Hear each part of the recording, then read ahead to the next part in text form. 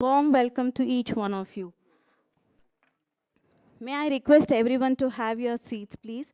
Our seminar will begin shortly. Thank you. Punjab Sindh Gujarat Maratha Dravid Utkal बंगा विंध्य हिमाचल यमुना गंगा उच्चल जलधि तरंगा तव शुभ नामे जागे तव शुभ आशीष मांगे गाहे तव जय गाथा जन गण मंगलदायक जय हे भारत भाग्य विधाता जय हे जय हे जय हे जय जय जय जय हे. Thank you. Please be seated. I request everyone to keep their phones on silent mode.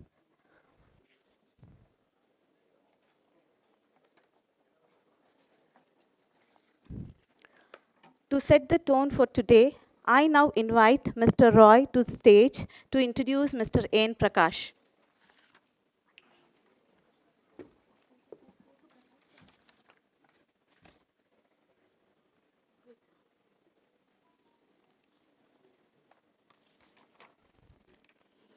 I would like to introduce Mr. A N Prakash, Managing Director of A N Prakash Construction Project Management Consultants Private Limited. Mr. Prakash has done his M.Tech Structures from Regional Engineering College, Surathkal, and has over 49 years of experience in civil engineering projects both in India and abroad. He has commenced independent practice in 1986 as a construction management consultant and subsequently established a consulting firm rendering construction management services. He also established the School of Construction Management Excellence to train fresh and experienced civil engineers and project managers. A seasoned construction professional with decades of experience managing large and complex infrastructure projects, A N Prakash has served as an external consultant for major corporations, including Infosys, bringing excellence and innovation to significant construction projects across India. His expertise spans project planning, scheduling, cost control, and team management, making him uniquely qualified to share the practical wisdom that defines successful construction management.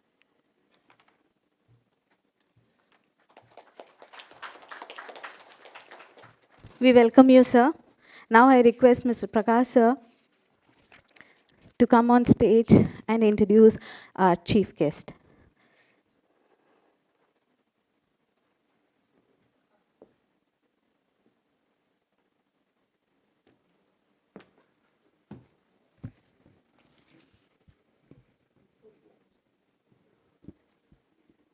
Good morning. Namaskara. I have been warned not to use the prefix justice. I thought I had written and said I want to call him Honourable Justice Santosh Hegde. Introducing Mr. Santosh Hegde would be like carrying coal to Newcastle. Who doesn't know Mr. Santosh Hegde? We are delighted to have him here. I'll just give a brief introduction for the sake of the formalities that we need to, for those people who don't know. I'm sure the whole of Bangalore knows who Santosh Hegde is. I'm calling him, right now I've been advised not to do that, so I shall heed to his advice. Born on 16 June 1940 in Nitte, Udupi district, Karnataka. He hails from a very distinguished family. He is the son of former Supreme Court Judge Case Hegde and Meenakshi Hegde, one of 6 children in the family. His academic journey began with early education in St. Aloysius College, Mangalore, I'm delighted I am some sort of a connection to Bangalore because I did my master's in Suratkal, so some sort of a connection there. And Madras Christian College. He completed his intermediate studies at St. Joseph's College, Bangalore, earned a BSc degree from Central College, Bangalore, and further graduated with a law degree from Government Law College, now University Law College, Bangalore in 1965. You know, when we went to invited him, he didn't hesitate even a moment. As a matter of fact, he changed his program. He was to go to Bangalore. And also further, I think the whole thing got better because the Indigo couldn't allow him in. And we were delighted, and he accepted the invitation immediately. And he said, I'll be there. And one more thing I want to tell you people, that he called me and said, is it not on 6th? I'm again confirming. He called me on phone, and I think few chief guests have done that, and called me and reconfirmed that he's going to come there, I'll be there. After completing apprenticeship training, he enrolled as an advocate in January 1968 and was designated as senior advocate in May 1984. Mr. Hegde was appointed as the Advocate General of the state of Karnataka in February 1984 and held this position till August 1988. I hope my information is correct, Mr. Hegde. If there is something wrong, you have to correct me. He worked as Additional Solicitor General of the Union of India from December 1989 to November 1990 and was reappointed as the Solicitor General of India on 25/4/1998. Nitte Santosh Hegde was appointed as Judge of the Supreme Court of India in 8/1/1999. He retired as Judge of the Supreme Court of India in June 2005. He was later appointed as Lokayukta of Karnataka State of 3rd August 2006 for a term of 5 years. He retired as Lokayukta of Karnataka on 2nd August 2011. He consistently stresses the greed, lack of contentment, and prioritizing wealth over justice or root cause of society decline, advocating for humanism and ethical ambition.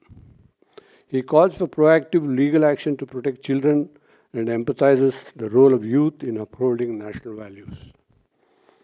Justice Santosh Hegde stands as one of India's most respected voice on institutional integrity and public accountability. He just now showed me a paper cutting. Amazing that how he still follows up things. His presence today reinforces that apartment governance is not merely procedural, it is foundational to democracy, integrity, and community protection. May I request you, sir, please come and take it.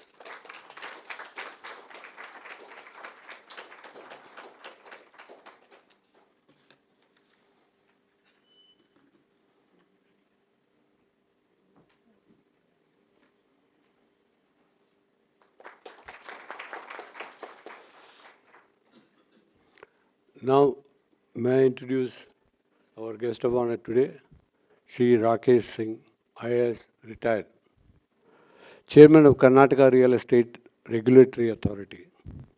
Shri Rakesh Singh ji, IAS retired, hailing from a respected family in Uttar Pradesh and deep roots in public service. Shri Singh graduated from the prestigious 1988 batch of Indian Administrative Service, allocated to the Karnataka cadre.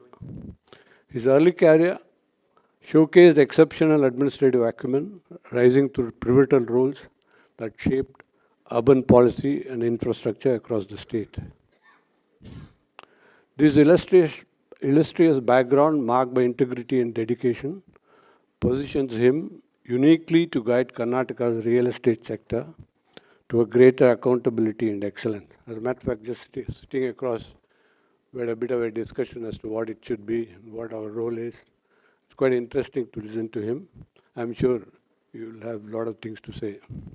Shri Rakesh Singh, IAS retired, is among Karnataka's most respected administrators.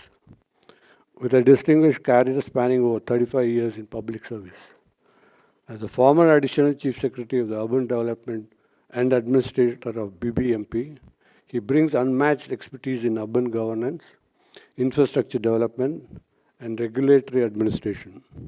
His leadership across key departments, including water resources and major development bodies, has earned him a lasting reputation for transparent, ethical, and citizen-focused governance. Thank you, sir. May I invite you to come and occupy your seat? We now request Mr. A N Prakash sir to present the ceremonial shawl to our chief guest and guest of honor.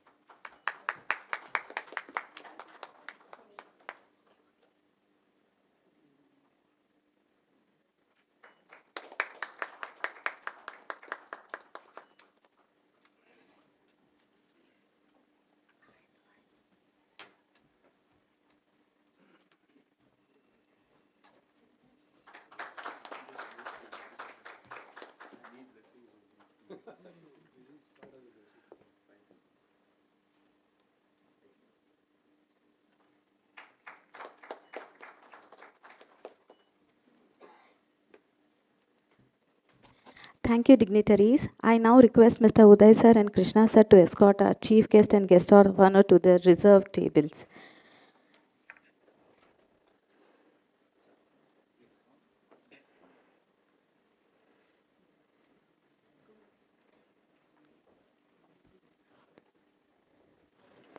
Now I request Mr. Prakash sir to deliver the welcome address and the presentation. Thank you.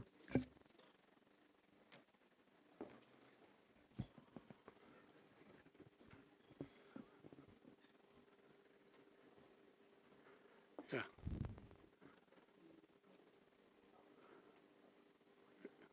Yeah, these guys have given me a lot of work.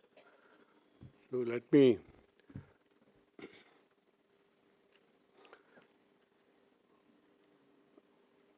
I want to introduce the journey that we had gone through. This is a completion of 1 decade. I was just sitting with the chief guest and the guest of honor. We were discussing the evolution and how we started all these things.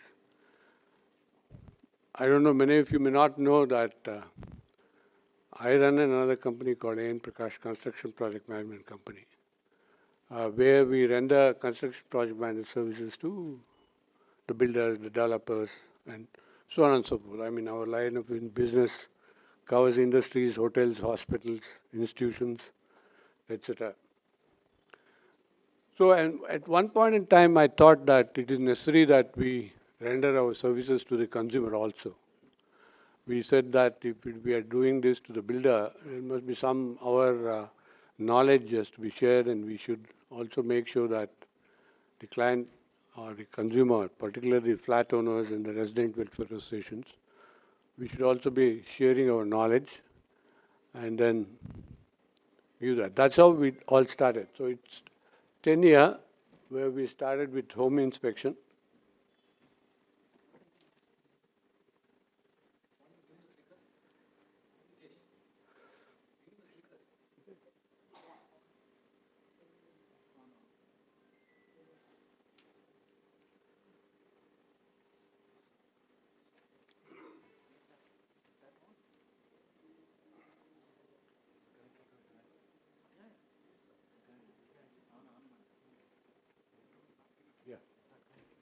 So it started with home inspection where we started delivering or rendering our services to individual house owners. When they take over from a builder, they may not obviously know all that is to be looked into. So we said that we will help them check what they wanted, and that's how the home inspection, pre-delivery inspection started. So it started in 2015. You can see this graph that we only started with. In 2015, we started with about 6 of them in 1 year. Then 2016, 12, doubled it, and then we have grown.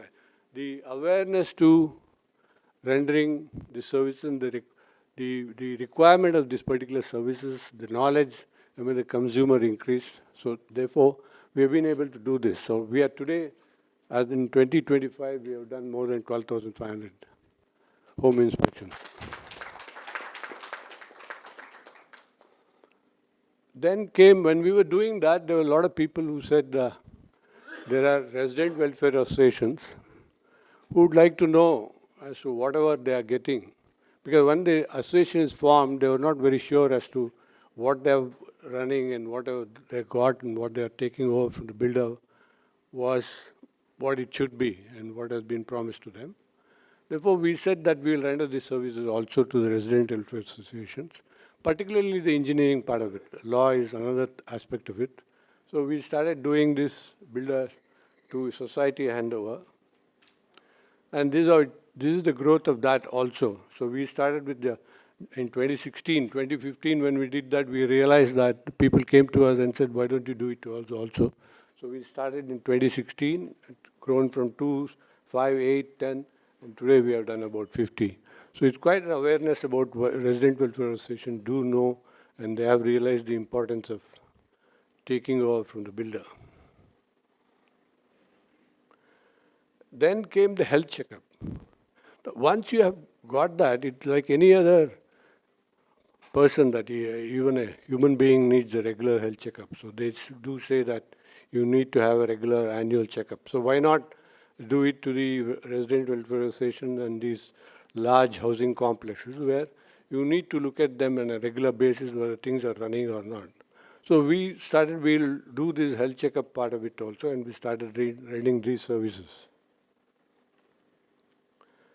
One of the most important thing that and most in demand is the dampness.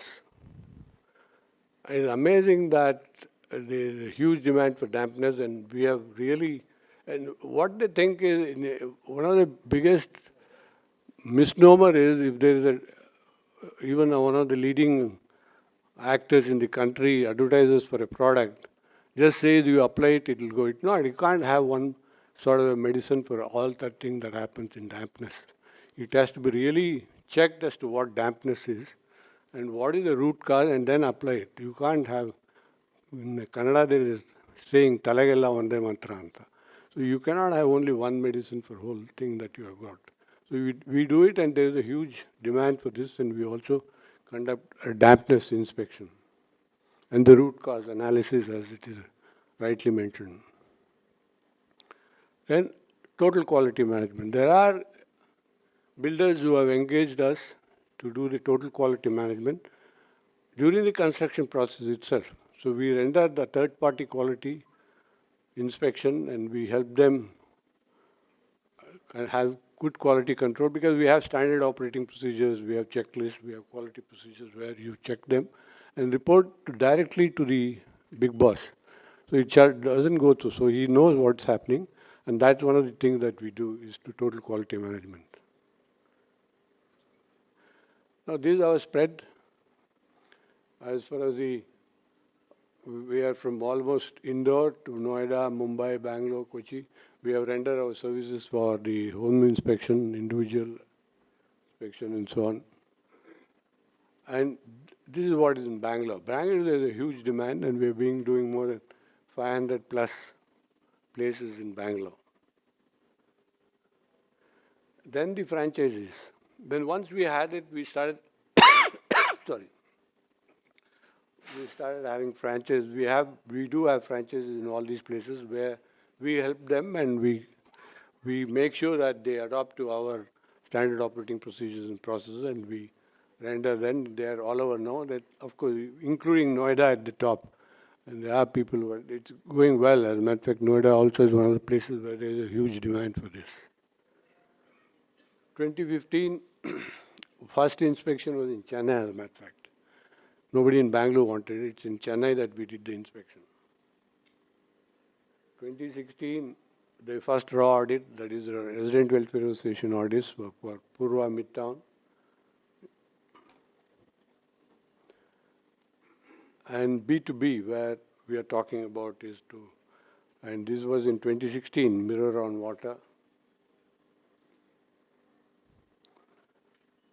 Hyderabad home inspection, 2016. 2017, we launched an app. We found that the inspection process was taking a lot of time and we had to find an app. So we designed an app ourselves. We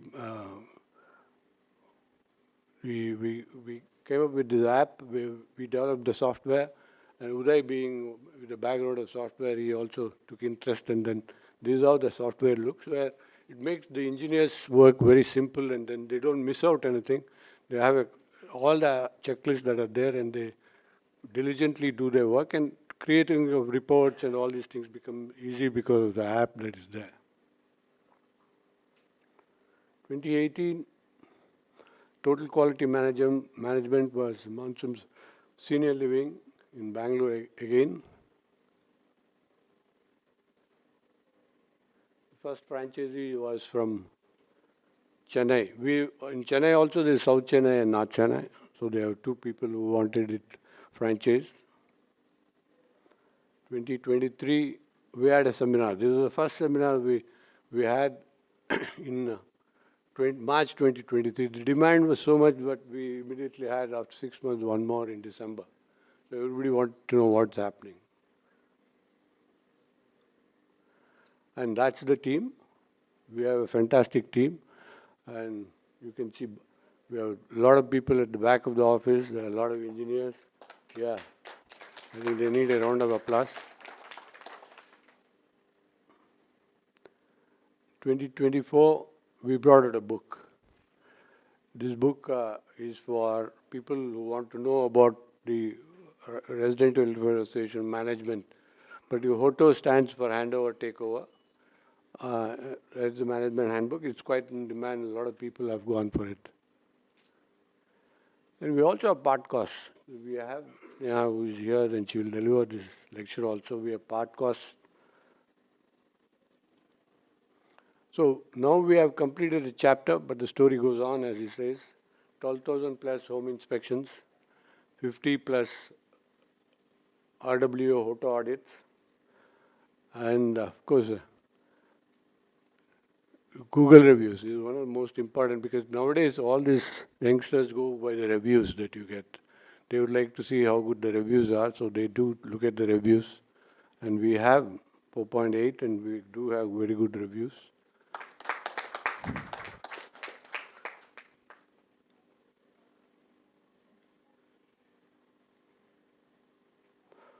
This was the picture from the latest outing, celebrating the 10th anniversary. So all these people went out and celebrated and had good time in one of the resorts. Both Chitre and I are missing because we are behind the camera.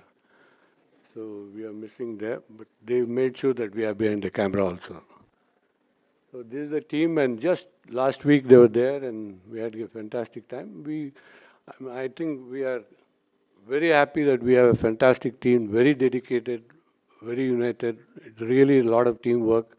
Both the boys and the girls, both in the front office, go to the field.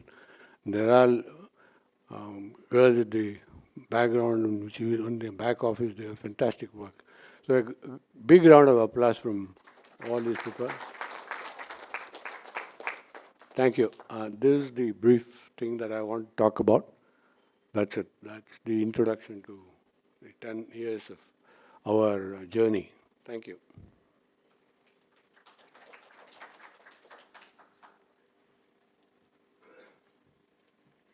Thank you, sir. Now I request Mr. Manjunath to hand over the sapling to Prakash, sir.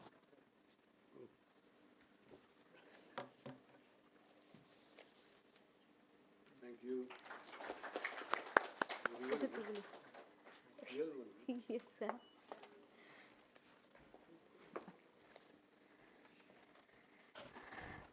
Now we are privileged to hear from our Chief Justice, Santosh Hegde, sir. Please welcome.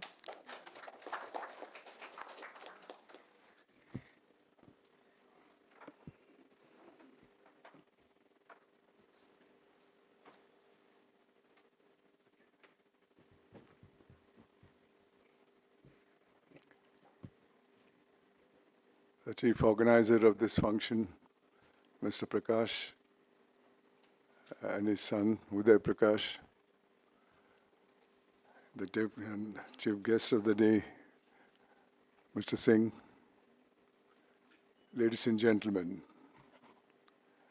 I would consider this as a very informative and necessary seminar because today the number of flat owners are increasing tremendously for various reasons. I myself am living in an apartment for the last about 20 years. But then, even though I was a lawyer and a judge, so far as the law pertaining to apartments concerned, I'm as ignorant as most of you here. I accepted the invitation to be here today, telling Mr. Prakash that I'll be speaking more about social values rather than the apartment laws. And I've heard and I know now there are experts in the subject here who will be speaking throughout the day. I'm sure the knowledge of law of which I'm ignorant will be known to you all shortly here. I worked in many positions until I came to the institution of Karnataka Lokayukta. I felt till then I was a frog in the well. I did not know the sufferings of the people. I was comfortable and I thought most of the people were comfortable.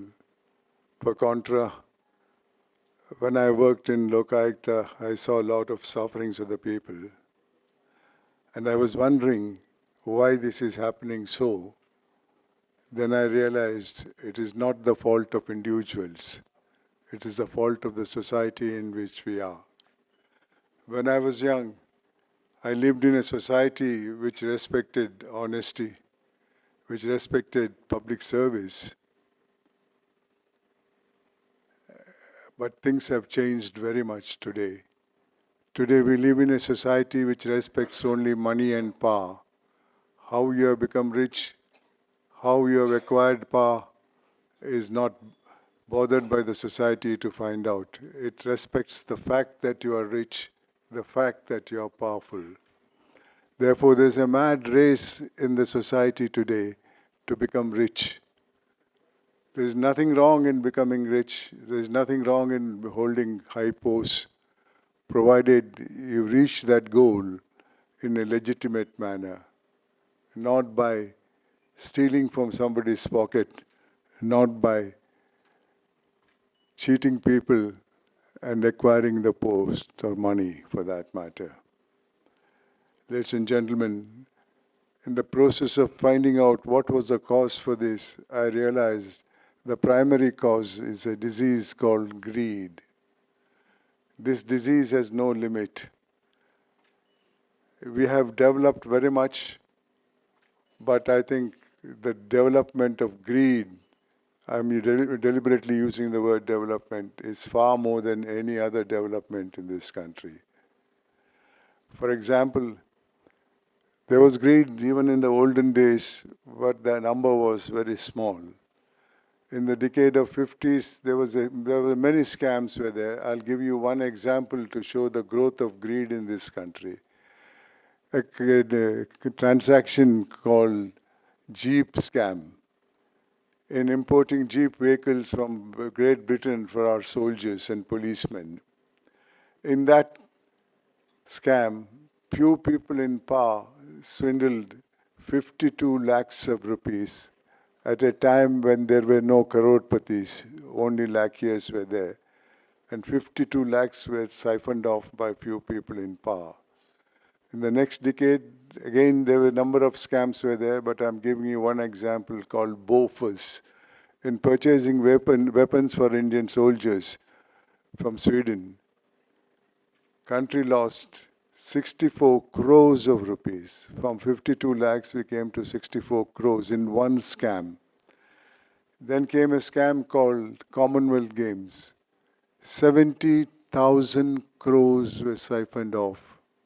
These are not figures made by me for my speech.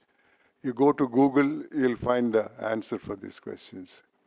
Then came a scam thereafter called 2G.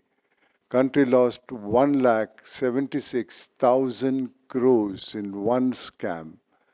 Then came a scam called Colgate, that is coal scam. Country lost 1,86,000 crores. If so much of money is siphoned off from the treasuries of the government, how much really goes for development? The answer is given none other than a former Prime Minister of this country, late Rajiv Gandhi in 1985. In a public speech, he mentioned, at that time, out of 1 rupee government gave for development, only 15 paise reached the target. You go to Google, you'll find this also. Now, today, I'm sure it has gone far beyond 2 lakh crores or something and all. Ladies and gentlemen, if the greed keeps going like this, where will the true development be? And what is the way you can control this greed? Greed is not afraid of law. That too in a country where it takes 70 to 75 years before the last court delivers its judgment. Greed is not afraid of anybody or anything, is the thing, you know. The only way you can control greed is by inculcating a value which our elders had established in the society, called contentment in life. Contentment doesn't mean that at one stage you get your benefits of the thing, then you be satisfied with that. No. Contentment also includes ambition. Ambition to become somebody big. Ambition to become somebody rich. Legitimately earned wealth is no product of sin. But very, very unfortunately, in every walk of life I have seen in 5 years and thereafter, there is this disease which has no other treatment. Because the only way that encourages this disease is the public opinion, which is only appreciating people who are rich and legitimate without even trying to find out how they became rich or legitimate. Ladies and gentlemen, if this continues to be so, we are seeing the reactions, what has happened in our neighboring countries. Take, for example, Nepal recently. What has happened? A revolution has changed the government, but not the system. It will take a long, long time to change the system. In a revolution is no excuse or no treatment for this at all, because in revolution there is no winners. In Nepal itself, whichever government comes and it wants to further develop, it will take 50 years, nothing short of that. Let's not try through a revolution to change this system. Let's try to change the principles which can be done. There was that system available in this country about 50, 60 years back, when people who made a mistake were punished by the society and not by the court of law. For example, in my village, if somebody was sent to jail or somebody committed a mistake which had social effect on it and all, then my parents would tell me, don't go near that house. That boycott was such a punishment that people were afraid to make mistakes. That is the system that we have to re-inculcate. We have to inculcate the values that will prevent this greed. And law is of no use at all. In today's system, judicial system, every court takes 15 to 20 years before it could decide one case. So much so, today, there's so many cases pending in the courts, out of which at least 50% are speculative litigations, just to waste time and succeed by that process and all. For example, if there is a landlord-tenant case, if I am the tenant and one of you is the landlord, and if you want the house back, and if you ask me to vacate the house, I won't vacate the house. I say go to court. And you go to court. It takes 15 years or 16 years before you get your first judgment. Then I go up in appeal. I know I have no case at all, but I still go up in appeal. And there is a system called status quo being maintained and an interim order granted. Another 15 years in that court. Then the High Court, then the Supreme Court. By the time the final judgment comes, I don't know who's there and who's not there. So that's not the way. But another system is developing in commercial cities which will spread to the other parts of the world, where underground takes over justice delivery system. In the same similar case which I mentioned, the underground people will approach the landlord and say, you want the house to be vacated? Yeah, we pay so much. One-time payment, not multiple time payments or anything and all. And that underground person will come to me and say, you vacate the house just today. Otherwise, your daughter will be kidnapped, son will be murdered. So justice is done. That is the system that is in the verge of coming up into the thing. So we have to understand the consequences of the change unless the change is for better. Ladies and gentlemen, I have seen the effect of it because within the jurisdiction of the Karnataka Lokayukta, which had only two powers. One is giving relief to people who suffer from maladministration. Other is fighting corruption through the Lokayukta police. Lokayukta himself has no power at all because under the Prevention of Corruption Act, it says any investigation under this act shall be conducted by a police officer not below the Deputy Superintendent of Police. So it's the police who do it and all. During my time, I had wonderful officers who did a great job on the thing and all. 3 chief ministers were prosecuted during my time, not politically motivated. One from Congress, one from JDS, one from BJP. And many officers, many ministers were also prosecuted during that time. This is the only process by which we can change the system, by inculcating contentment. Contentment need not be bought in a medical shop, but who teaches us to have contentment? When I was young, my parents told me the do's and don'ts of life.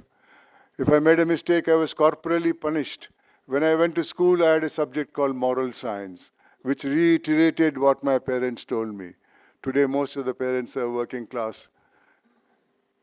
They want to become somebody big in their institution. They have no time to spend with their children. They give an iPhone to the children, and the children are on their own Parents bring the headache from their office and work on the computers. Who teaches them? Today, the respect is for wealth. So everybody wants to become rich. Greed is gone to such level, even young kids are suffering from this. We can't continue to be like this. We have to change. And the only way that changes is inculcating the value called contentment. And as I mentioned, contentment doesn't come from your shops. You have to inculcate it yourself. I have done it and I'm speaking about it. Imagine how much money I would have made if I were to be somebody who was receiving money from people in power. I've retired in 2011. I name it every speech I delivered. The only way you can be peaceful in your life, where you can get good sleep, is by inculcating contentment.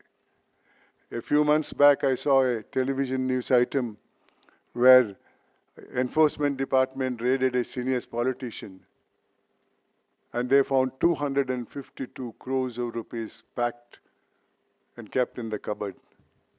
That money goes forever. He may be acquitted in a case, but the money will never ever be returned because that money in income tax has not been paid, it was not declared to the income tax department. It will never ever be returned. And what would you think he was enjoying with the money in the house? When the income tax will come, when the robbers will come, when the children go bad because of so much cash at home and all. Psychologically, he'll never ever be happy. Ladies and gentlemen, let's inculcate contentment. Contentment in reality means being happy with what you legitimately have. That doesn't mean you must be there in that status only. Earn as much as you want. Legitimately earned wealth is no product of sin. I'm saying this in this gathering, which is meant for transmitting knowledge about departmental laws and all, because for everything, every crime, greed is the most important factor, which is the root cause for that. I'll give you 2 or 3 examples of my experience in Lokayukta, then I will conclude. In 2008, a person came to the Lokayukta office. I asked him, what's the problem? He said, my wife has delivered a girl child. I said, what's the problem with that? No, sir, there is a scheme of the government of Karnataka, according to which a child born to a poor family is entitled for, a female child born to a poor family is entitled for monetary benefits. I'm a poor person and I'm not getting the benefit. My child is not getting the benefit. So I sent an officer to investigate and give a report on that. And as per the report, his wife, who's a pregnant lady, and the accompanying person walked 7 kilometers from their village to district hospital for delivery because the scheme also included a condition that the child, girl child born, should be in a government hospital. They were not given, or the pregnant woman was not given a bed without the money they demanded. She didn't have that much money, then they refused to reduce it. So ultimately, she had to send the accompanying person back to the village to get some money. Meantime, the pregnant lady was told to sit outside the hospital. And she went across the road and sat there. Before the money could come, she delivered a child in the bus stop.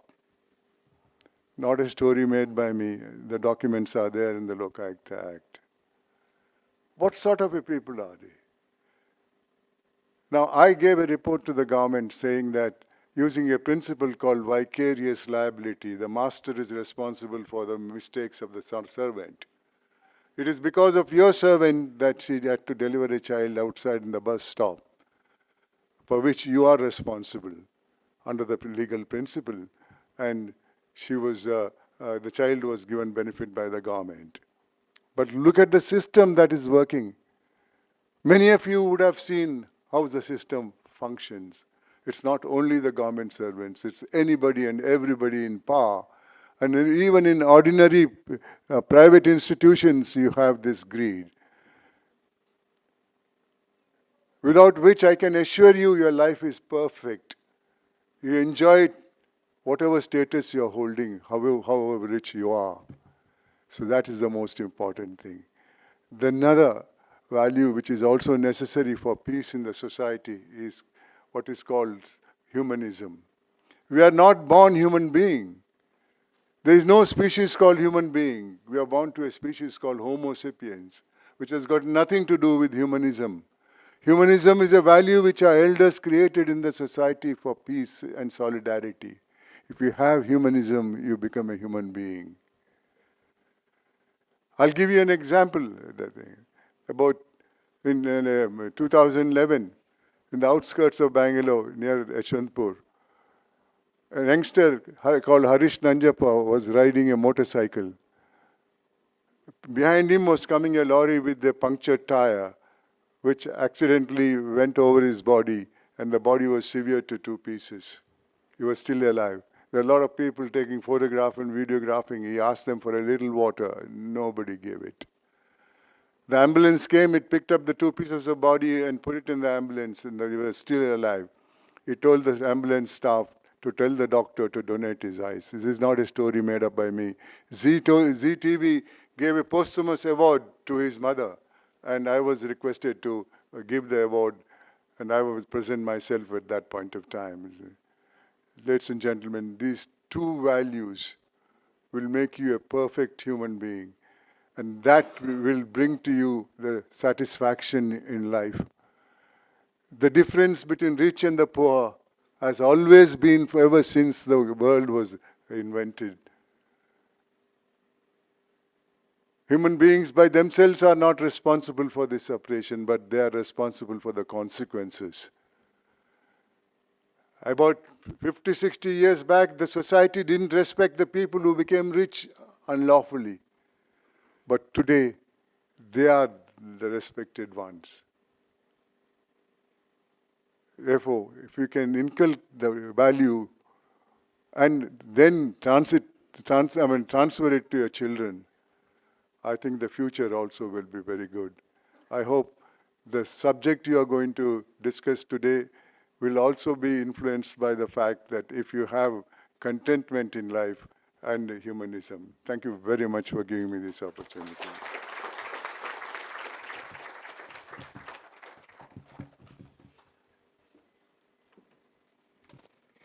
Thank you for your inspiring words. Sir, Tahir will now present the sapling to.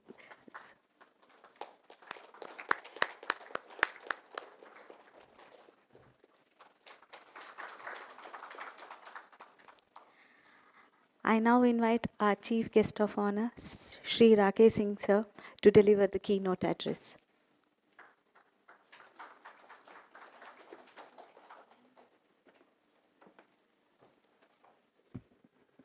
Respected sirs, ladies and gentlemen, when I was invited for this function or this conference, I was fairly confused because I didn't know the proper background of all this.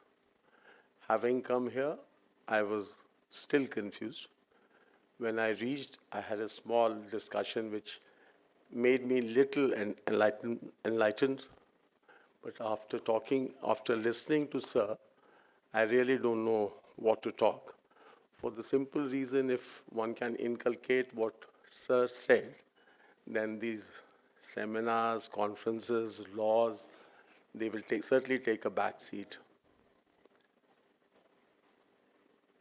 Somebody was telling me recently, it's not my own statement, in the last 2-3 decades, the society has stopped investing in civilization. We have started investing in people, which made us what sir elaborated.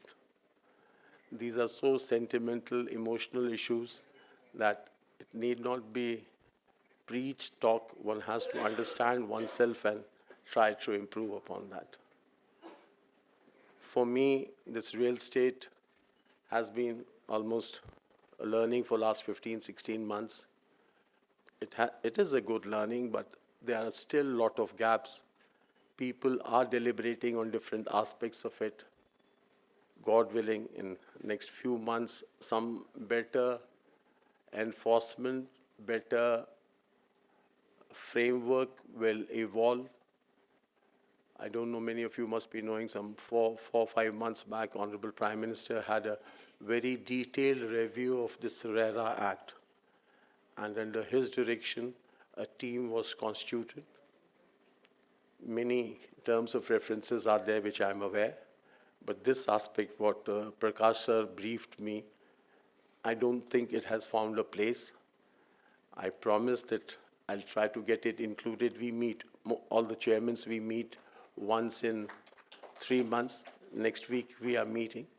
This aspect, what you have suggested, or anything what you feel that should be included, I promise that it will not only be included, it will be articulated and done the way we will suggest to that, because it is for the larger society where this, I'll not call greed, but the need for housing or need for having one's own apartment, villa or plot has become so common, and people are in such a great hurry that everybody wants to have his first property very early in age, second property, third property, and there's no end to it.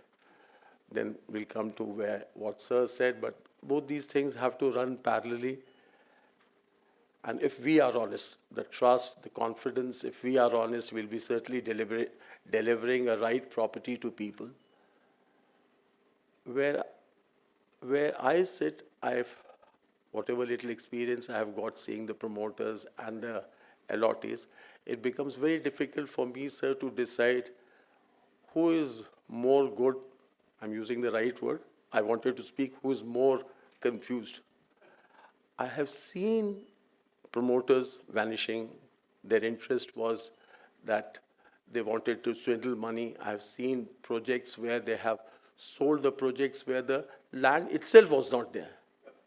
There was no land, but the project is sold. I have seen allottees who are so demanding about the square feet of the bedroom, or I'll give one, sorry for giving this example, just one example. One person came against, sorry for naming the promoter, Brigade Properties, who are considered to be relatively trustworthy in Bangalore, that the WC that they had provided in his toilet was not what was told. It took 2-3 interactions, and the brigade people gave the brochure of Jaguar. They got the local distributor of Jaguar to convince that what that person is asking, that kind of WC Jaguar has never done, where the commitment in agreement of sale was Jaguars. So what I'm requesting, sir, that most of us have become so confused, and so our entire framework is me, my family, my wealth, my things, and that is the end of it. What you said about the parenting and sorry, giving one more example. Dr. Gopal Krishna from National Public School told me once that it is so difficult to handle children in school. Reason if they don't study properly, the parents find the school and the teachers responsible. If the teacher tells something in a relatively hard manner, then also parents feel that it is wrong. Then he said, argued, that your child is in my school for maybe 6-7 hours of the day. Remaining time, he is in the home environment, and he's there with us only for 5 days. So meaning thereby 35, 40, 45 hours of whatever he spends in a week. You hold me responsible fully, wherein you also have a role. But again, we are in a civilization or the time where these things we have to learn ourselves. But let's try what Sir said, change has to be good. It may be from 6th of December 2025 or as early as possible. Thanks for calling me here. I have only one request, what I requested. If you can give me some articulation of different aspects of the work, what I am doing, I promise I'll take it forward, and I promise that it will be done. Thanks for calling me here. Thank you. Thank you.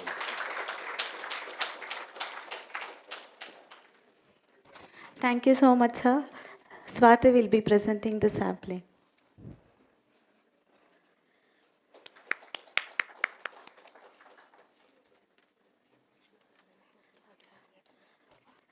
Now we move on to our first presentation. I invite Lavanya on stage to invite Vishnu Moorthi, sir.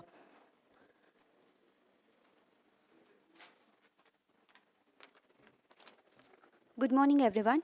CA Vishnu Moorthi H, Tax and Financial Compliance SME for RWAs.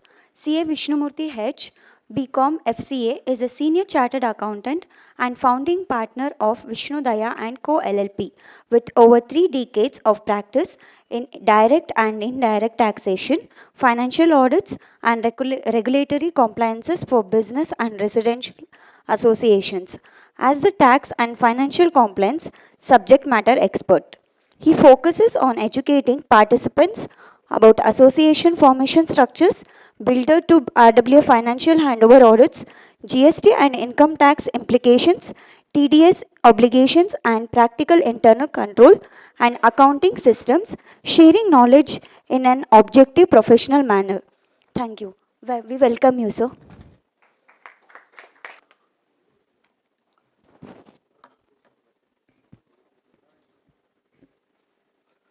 Good morning, everyone. I think I must thank the organizers for invite.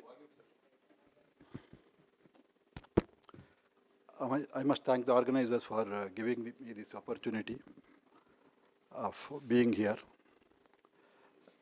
Luckily, I also came in time and I could hear the good words of Mr. Hegde. I think it's a lot of inspiration.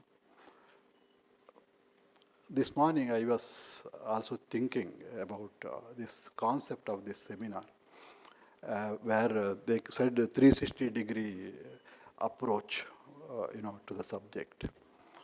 I was thinking that whatever we, talk, possibly only 36 out of 360 we can, let us say, touch, because you would all experienced that these associations today again have become, whether it is a hell or heaven, is the kind of scenarios we find in some of the, associations. We hear a lot of struggles, a lot of fightings, a lot of, complaints on petty things, including on the auditors. I heard that some associations, they said the auditor has not verified the conveyance voucher claimed by some secretary or somebody, where the auto driver has not confirmed the voucher for having received the money. Like this, we are, so these are not because of the money, it is because of the approach. It is, from there, we had a lot of litigations, that are going to the courts for the very existence of the association, the management of the association, frauds in the association, everything. So I felt that we will be definitely, we can talk about 36, but the others 0. That, friends, in my view, they cannot be resolved. They have to be dissolved. So in my presentation, I thought I should take you through what are the thoughts we can have to dissolve some of these problems, which is my last slide, which I will touch upon. I was not imagining, but after hearing Mr. Hegde's speech, I felt that last slide should be the only slide that we need to talk. The rest of it is actually not required. Like after hearing him, like when you say the greed, if we can stop, and if the contentment that comes in the life, then you don't require many discussions at all.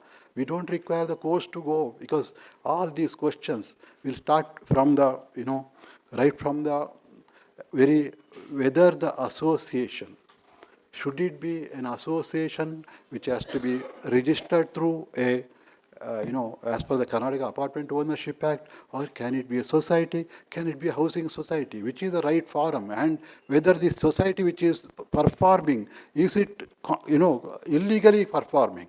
From there we have got questions. Now, after all, what is the objective of this society? The society is created to ensure that we just, create one vehicle to make this collective, effort to manage this whole project in a best possible manner. But then we go and very question the very association itself, its existence, its creation, and then we spend years and years in the courts on the very same matter, which we'll see. So, therefore, it is the approach of the people. Now, the word cooperative society. I think in the society, except cooperation, everything else is there. The word cooperation is the one basic thing is missing. Every aspect is found, but cooperation is not found. Therefore, fortunately, in Karnataka, we are not allowing cooperative society as a RWA. So, because this has no meaning, cooperation is not there. Fortunately, I think whoever elders, they said cooperative society is not the one recognized here. It is not the society which is recognized here. It is the association which is created through the deed of declaration, which is the one which is a legal vehicle that is required to be used for the purpose of registration. Therefore, conceptually, just to clear my message, cooperative society is not the right vehicle. Society is not the right vehicle. It is the RWA which is created through the deed of declaration, which is the right vehicle. I just thought, let me answer this question through this concept of, no cooperation, no society. It's only, what is created through the Builders Association. Friends, my subject I try to cover under these headings were legal status of RWA, then takeover of the maintenance from the developer. At that time, what are the things one need to look at? Apart from the technical aspects, there are quite a few other aspects what one need to look at it. Then, of course, management, what we need to look at, internal controls, income tax provisions, and we'll have questions. Maybe questions will shift because my brother Dayanand is going to handle the GST part of it. Thereafter, we can have a question answer together or as we go along. So the RWA is a collective body of apartment owners in multi-unit residential project, legally responsible for managing shared facilities, infrastructure maintenance, all of them you know it. It acts as a primary vehicle for resident welfare, conflict resolution, and transparent community governance. Essential for property value maintenance, asset protection, and harmonious collective living. We need not talk about it legal. Now, coming to the legal framework, as I said, Apartment Ownership Act is their Karnataka Apartment Ownership Act, under which there is a separate provision to, which talks about the association, its constitution, how it has to be constituted, and it is through the deed of declaration that the developer, when he declares the entire project as under the Apartment Ownership Act, that he need to also create these bylaws, and through that bylaws, this association can be, come into existence. We have Societies Registration Act, which is there in Karnataka. Now, earlier, quite a few societies were registered under this act. Now, whether Societies Registration Act is a right, enactment to register a RWA was the question. It went several times to various courts, and high courts have held that Societies Registration Act is not the correct act that one should use for the purpose of registration, because under the Societies Registration Act, there are 9 objects which have been brought out in the law for which a society can be registered. And none of these objects cover a maintenance activity of an apartment. Therefore, under that theory, societies which are registered under the Societies Registration Act have been held to be not valid. Therefore, they had to go back to create a fresh bylaws and register. Next is as the Cooperative Societies Act, which like Maharashtra, we have Cooperative Society Act where housing societies are there, where the societies can be registered and they can do the maintenance.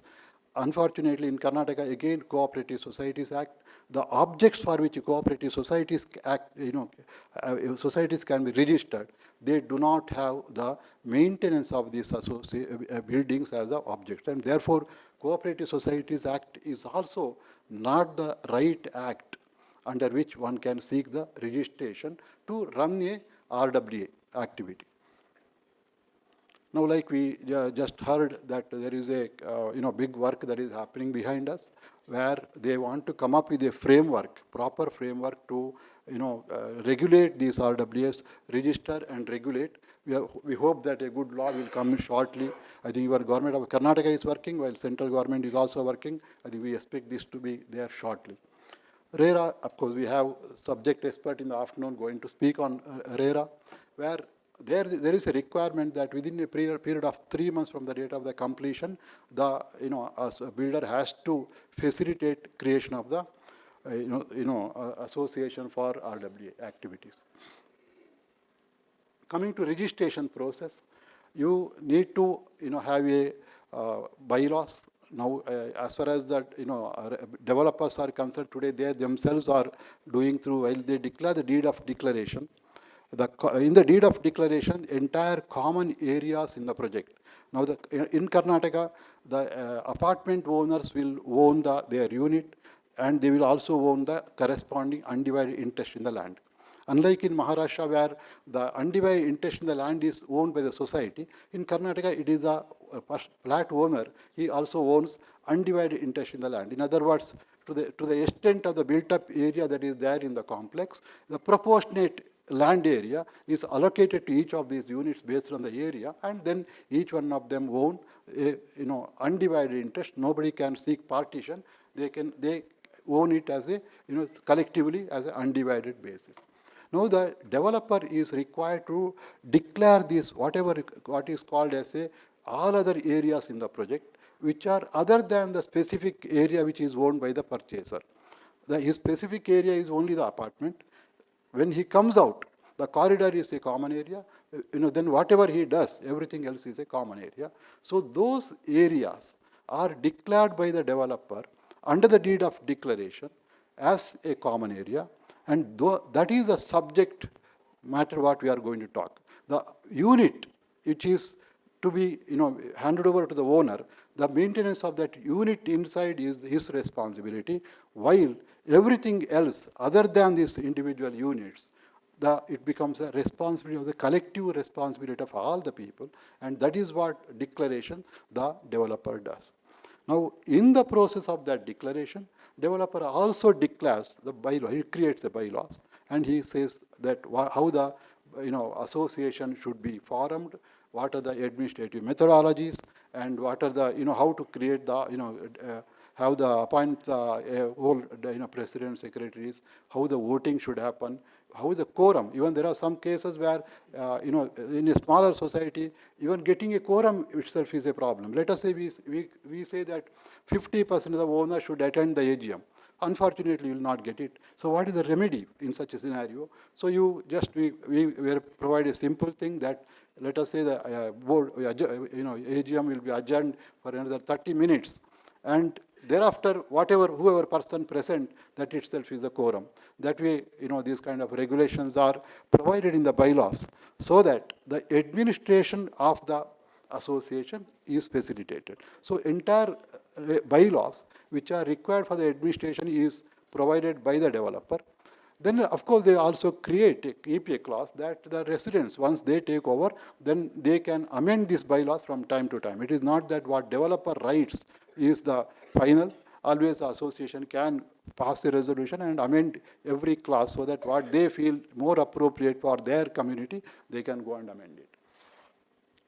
So there is a procedure to register through the sub-registrar. So therefore there is no other regulating authority as far as these RWAs are concerned, where you need to go and register. It is a sub-registrar who will be registering. Now, based on that itself, then the association comes into play.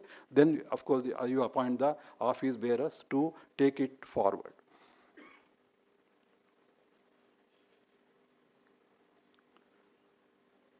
So, unfortunately, in Karnataka, although I said that Cooperative Society Act or Societies Act is not the right vehicle, we have got some of the societies which are historically created, which are governed by them, they are continuing. Today, even if you go today and register, they are still registering these kind of societies. So, therefore, there are these kind of societies will find, but I think slowly once the new act comes, possibly there will be more direction from that point of view. Now, when it comes to dispute resolutions, now, when let us say there are disputes, how do you go and address? Of course, now we can go to RERA also to resolve the disputes. Otherwise, in the case of through a deed of declaration, then you can go to the town planning authorities to, let us say, go and get your grievances redressed. Then, of course, courts are there to take over the next aspect. I think these are all you are aware, maintenance and infrastructure, what are the kind of activities of an association, what are the responsibilities? They have security, housekeeping, repair, etc. All of you are knowing. Financial administration, then how you collect the money from each of the owners. And here again, there is one controversy. Now, whether these maintenance charges or whether the charges for these facilities, should it be charged based on the per square feet ownership in the whole complex, or should it be unit-wise? Now, you have, let us say, clubhouse. You have clubhouse facilities. Now, whether clubhouse charges should be, expenses should be shared per unit basis or per square feet. Let us say I have a 5-bedroom apartment. There is a 1-bedroom apartment owner. There is a 2-bedroom. There is a 3-bedroom. There is villas. There can be multiple, products today. Now, should you charge this maintenance based on the square feet I own to the total square feet, or should it be one unit? Now, I think even recently we have seen cases where they said that it has to be charged based on the unit. That is, let's say you have single bedroom house, let us say he is also using, and there is a 5-bedroom house. He is also using. So the concept that was advocated in that case was that you charge based on this unit, not based on the square feet. But if you see the Karnataka Apartment Owners Regulations Act, there it clearly says that these kind of charges should be based on the value. Actually, value is also not a perfect method, but it is based on the area, square feet. So I would say that this judgment definitely calls for a review. It will go to the higher courts. But I think the charging based on the square feet is the most appropriate and not the per unit. We can talk. Or I'm trying to say that, every level, these kind of questions come. Now, who is questioning here? Now, imagine the single bed person having, let's say, 600 square feet and 5-bedroom person having a 3,500 square feet.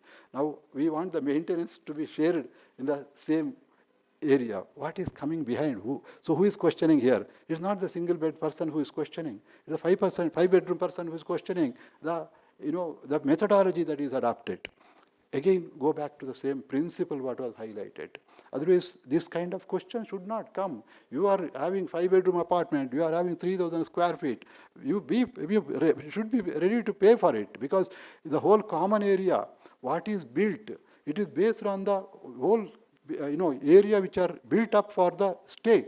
So therefore, the proportional has to be based on the square feet is what I feel, and that is how Karnataka Apartment Ownership Act provides, and therefore that will prevail, but we have these kind of decisions. Even very recently this decision came. As a management, so you can create you can run this RWA also like a corporate. Fortunately in a RWA, you have entire expert that is required to run even a Reliance or a Tata, because there may be somebody who may be a CFO, somebody may be a MD, somebody may be, everything will be available, but yet to run this association, we struggle, okay, because we have the knowledge everywhere, but it's like, ocean, water is there, we can't drink it. So likewise, the mentality that happens.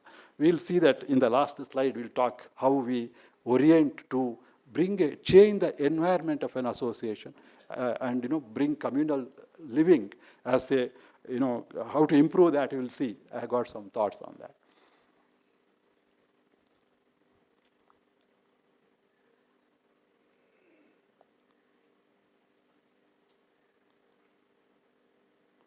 So you can conduct regular meetings, and then of course, while RWAs are required to have their office bearers, then they are supposed to conduct. I'll be sharing this entire presentation, so you don't have to make. We'll request them to circulate to everybody. So you need to conduct meetings. Then dispute resolutions, you can also have one dispute resolution mechanism within the community, so that if there are small petty things, because we have, unsaid petty things are like, from you feeding to a parrot, or to somebody having a dog at home, or somebody is, cat coming at, some other cat is coming to your project because you have a cat at home, So, the disputes have no end. Somebody is doing puja there because he uses shank. It is disturbing somebody's sleep, and I think there is no end. And we have not seen. Unfortunately, as you see these disputes, as you hear this, meeting, we find that what is lacking is we are not enjoying what we have, but we are only looking at what we don't have. So it is like, that is our problem. We are like contentment. We are not looking at what we have. Even in the case of a husband and wife, I was giving one example, like, we see horoscope, and we say horoscope is matching, and therefore we fix the marriage. And then the expectation is that the wife should be meeting 100% to you because horoscope says it is matching. Okay. And husband should be meeting 100% to you. But friends, the fact is that in horoscope matching, if out of 36 qualities, if 18 matches, then it is passed. Then they recommend. Okay. Now, so it is very clear, out of 36, most of our case, we will be matching, if you are matched, it is 18 to 21. So now we are married. Now, can we expect 36 from the other person? We are expecting, once we marry, 36. No. What is given to you is 50% only. Another 50 is not matching. Please understand. Okay. And we are all living with that kind of scenario, but we understand, we fail to see that other 50% is not matching, but we expect him or her to match 100% for everything. How can it happen? So even philosophically it cannot happen, but we look at only what we don't have. We only look at, point out others. In that process we lose the whole happiness, what we can enjoy by using what we have.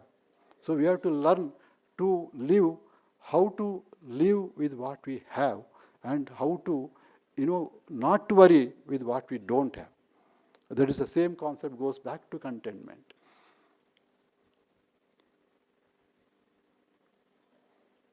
Now, developer's obligation, this is quite important from RWA point of view, like that is where Nemmadi is also taking steps. Let's understand developer's obligation, not from technical. Technical is one aspect of it. What else the developer's obligation? No, of course, he has to facilitate this mandatory formation. Then document transfer. Now, when you take over this management as RWA from the developer, important aspect is the title document, the parent document, the plan sanctions, various affidavits, historical 100 years of the documentation of that project, the title land. So that is something very important. Sometimes originals will be missing, sometimes some pages will be missing. So it is a very thorough technical diligence what you need to do to ensure that entire title documents are properly handed over. That is one aspect what we need to do is as a pre-takeover of the association maintenance. Then occupancy certificate, of course, is also very, very important. Then this common area handover. Now that is again, very important aspect. Of course, by RERA says that within 3 months, but it, sometime now you look at the projects, the way they are developed in phases. So neither developer can hand over fully. So therefore, it is not appropriate for you to also take over fully. But therefore, you should be careful again when you are in association who are now just taking one phase building, where now another 10 phases will happen in the next 10 years. So you have to live within the project. You start living within the project while development is happening in the neighboring, immediate with your site within the neighborhood. So therefore, you should be careful. Now, the developer, what he does, he collects these advanced maintenance charges as a part of your transaction. He collects either 12 months or 24 months of advanced maintenance charges.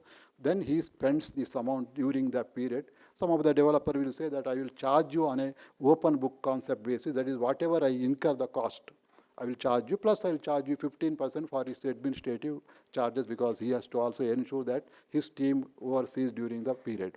But when there are multiple phases of the development, you need to verify whether the developer is actually charging the appropriate amount to the association for this maintenance, because there may be security, he may be charging 10 securities, let us say, cost, but that out of 10, maybe 6 are watching the neighboring site for the development.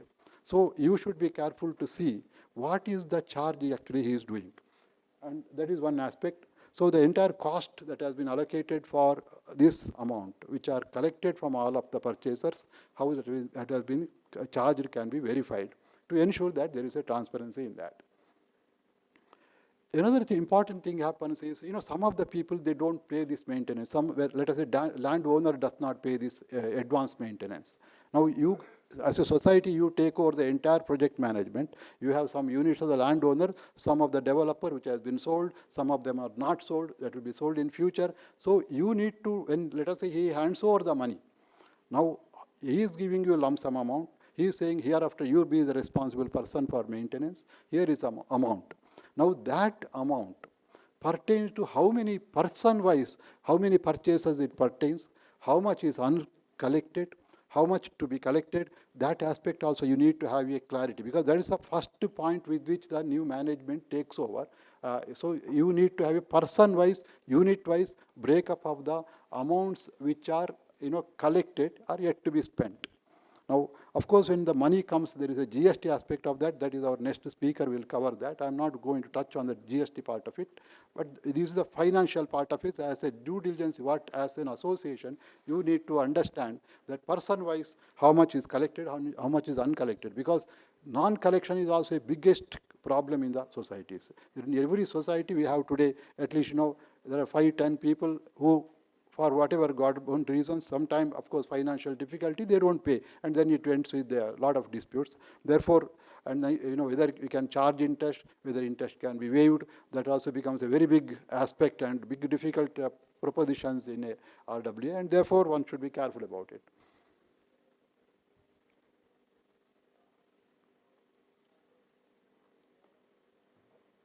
I mentioned about the deed of declaration. Now, in the deed of declaration also, you need to check up what are the things that they have actually declared. Now, what are the pitfalls? What are some points which comes for discussion is, let us say, the number of car parks. Now, as per the plan sanction, the number of car parks will be there, which can be sold, which can be sold. Which can be sold. Then we have open car parks. Then we have the plan would have said that so many visitor car parks should be maintained. These visitor car parks cannot be sold by the developer. They should be kept aside for the purpose of visitors. No individual owner can have any right on that. It is meant for the visitors. Then if you have a clubhouse in the plan section, again they would have provided that for the clubhouse, there should be a minimum number of car parks should be separately kept aside. Now these aspects in the deed of declaration, developer is supposed to also declare that so many car parks have been kept for the purpose of visitors, both near the clubhouse and otherwise in the common locality, that cannot be sold. So that due diligence you should do, so that otherwise later you will find that some car parks, even from these how these, budgeted units have been sold, and then, you will have no adequate car park for the visitors. So therefore, car parking always becomes one issue which you need to check is the deed of declaration, ensure that it is correctly disclosed, and check up the plan sanction, what is the bylaw requirement, which is, told by the authorities to provide. Then as far as the undivided interest in the land is concerned, now there is one small thing that happens is land area may be as per the original patta, it will be, let us say, 1 lakh square feet. But as for the physical area of the project, let us say it is 90,000. Document shows 1 lakh square feet, physical is 90,000. Now for the purpose of plan sanction, the authority will give the project sanction whether on 1 lakh or 90,000. So it is on 90,000. The plan is sanctioned for 90,000. Document will have 1 lakh square feet. Now the developer, therefore, although, let us say developer or the landowner, whoever it is, although they have legal ownership for 1 lakh square feet, because of the encroachment or whatever, physically what is left out is 90,000. So therefore, he will now allocate 90,000 square feet of the undivided interest to all the owners.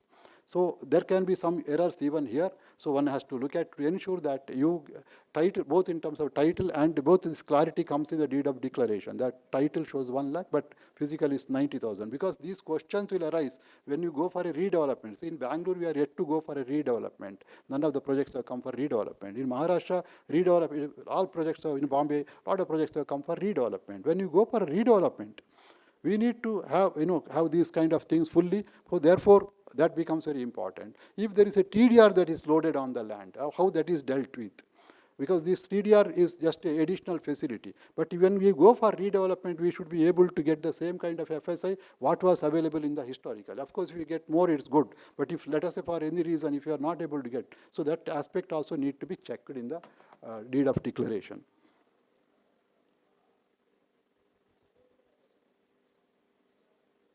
So DOD checklist, common area you check up, car parking you check up, open car parking you check up, separate car parking, then whether visitors car parking, then bylaws to be verified. Apart from the deed of declaration, bylaws they would have given, please verify the bylaws. Whether these bylaws are adequate for you, you need to make modification, and whether there is a power for modification, ensure that that is done. And now let us say deed of declaration is already registered, bylaws is already registered, and you find there are certain errors in the deed of declaration, insist the developer that he should do a rectification to ensure that the new deed of declaration captures all these aspects properly.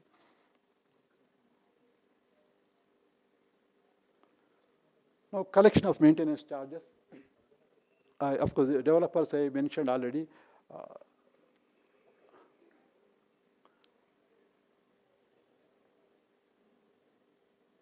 Now, the defect liability part of it. Of course, developer is liable for the defects as per the RERA regulation. That is also, it has got some limit because there are some items which are not covered. Then the developer would have taken AMCs. Let us say lift has got, let us say, 7 years defect liability from the let us say manufacturer. So those documents also you should collect it to ensure that you are able to make those claims in future. So all the documents pertaining to even the various equipments should be collected. I think, anyway, there will be a presentation on that separately, technical aspect, but, documentation-wise also it is important for the RWA to take, the new management to take over this, these details.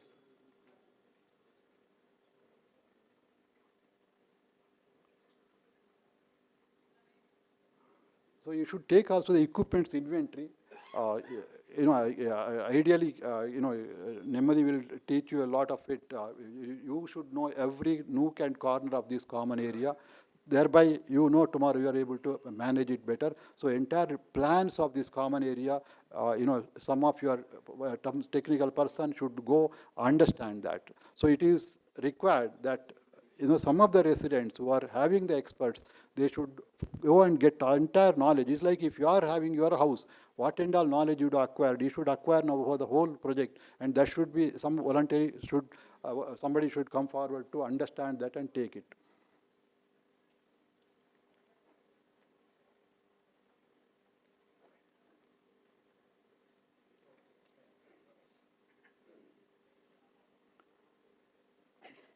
Now, coming to the committee, of course, only flat owners can be the office bearers. The tenants cannot be the office bearers.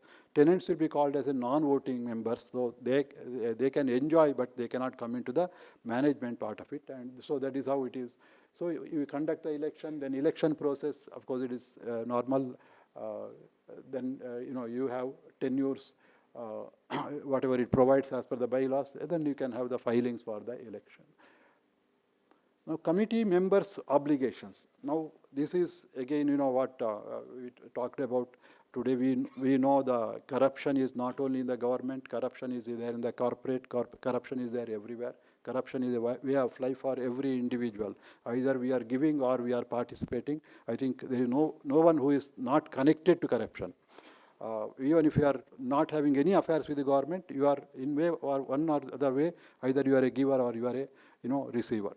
So this RWA is definitely, it's a fiduciary position.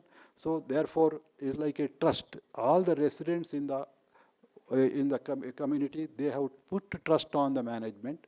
They have put trust, saying that they will they will take the money from all of them, and that money will be put to best to use and optimum utilization, and the benefit comes. So therefore, it's a fiduciary position.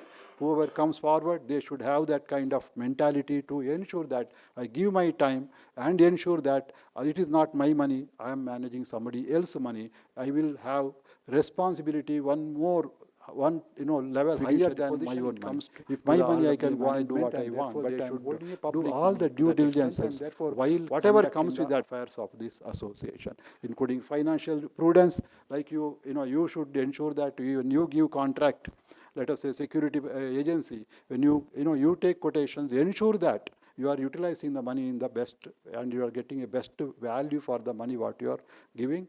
And therefore, whether you will have 5 securities, 6 securities, or 7 securities, this documentation should also be properly done. Whether how you take their attendances, whether they have come, they have not come, all that documentation should be properly maintained to ensure that tomorrow if you are questioned, and it is bound to be there. So therefore, one should have the complete records to ensure that the money is spent for the right purpose and at the right price.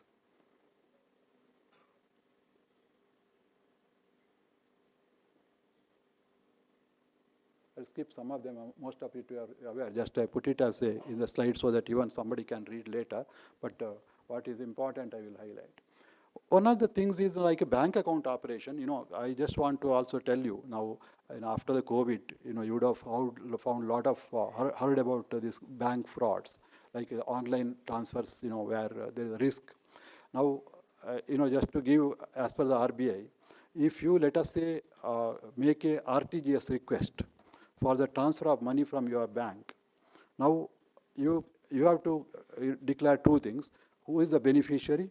What is the beneficiary's account number? Now, let us say you write the beneficiary as, let us say, BESCOM.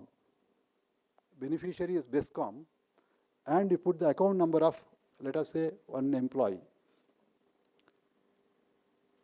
First question is whether this RTGS will happen? Answer is yes. Okay, banker will do the RTGS. You have given the name, title in the RTGS, beneficiary name, BESCOM. Accounts number of the one person. Okay, the transfer of the money will happen because bank will not stop this. Now, who will get the money? Whether BESCOM will get or the account number will get. The money will go to the account number. And in the entry, in your bank statement, whose name will appear? BESCOM. Okay.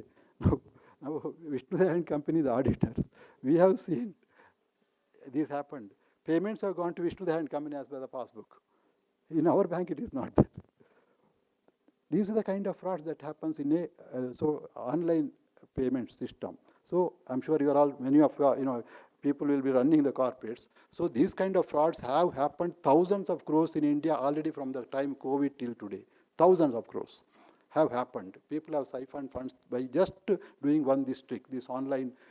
So the online has got the risk of, now let us say that you are signing the check. Generally, when you sign the check, you will be signing like this.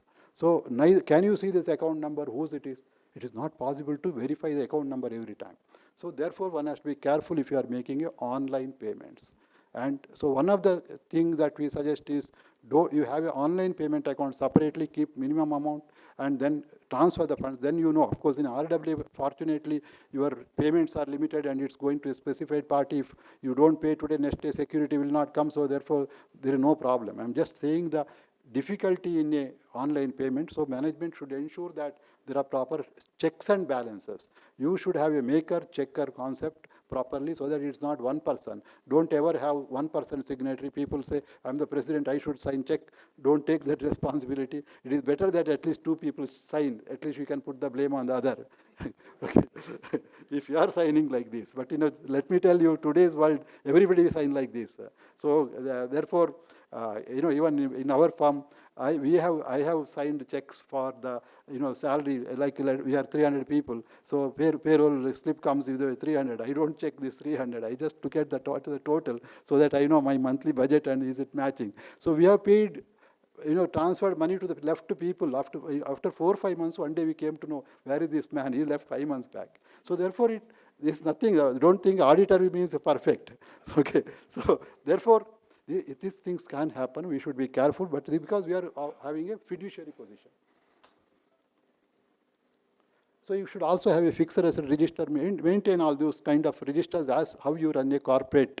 Don't think that you are running your house. How you are running a corporate, all those controls should be there. Procurement process, you should have vendor due diligence, you should have record management, you should have compliance monitoring also. Now, there are quite a few compliances that will come once you are RWA, because there is a TDS that is required to be done on, then it has to be paid, then quarterly return has to be filed. All those obligations will come. So please be aware of that and ensure that, they are complying. Insurance, I don't have to talk. In insurance, now when you take, I can just tell you the experience of the insurance is, now just don't be thinking that I paid the premium and therefore it is all insured. In insurance policy, very important thing is the disclaimer what they do. The claim, you have to see two things. What are the claims the company is promising? What are the claims company is not promising? That is very important, because many times you have insurance, but when you go for the claim, they will reject the insurance for these disclaimers. Due to these disclaimers, you are not getting the benefit. So don't, just because you have got an insurance policy does not mean that you have protection, everything. Please do the due diligence of the policy, very important, because many times we don't do this. We just, okay, talk to him, okay, insurance done. The disclaimer can, as the auditors, we have got experience where people have lost crores of rupees insurance claims just because the policy had exclusions. This exclusion is a major aspect one need to check.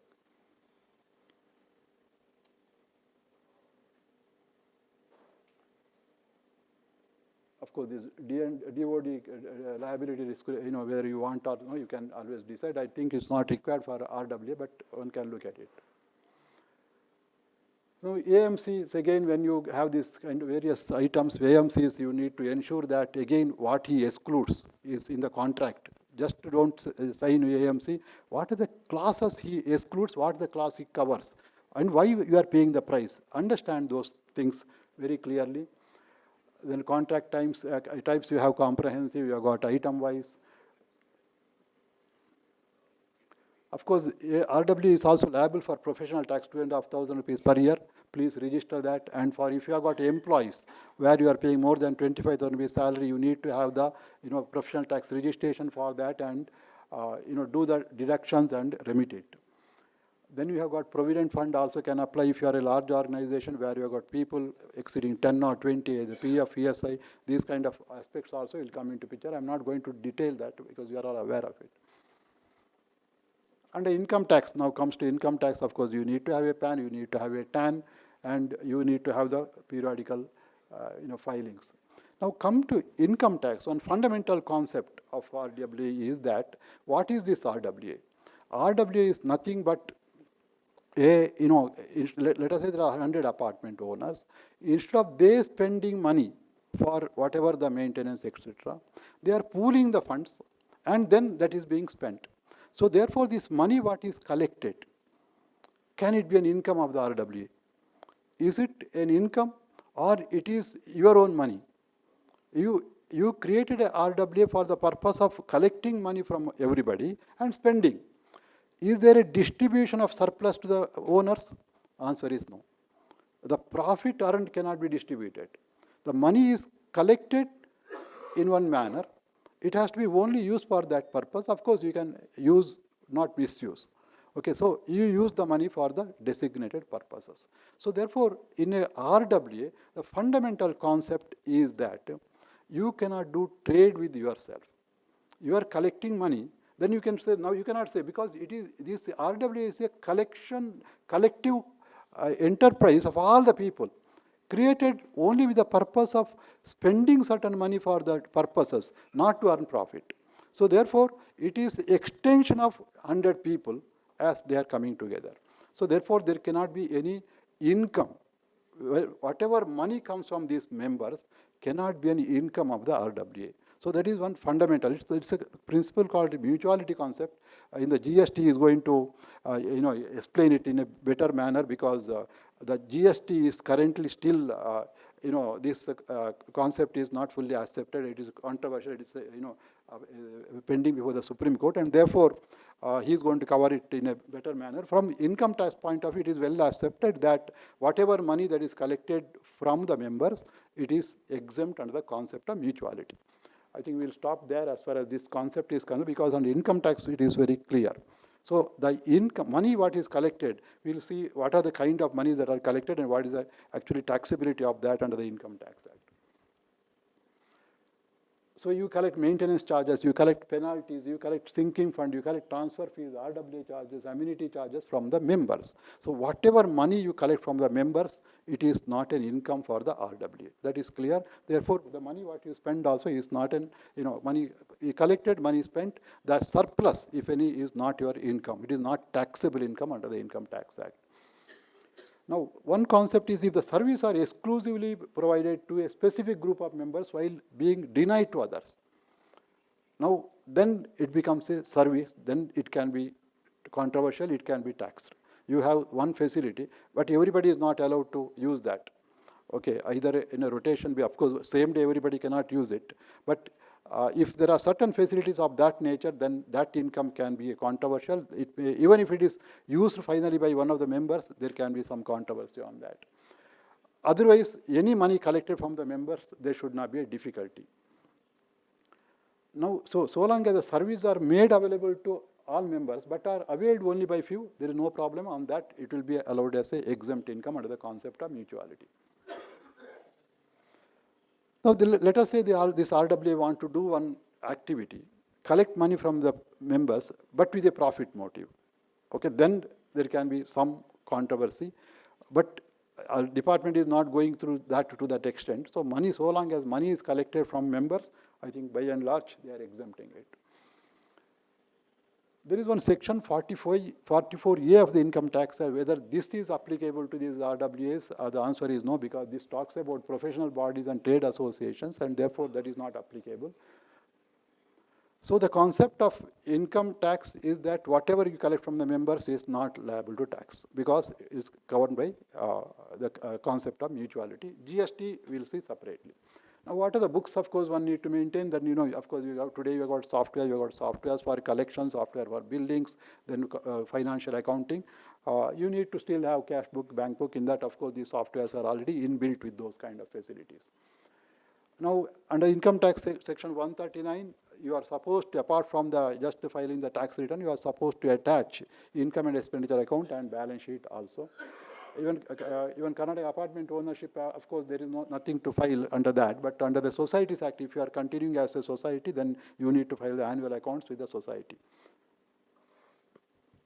So just to see some headings, now contribution towards maintenance charges, of course, it is not taxable. If it is collected from non-members, then it is taxable. Periodical subscription charges, rental income, including short-term rentals.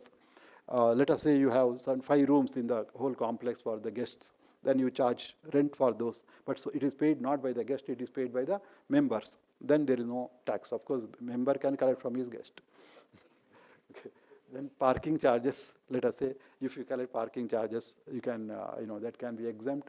Income from clubhouse activities like whatever gym, whatever activities you do, if you collect it, that is not taxable.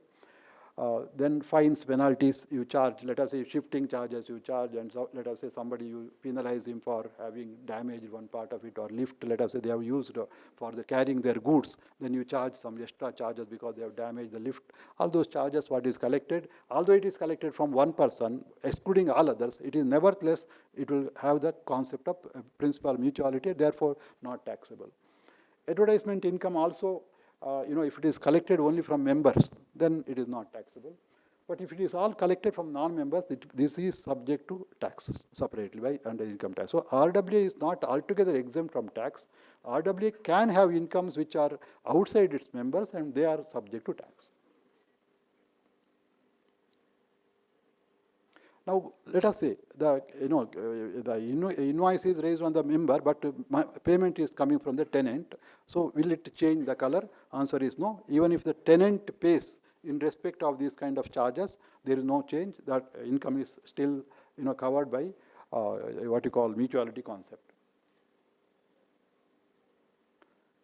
Now, there is one question that is going around, because in the income tax department, they have actually CPC, what they have done is, when you file the return for RWAs, they have said that, you are covered by section 167B, where, your income is liable to be taxed at maximum marginal rate. So, of course, what is taxable becomes other than members. So, therefore, you may have interest income, you may have certain rental income, etc. that may be there. Now, that at what tax rate you should be subject to tax, and what is the status under the Income Tax Act? These are the two controversies. One is it is an association of persons, is the one category, and then they have said that in the section 167B says that where the income of the members is not determinate, or the or any of the members' income is above the maximum amount which is not chargeable to tax, then such associations can be charged to tax at maximum marginal rate kind of provision is there. But so this particular section has been misused by the department, where they have levied taxes by using this section. The error is, I think, on our part also error is there. So the way you should file the return is to say that this is not a RWA where members' percentage is not known. It is members' percentage is very well known, because that is how we are sharing the common area expenditure. So there is a very clear clarity as far as, let us say you have 100 apartments, let us say it is 2 lakh square feet, let us say I have 2,500 square feet. My percentage in this is 2,500 divided by 2 lakh square feet. That is a percentage which I am, in a way, directly, indirectly, I have the either obligation or ownership or, the right that I have. Therefore, it is an association with the persons, known number of persons, with their specific rate being determined, entitlement being determined, and therefore maximum marginal rate should not be applied is the current thing. I think they are already allowed in few cases appeals also, but this problem is still going on. So you should not declare that you are an association where members' percentage is unknown. You should say the members' percentage is known. Based on the DOD, you will get the percentages of each persons. Declare that and go with that. There is also a CBDT circular of 1982 where they said that association should be charged to tax like an individual. So therefore, the benefit of slab, what is available for individuals to all of us, that should also be available. Now let us say you are, if you are a cooperative society, let us say it is running, rightly, wrongly is another matter, because under the income tax, whether you earn the income rightly, let us say you do smuggling, you do the smuggling and earn income. Can you say that smuggling is illegal, therefore the profit made from smuggling is not taxable? Because the activity is illegal, but the income has come. Now you cannot do that, because income is an income. So therefore, let us say cooperative society, which is otherwise not the right vehicle to run the RWA, if it earns income, then the rate of tax is given. I'm not going to elaborate that. Let's say, then they have, they can go for this new rate also 22%, maximum 25% they can go and pay tax. This table also talks about the conditions to be fulfilled when you want to go for a special rate of tax of 25%. TDS is also applicable when you make the payment to various contractors. You have to ensure that you deduct the tax. You may be making professional fees or you may be paying contractual 194C. Again, those limits have been given here. TDS obligations, again, what is the threshold? Those descriptions are there here in this. Calculation of income tax on rental income for, this is one important aspect. Now, let us say you want to give the house, you are the owner, you want to give it on a rent. Now, many times the question comes whether your rent should be, whether you should take the obligation to pay the maintenance charges or you make the tenant to pay the maintenance charges. Now, there are quite a few places people have taken, I will pay the maintenance, I take, let's say, 30,000 rupees, instead of that, I will say 33,000 rent, I will pay maintenance. Now, if you do that, for the purpose of your calculation of income tax, the way income from property is computed is, it is like, I think I have a slide on that. Okay,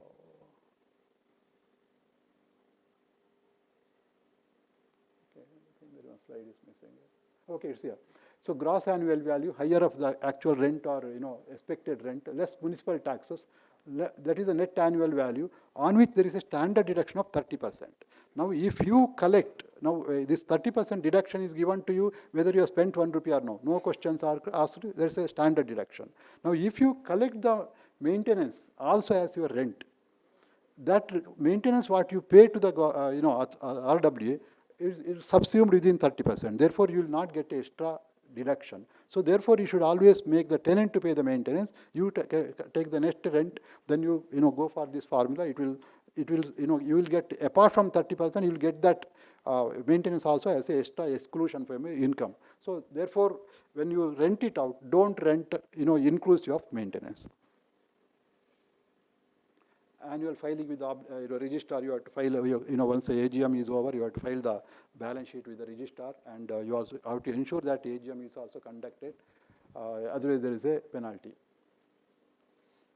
Now, sometimes you want to do the charitable activities. RWA, let us say, very good management team comes and they feel that they need to conduct some charitable activities, cultural activities. Of course, cultural activities can be out of this income because fortunately, whatever you collected from members is exempt. Therefore, there is no question of allowance or disallowance of the expenditure that is made out of that. So, to that extent, it is excluded. But however, you want to pursue charitable activities separately, maybe you can have a charitable trust separately so that, then, you can, maybe you can take ATG benefits and all that.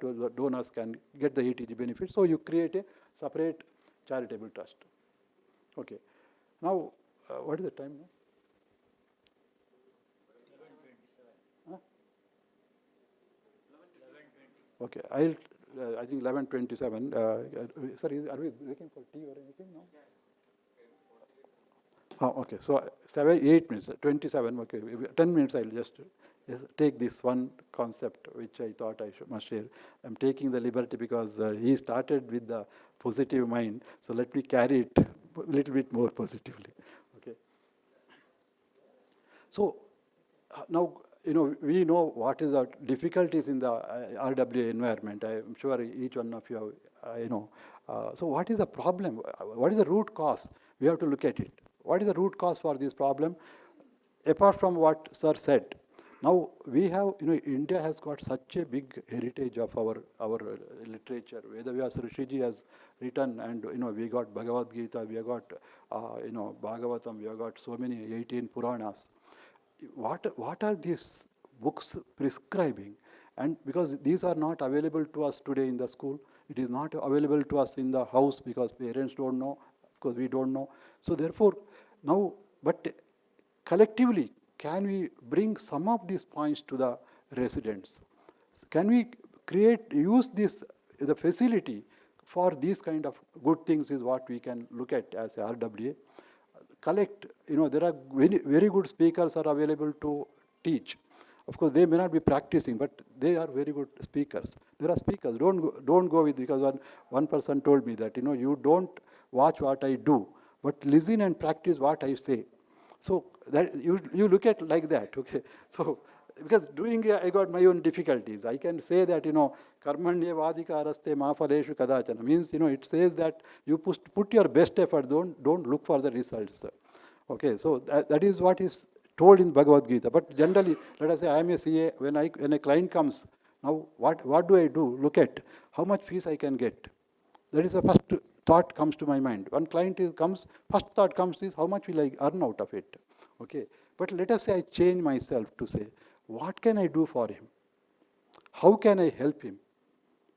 Okay, now if I orient my mind from that perspective, and I say that he has chosen among the 5,000 chartered accountants in Bangalore, he has chosen me to address his problem. So he comes with a problem.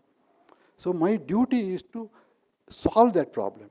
Now if I focus how to solve his problem in the best possible manner in the world, regardless of the fees he gives, what can happen? My service quality itself can change. It can improve. I get better ideas. But moment I know that he is going to give me 500 rupees, now I will orient, okay, I should not spend more than 10 minutes with him. So then I limit myself. Then in that 10 minutes, let us say you only talk some nonsense, then we get 2-3 minutes to apply our mind and give that service. But if I change, now of course it may not give you result in one go. But let me tell you, friends, I have been, I was fortunate to get this kind of approach and I applied it. There are clients who came visitors. I spoke in 10 minutes. They said, I went to that place, nobody told me. This is a wonderful solution. It works for me. He gives fees more than what I expected. So there are some people who have taken advantage of that. Does not matter. But there are enough cases where people have paid more than what even we thought we can charge for the 10 minutes. So therefore, these principles are available in our books, in our philosophy. We should, as a RWA, we should bring these kind of thoughts and lectures and make people to listen to that and to see how to change them. One. Then cultural programs, of course, India has got such a good heritage, develop that. See, today in the school, children have no place to play. There is just they go, they study and come back. There is no place to space to play. Even if they can play, it's only out of 100 students, only 10 people can play. Back, rest of them have to watch them like we watch cricket, in the TV, before the TV. By watching TV cricket for 20 years, can you throw one ball and make the other person out? No. So whereas if you go and play for 1 hour, you can also you get everything. So today our children's life has become like this. They go to the school, they are not getting any opportunity to play themselves. So therefore, RWA can be a very good place where the children who are within the community, they can be given these kind of opportunities, and cultural programs we can actually do, we can make them to develop. That can be the RWA's responsibility. You are creating the society. You are creating the next generation who are going to rule this country. And therefore, what school cannot do, we can do it at home. RWA's responsibility. Personality development programs focus on children. Children is the very, very important in the society. Definitely RWA should take some responsibility to give them what they don't have at home, because they don't have parents at home for 20 hours. They don't have facility in the school. So therefore, what they don't have at home, please give them in the community place and grow them. Focus on aged persons. Of course, aged persons are there again. They don't have anybody to talk, because children won't talk to the parents, have no time. Husband, daughter-in-law will not speak. Son is busy, or the other way. So therefore, the aged persons, they are actually wealth of knowledge. Sorry is there 85 years. What is the wealth of knowledge and how deep-rooted it is? Such persons are there in every RWA. Make use of their time, give them some time. They also feel that, okay, we are recognizing, and they feel it is very good. And therefore, we should make use of their time. Find out. I'm sure all things are available within the RWA. We don't have to go outside. People are available, but we have to recognize it and identify them and nurture their qualities and take benefit from them. Because if I have to listen to from my father, I feel hesitate. But if it is coming in the open forum, then we reciprocate that. Right? We actually respond to that. So therefore, that is a better place. Because even a best of the best person, for him to tamper his son, it will be very difficult. That is a life today.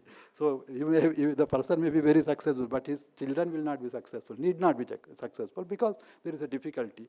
So therefore, the generation gap is widening. Therefore, we need to bring this RWA concept into that, community living. Now, I just want to also, spend 1 minute on this. There is a Uma Maheshwara Samvada, which is there in Mahabharata Anushasana Parva, on which you will find lectures. This is the Uma Maheshwara Samvada is the Shiva and Parvati discussion. Parvati asks questions, various questions. In this world, somebody is born rich, somebody becomes rich at the age of 60, but then he cannot eat sugar, he cannot eat anything, nothing. He has got money, richness comes at 60. Somebody becomes rich at 20. Somebody has no eyes, somebody has no ears, somebody has no legs. And somebody is talking, everybody listens to his voice. Somebody, when he talks, nobody cares. Why this discrepancy? Why not everybody like Chinese? Like same. Can you have a standardized people in the society? Everything is standard. So level playing field. Can you have that? So Parvati asked this question. Shiva says, if you want to know the answer for this, you should know how this world operates. Okay, there is a software to this world. According to the Shiva Parvati Samvada, it says, there is a software to this world. The creator, today Citibank has got account, he has got bank account, he has got a server. He is sitting in Ireland, Aramse like this. But millions of transactions happens. Whether anybody's balance has gone wrong, answer is no. If Citibank have, and they are calling every day, please come open accounts. They got adequate capacity. Now, Citibank has got this. What the creator has done, he has created one sun, which is 24-hour sun. There is a vayu, there is a air. This air is the one which is connecting all of us. Air is the one which is, networking the whole world. Through this, what is the job of the air when it goes inside? Don't think that air is, this is a mechanism system done to only for us, for our survival. As per Uma Maheshwara Samvada, it says, this air what goes inside, it is capturing kaya, vacha, manasa, what you can do. That is, you can do something here, something here, something here. It is recording every minute. Our kaya, vacha, manasa, whatever we do, imagine we do something, the air is recognizing because it is recording and our online accounting is happening. Okay. Good, bad, ugly. Whatever you do is good, bad, ugly. These are the three things you can do. Either do good or bad or ugly. But you can do through three things. Kaya, vacha, manasa. You can do ugly, even this. Please understand, as per this, even this gets recorded. So what you do is the first thing, gets recorded. Online accounting is available. Today we are able to understand that. Okay, online, because you don't require mobile. Moment I switch on, I can speak to my brother in US in a minute. So that is the kind of power of this air which is being used today, which is the creator who has given. That is the first thing. The next thing is how to improve. Let us say you are having this record, then why philosophy says you do one Gana Homa, you do this one, you get a better result. Okay. So you have done good, bad, ugly. God has, what he has done, the next thing is he created an algorithm for the result to be given. Once you have got a good, bad, ugly result, what you have done, you should be given the result of that. That good, bad, ugly result is then linked to your date of birth. The 9 stars were moving. It is linked to that. As the star moves, your result, your new installment will be released. That is why it is not the Saturn is doing bad for you. When you enter that, your new installment comes. What karma you have done? It's a karma theory, which is very well explained. If you understand that, it will change. Parvati asks one question, how to improve this? So then Shiva says only one answer. Kaya, vacha, manasa, na kurvantu parapidanam. That means the only way to respond to this software is kaya, vacha, manasa, na kurvantu parapidanam. Don't hurt others. Through kaya, vacha, manasa. First thing in our life is not to hurt others. If we can achieve that, then Shiva says, let us say you achieve this kaya, vacha, manasa, na kurvantu parapidana. If you achieve, that becomes, you become a very Shilavanta person. You can get Indra Padavi, he says. Then Parvati asks, how to improve further? This question is wonderful. Shiva says, there is only why we have come to this earth. One question he asks. Whether you have come to this earth to become chartered accountant, lawyer, justice, engineer, is this the purpose for which you have come? Or what is the purpose for which you have come? Shiva says there is only one purpose for which you have come. It is called Paropakararthamidam Shariram. We have come to this earth only to help others. So in every walk of life, we are supposed to see how can I help, not to see how much I get. From morning to evening, what are we doing? We are saying she is not doing, driver has not done, he has not done, she has not done, my father has done this, my mother has done this, my brother has done this, my neighbor has done this, cat has done this, dog has done this. But what have we done? What have we given? So the philosophy says simply, you have come to this earth for paropakararthamidam shariram, and do that. Then the last word he says, if you live like that, whole world will touch your feet. If you can live like this principle, how can I help? If you go with that principle, whole world will touch your feet. That is the kind of response you will get, is what Shiva says. It's not me. I thought I'll share with you this what we have in the books, just for us to take it and use it. With this, friends, thanks for the time. Thanks also for listening to beyond the brief of this last session. But I thought that to make good that out of 360, this zero what is there, 36 we'll discuss up to evening. Zero cannot be discussed and solved. It has to be dissolved. For the dissolution, the last solution is these good principles what Sir said, and these books what they say, so that we can resolve the many unknown problems which are faced by the RWA. You have to dissolve it. The way you dissolve is to change the mindset of the people around us through these concepts. For that we have good heritage, make use of it, and let us pray for better RWAs in future. Thank you.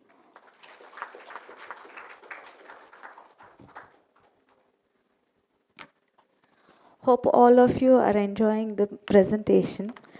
Thank you, sir, for sharing a valuable insight. Now I request Chitralingappa to present the sapling to the speaker. Sir. Sir, please.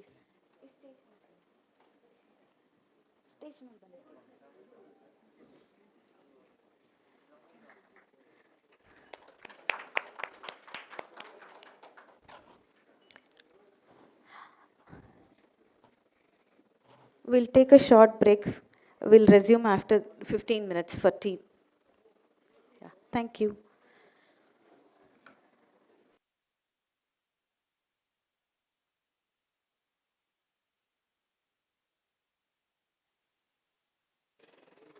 I now request everyone to settle down, please.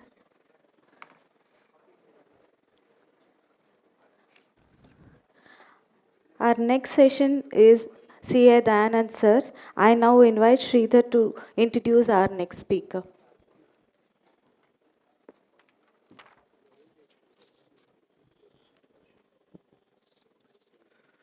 Good afternoon, everyone. CA Dayanand K, GST and Indirect Tax SME for RWAs. CA Dayanand K, BCom FCA CPA, is an experienced chartered accountant and US qualified certified public accountant with over 20 years of specialization in indirect taxes and international financial supporting, serving as the indirect tax and US GAAP subject matter expert. He conducts teaching sessions on GST, customs, excise, service tax, Karnataka VAT, STPI regulations, and the alignment of Indian financial records with US GAAP, delivering balanced education-oriented guidance that support informed decision-making by RWAs. We welcome you, sir. Good afternoon, all of you. My session is about GST. How many of you are registered and paying GST? Okay, quite good. Because if you are not registered, not paying GST as a RWA, then we will say that it's not applicable to us. So at least I'm saying that quite a few have been registered and paying the taxes. I'm very sure that contentment, again, the issue will come here. So people are not contented with the payment of the tax. So now how to get out of this tax is the people will be thinking that how to get out of the tax GST. The issue of the dispute, the demand, the tax on this RWA is going for more than now 20 years.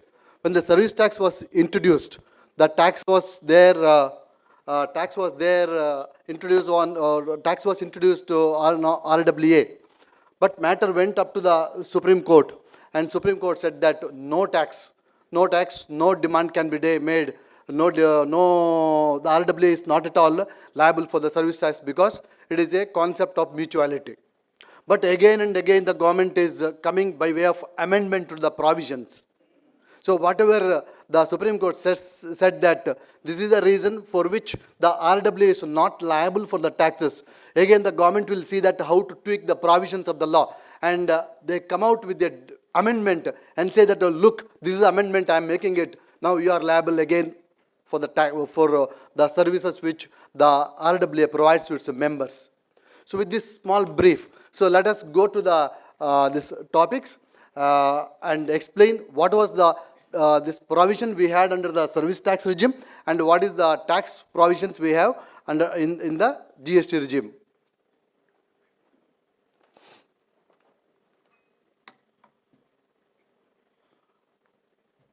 Recently, the GST law, the supply meaning has been amended with the retrospectively 1/7/2020, 1/7/2017.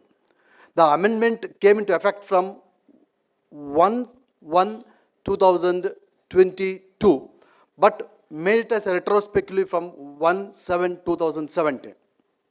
It is like our section 17(5)(d). I think you must be all knowing about the Safari retreat case. The amendment they made to the clause D in the month of, there's a 1st October 2025. With the retrospective effect, there's an amendment, the notification is dated now 1/10/2025, but effective date of notification is 1/7/2017.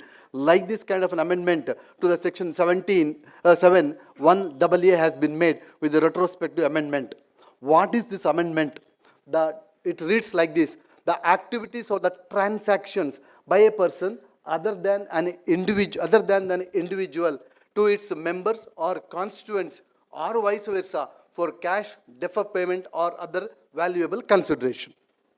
Very interesting, this one. Very interesting things. So this definition is not going to be as it is here. So this definition, again, the Supreme Court will struck down saying that this is unconstitutional because some of the wordings which they have used here, the activities and the transactions, from where they brought these words, it is not there in the GST law.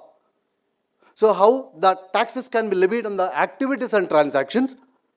Under the GST, you can levy the tax only on the goods or the services and not on the activities. Activities we had that the tax in case of the service tax regime, in case of where we had a negative list of activities where the tax was on the activities and not on the supply of services. But under the GST, the constitutional amendments have been made, so wherein the taxes are on the goods and services and not on the activities. So that is why, again, whatever the amendment they proposed to overcome the Supreme Court judgment in the case of the Union of the State of West Bengal versus Calcutta Club Limited. So to overcome the decision of the Supreme Court, so this amendment has been made. But this may not be remain as it is. So we have to wait and watch. I think within next 1 month or 1.5 months, we are expecting a good decision about this also. So now let us see what's the explanation they have given.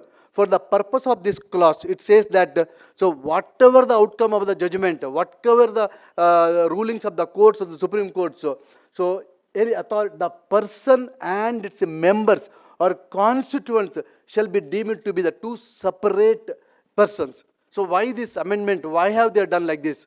Because the Supreme Court over and again many cases, many decisions, right from 1957. I think in the income tax, in the previous session, we have seen that the tax authorities wanted to levy the income tax on this RWA. But the concept of the mutuality was prevailing from when? For the more than now 75 years. So based on the concept of mutuality, no tax, the income tax should be paid. Similarly, under the GST or the service tax also, tax should not be imposed on the concept of the mutuality.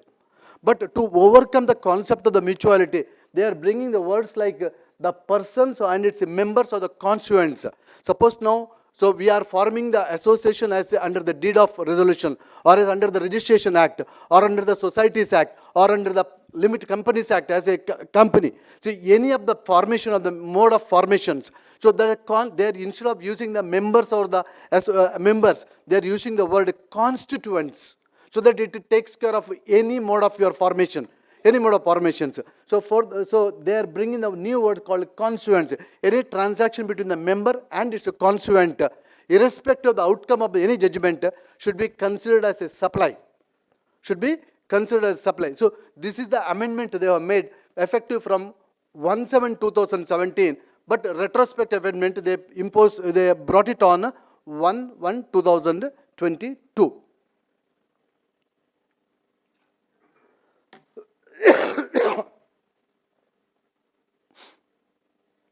Now, what was the provision under the service tax? Because the GST is a combination of VAT and the service tax. Whatever the provisions we had under the service tax, as well as the law, as well as the VAT, as well as the central excise, so it's all combined and then picked up here and some of the provisions and made a new law. It's a GST law, they made it. So we had this clause under the service tax also. Explanation 3 under the charging provision was there. For the purpose of this chapter, an unincorporated association or a body of persons, as the case may be, and a member thereof shall be treated as a distinct persons. So this provision was there under the service tax, just to beat the concept of the mutuality. So in every judgment, right from the Young Man's India, India associations, thereafter that many judgments of the High Courts and Supreme Courts have given that concept of mutuality right from the decision from the even English courts. They have borrowed this concept of the mutuality from the English courts also. They said that if it is a mutuality concept, then there are no taxes. For example, now 10 family people or 10 friends join together and they wanted to organize a trip. So for each of them, then you contribute to 2 lakh rupees. So 20 lakh rupees comes to one person's account. So then the income tax will notice saying that you got 20 lakh rupees income. Similarly, GST will say that you got 20 lakh rupees income, pay the taxes. So the Supreme Court said that's all nothing but a mutuality. It's for the common objective, common purposes. People are joined together and collecting some money, and such money will not get the character of a income. So that is why there is no income. Similarly, there should not be any taxes. So this provision we had under the service tax also. So any transaction between the unincorporated association or a body of persons with the member of that association is not a to be treated as a separate persons. They should be treated as a separate person. So that once you treat them as a separate persons, any transaction between them can be considered as a supply of goods or the supply of services.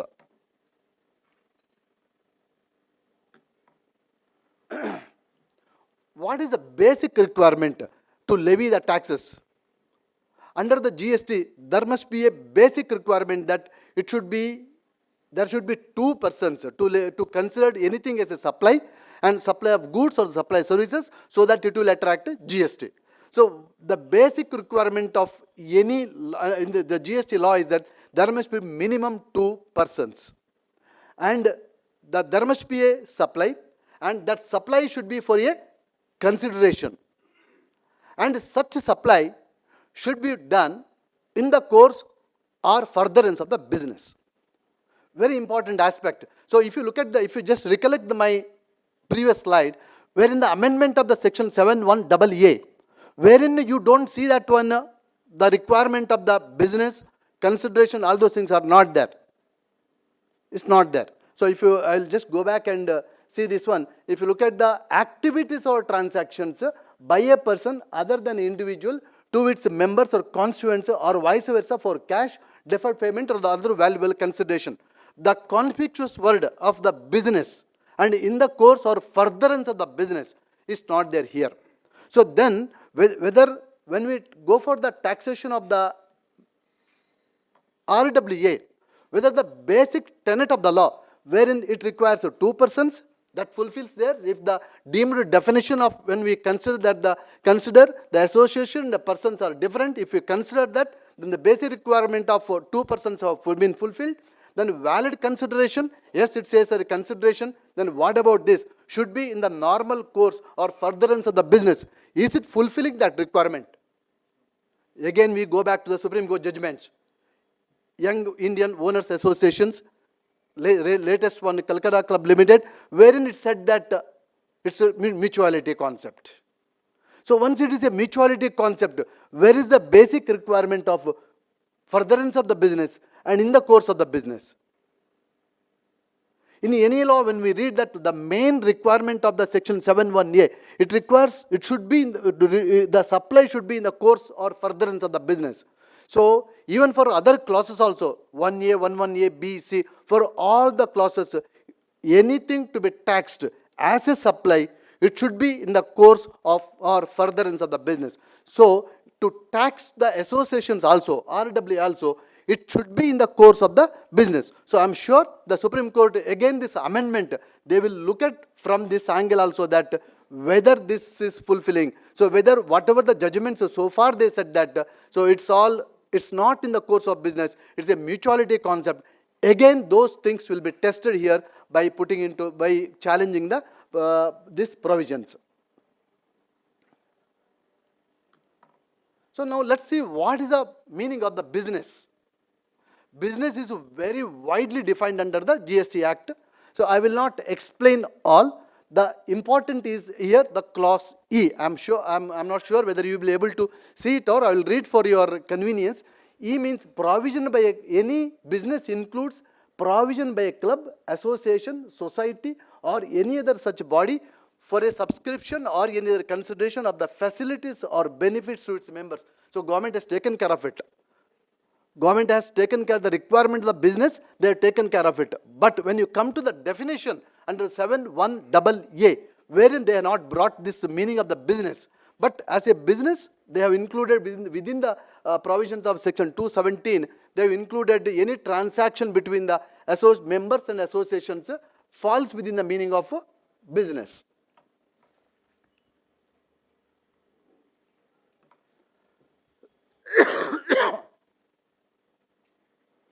Now, once they introduce the section 7(1)(a), a corresponding change they have made, because in the Supreme Court judgment, they found out one lacuna in the GST law. They said that, okay, if you want to levy the tax on this RWA, you take the tax only on the goods.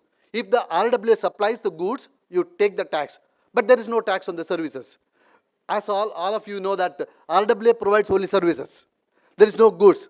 So because the Schedule 2 to the GST Act, it says that supply of goods, the following shall be treated as a supply of goods, namely supply of goods by any unincorporated association or body of persons to a member thereof for cash, deferred payment or other valuable consideration. What is this Schedule 2? So section 7 says that anything, some of the transactions, the law defines itself. Okay, this transaction should be treated as a service. This transaction should be treated as a supply of goods. So you have no discretion. For example, construction services, I have no discretion. The law itself has defined construction service means it is a service.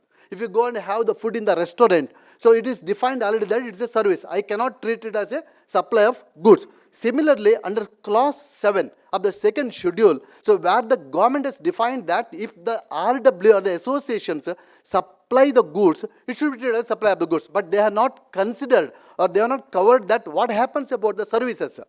Now, in the verge of in the court, when the matter was taken up, the argument was made that if at all you are considering the levy, it should be only limited to the goods and not to the services. This is on over and above the arguing that this is not a supply because it is only a mutuality concept. Even if I am losing the case, this is notwithstanding that. So I am taking the multiple grounds wherein, so I am saying that finally if you are levying the taxes, it should be limited to the goods because of the Schedule 7. Now after seeing this argument and after incorporating the 71AA, then the law has deleted this clause itself with effect from 1/1/2022. This clause has been deleted with the retrospective effect.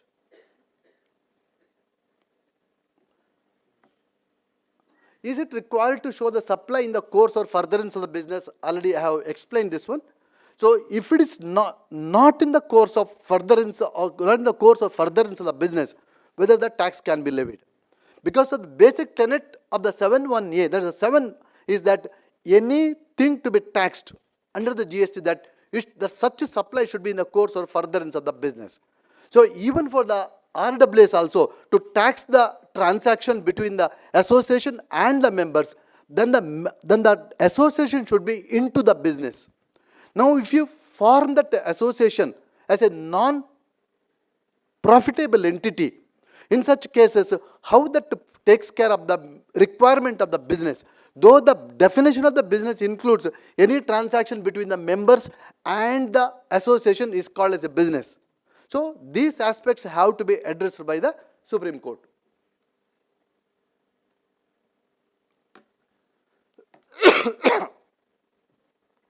What is the legal issues after the post amendment to section 71AA?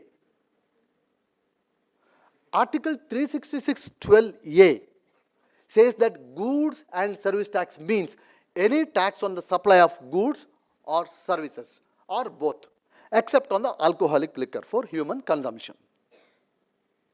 Now if you recollect the slide where it says that transactions or the activities, where the Constitution says about this 366(12)(a), the power to the government to levy the tax on the supply of the goods or services or both.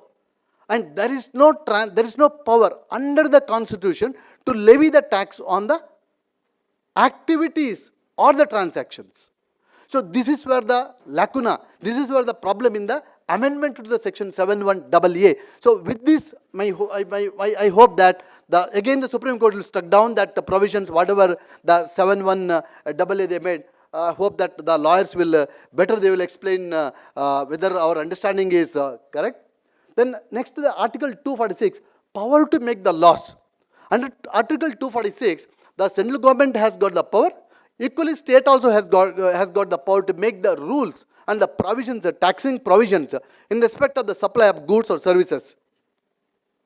They don't have the power to make the laws relating to the activities of the transactions. So we don't know, it's all new words for us. What do you mean by activities? What is the meaning of supply of activity means? What is the meaning of supply of transactions means? It is very foreign words for us, we don't know. So that is why that this 71AA should be struck down. Article 366(29)(a). So when the 46th amendment they made, so wherein the tax on sale or purchase of the goods as including a tax on the supply of goods by an unincorporated association or body of persons. Even after the Article 366(12)(a) introduced when the GST came in, as well as the Article 246 came in, but still this 366(29)(a) continues. Even today we have. So this clause contains the transaction with these associations, members. But we don't have in other clauses, we don't have.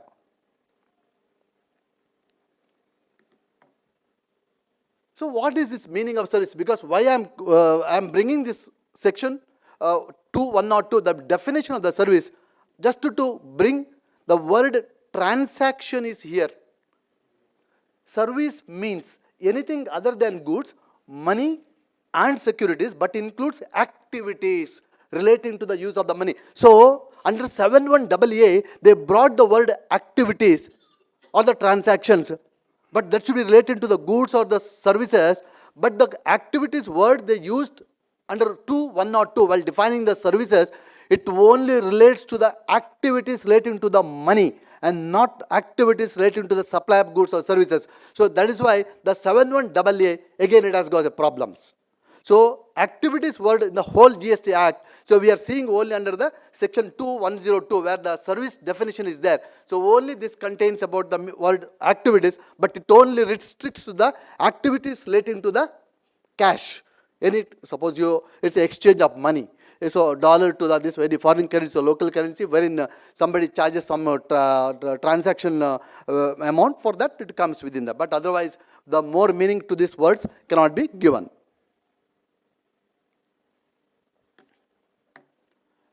Now one more, the term, all the Supreme Court judgment says that the relationship between the members and the RWA is it's one another same only.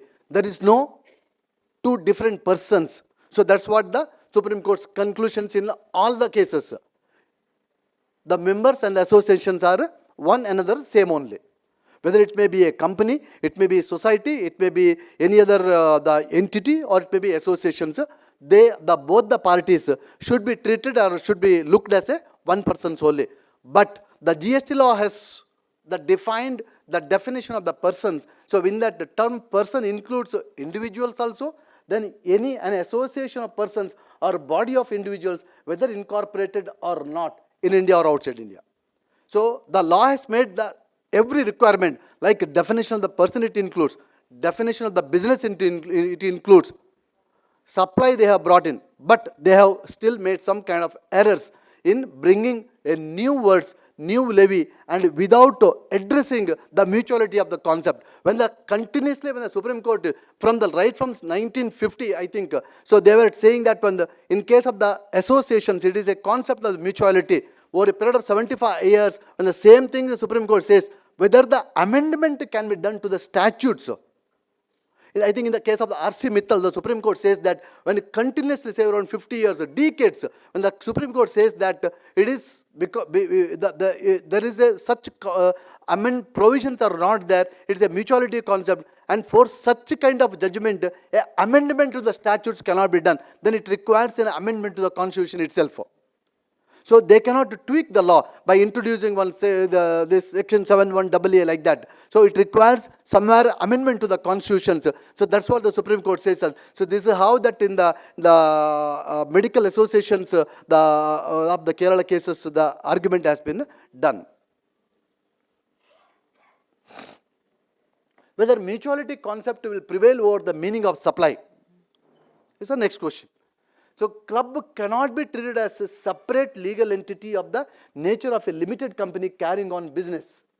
So this is as per the Mumbai High Court in the case of Cricket Club of India Limited. So wherein the Mumbai High Court said that, so club cannot be treated, this is after Supreme Court, subsequently it went to Supreme Court. Supreme Court also upheld that club cannot be treated as a separate legal entity of the nature of a limited company carrying on the business.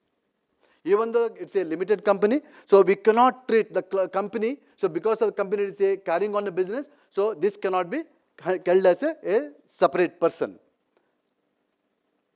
Mutuality concept cannot be taken away from because of the entity is a company. State of West Bengal versus Calcutta Club Limited, this is a latest one, 2019, Supreme Court judgment, emphatically held that principles of mutuality continued even after the 46th Amendment. Why I am just referring to the 46th Amendment, in the previous slide you have seen, the Article 366(29)(a), wherein the taxing the this deemed supplies, wherein the association of persons also they have brought in. Even despite of that, the 366(29)(a) amendment, they said that in the case of Calcutta Club Limited, the mutuality of concept cannot be removed. So no service between the club and its members, whether incorporated or not. Ranchi Club, Ranchi Club is a Jharkhand High Court judgment. So no service between the club and its members. Like this, we have enough judgments, not one or two, at least around 25, minimum 25 judgments we have. So regarding the registration of the associations, so whether registration is a must, we have already discussed enough in the previous session. So and also kinds of registration also, we have discussed maybe under the Registration Act or under the Karnataka Association Act or the Deed of Registration or under the Companies Act or the Societies Act. So each state has got different its own statutes under which the people register, irrespective of the registrations. The transaction between the members and the entity will be considered as a mutuality, it's a transaction between the same persons. So no tax. Then types of collection by the association from the members. So there will be three types of collections. One will be towards the capital expenditures or the future expenditures which the association will collect from the members. Secondly, monthly or the periodical collections. Thirdly, third collections will be on a specific one. Suppose some specific expenses are there, the specific collections will be there. Now all these cases, which will be the time of supply? Because in many cases I see that when people who doesn't pay, they will not raise the invoice. People who pay, for them the invoice will be raised. So there is no uniformity saying that, even though the bylaws will say that every month, first or the end of the month, the invoice have to be raised for the collections, or once in a periodical, once in a quarterly. But there is no such, strictly that the bylaws have been followed. So in such cases, the GST will come into picture. If you are not complying the time of supply as per your bylaws, then the time of supply will be decided by the GST also. So you please ensure that, so whatever the time of supply you have in your bylaws, so kindly adhere to that.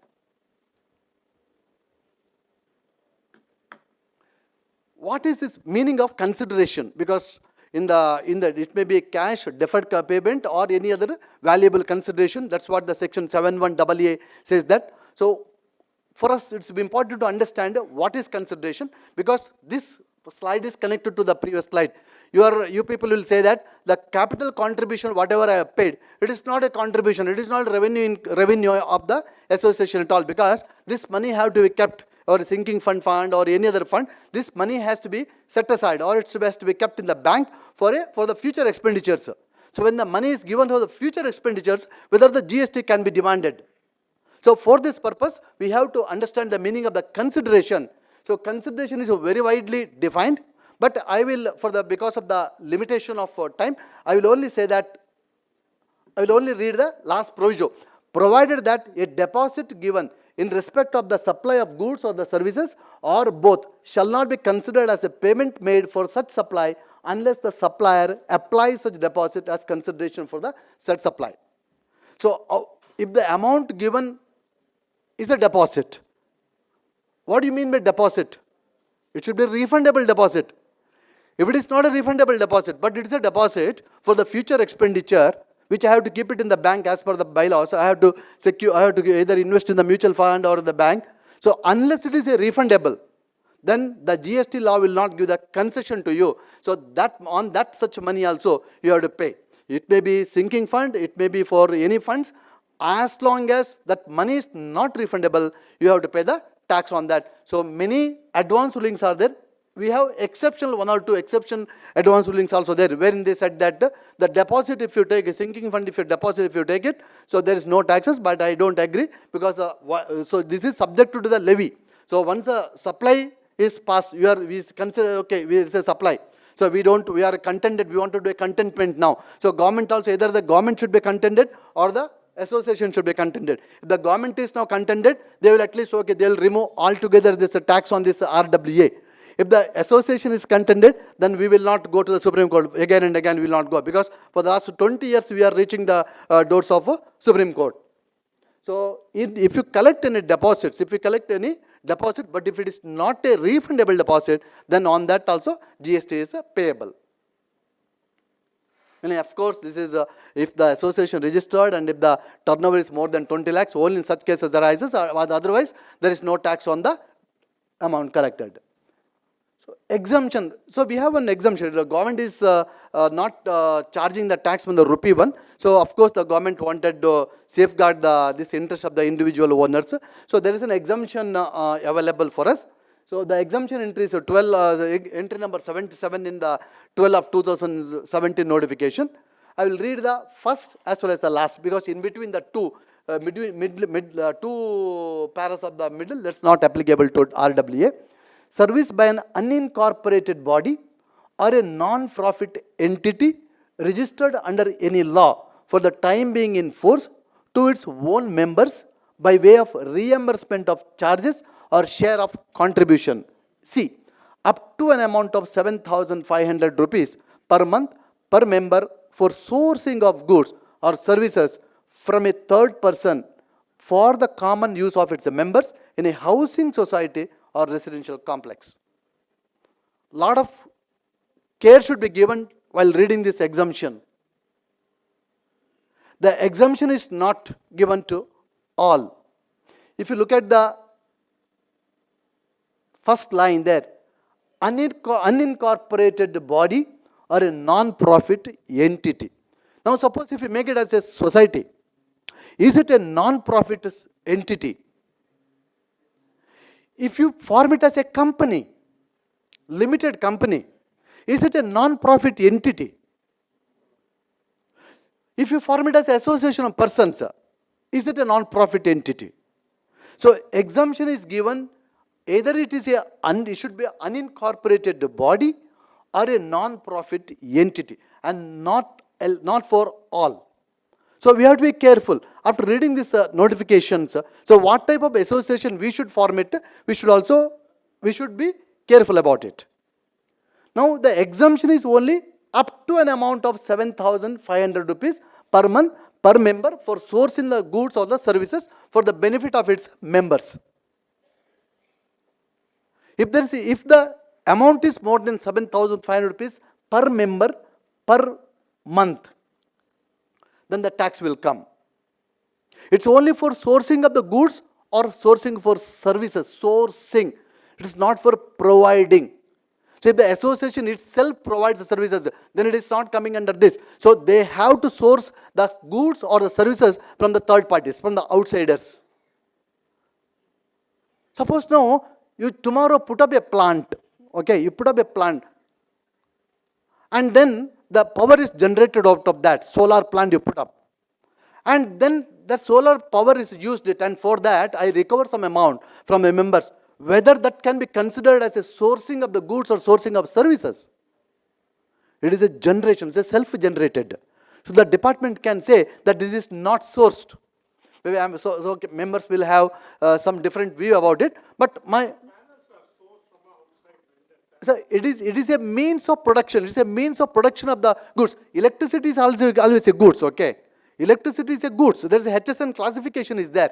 So you are procuring the panels and putting up the plant, and the plant generates, and for that purpose the association may undertakes the maintenance, supervisions, everything. So if you sell this power, what the electricity companies will say, you are manufacturing power, you are selling the power. Tomorrow you assume that there is a central excise duty or there is a taxes for the electricity generated by that. Can you say that this is a sourced good, sourced electricity? No, because as per the provisions, you have to first you are supplied to the grid, and from the grid you source back that power. So it means that I generate the power. So in such cases, if there is any charges charged to the members by the association, can I claim the exemption under this? So it's a debatable again, because the wordings are very much limited. The Supreme Court judgment says that whenever you interpret the provisions on the exemption notification, you should read the exemption notification in a strict manner. Once you fulfill the conditions of the exemption notification, basic requirement of the exemptions, thereafter that you can read it liberally. If there is any procedural requirement of fulfilling that notification, this can be read it liberally. But as per the basic conditions are there, that should be fulfilled very strictly. So requirements of this exemption notification I already explained. It should be an unincorporated body, a non-profit entity. It should be registered under any law. Recovery will be towards the contribution or reimbursement of the charges only. Such a contribution should be for the sourcing of goods or services, and such a sourcing should be for the common use of its members. Common use of its members. Even the revenue authorities will fight this. He will say that you are procuring all these services and your entire building is used by the tenants. So where is the question of the members are using these services? So fine reading of the notification. So it can happen like that also. If the entire building is now building is used by the tenants, and then I am saying here such a sourcing should be for the common use of the members. So tenant is not a member. In such cases, how the exemption should be given? Then it should be by a housing society or residential complex. Here the issue arises. What do you mean by housing society? And or what do you mean by housing residential complex? Let's see the next slide. The meaning of residential complex means any complex comprising of a building or buildings having more than one single residential unit. I ask as the audience, what do you mean by a complex comprising of a building or buildings? My simple understanding is that there must be a complex. Within the complex, the residential units will be there. So a area can have a single building, but inside the building, number of units will be there. Or area will have a block A, block B, block C, block C. That is why that. So having more than the building or buildings, but it should have more than one single residential unit. What is the meaning of single residential unit they have defined here? Single residential unit means a residential unit should fulfill for having all the facilities to take care of a one family. Means a self-contained residential unit which is designed for use wholly or principally for the residential purpose of one family. So it means it should have a kitchen, it should have a washroom, so it should also have a bedroom, and it should have some other amenities. Then that unit can be considered as a residential unit. I have raised certain doubts, but this doubt in the questions I have not included. I would like to ask, if it is a villa, if it is a gated community having villas, whether that will fall within the meaning of residential complex.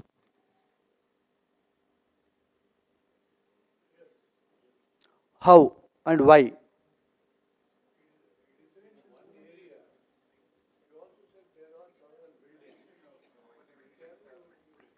Sir, building, here the building, they said that building should have the units. Here it uses the word buildings having more than one unit. Okay, your one villa, how this can be considered, it can be a building. But whether that villa is it having more than one residential unit? If it is not having more than one residential unit, how that villa can be considered as a building now? Because it uses the word buildings having more than one residential unit. Building or building, it may be a single building, but it should have multiple units. So, how the residential villa can be, villas in a gated community or similar to that, how it can be considered as a residential complex? The exemption is limited to the residential complex. So, there is a problem.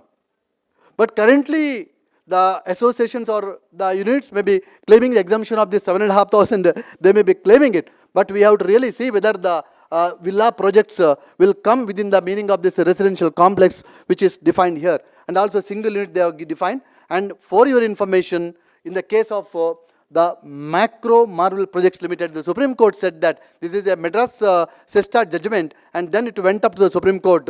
So under the service tax regime, so wherein the villa projects, the service tax department wanted to levy the tax and within the meaning of complexes.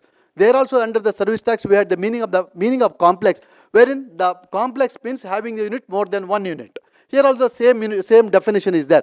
Finally, the Madras Sesta said that residential units, the construction of the villas are not liable for the service tax because it is a single houses. There is no such the intention of the government to levy the service tax for the construction of the individual villas, because it is not a residential complexes. So taking clue from the judgment of the Supreme Court in the case of the Macro Marvel case, so we cannot say that villas fall within the meaning of this residential complex.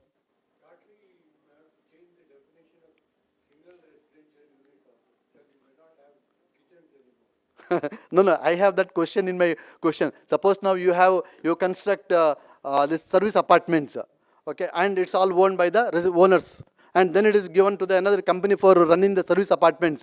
In such cases, the amount whatever we get from the association, whether that will fall within the meaning of this residential complex, because each unit will not have the requirement of the basic amenities to live a family. In service apartment, generally the working people or the students or people, individuals will be living, and that also in one room, the 3-4 people will be living it. In such cases, whether such kind of apartments can fit into the meaning of the residential complex, though the Supreme Court judgment in the recently, they said that in the case of Vasudeva Ambarish case, the Supreme Court said that such complexes also can be considered as a residential use. They said it's a residential purposes only. Recently, 3-4 days ago only, the judgment has come. So, but whether that judgment can be applied, Vasudeva Ambarish Tagar case, can that be applied for the limited purpose of this exemption notification, is a question of debate.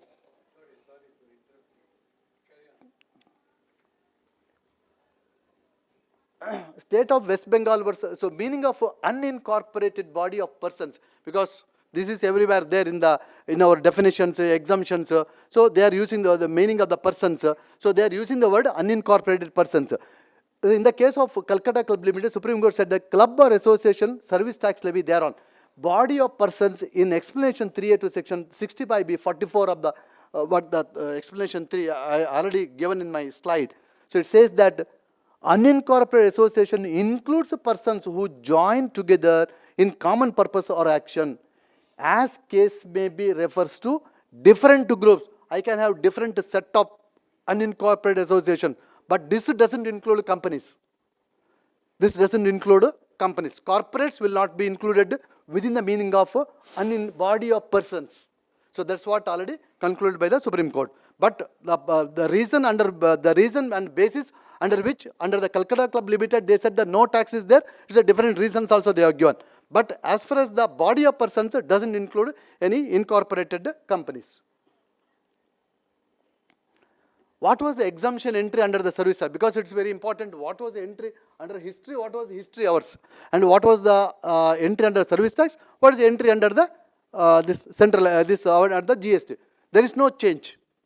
If you look at these entries, absolutely there is no change. It's a copy paste. If you look at the service, main clause as well as the clause C, services by an unincorporated body or a non-profit entity registered under any law for the time being in force to its own members by way of reimbursement of charges or share of contribution up to an amount of 5,000 rupees. Same, there is no, this is a copy paste. So we have to see how the Supreme Court again it will consider this case.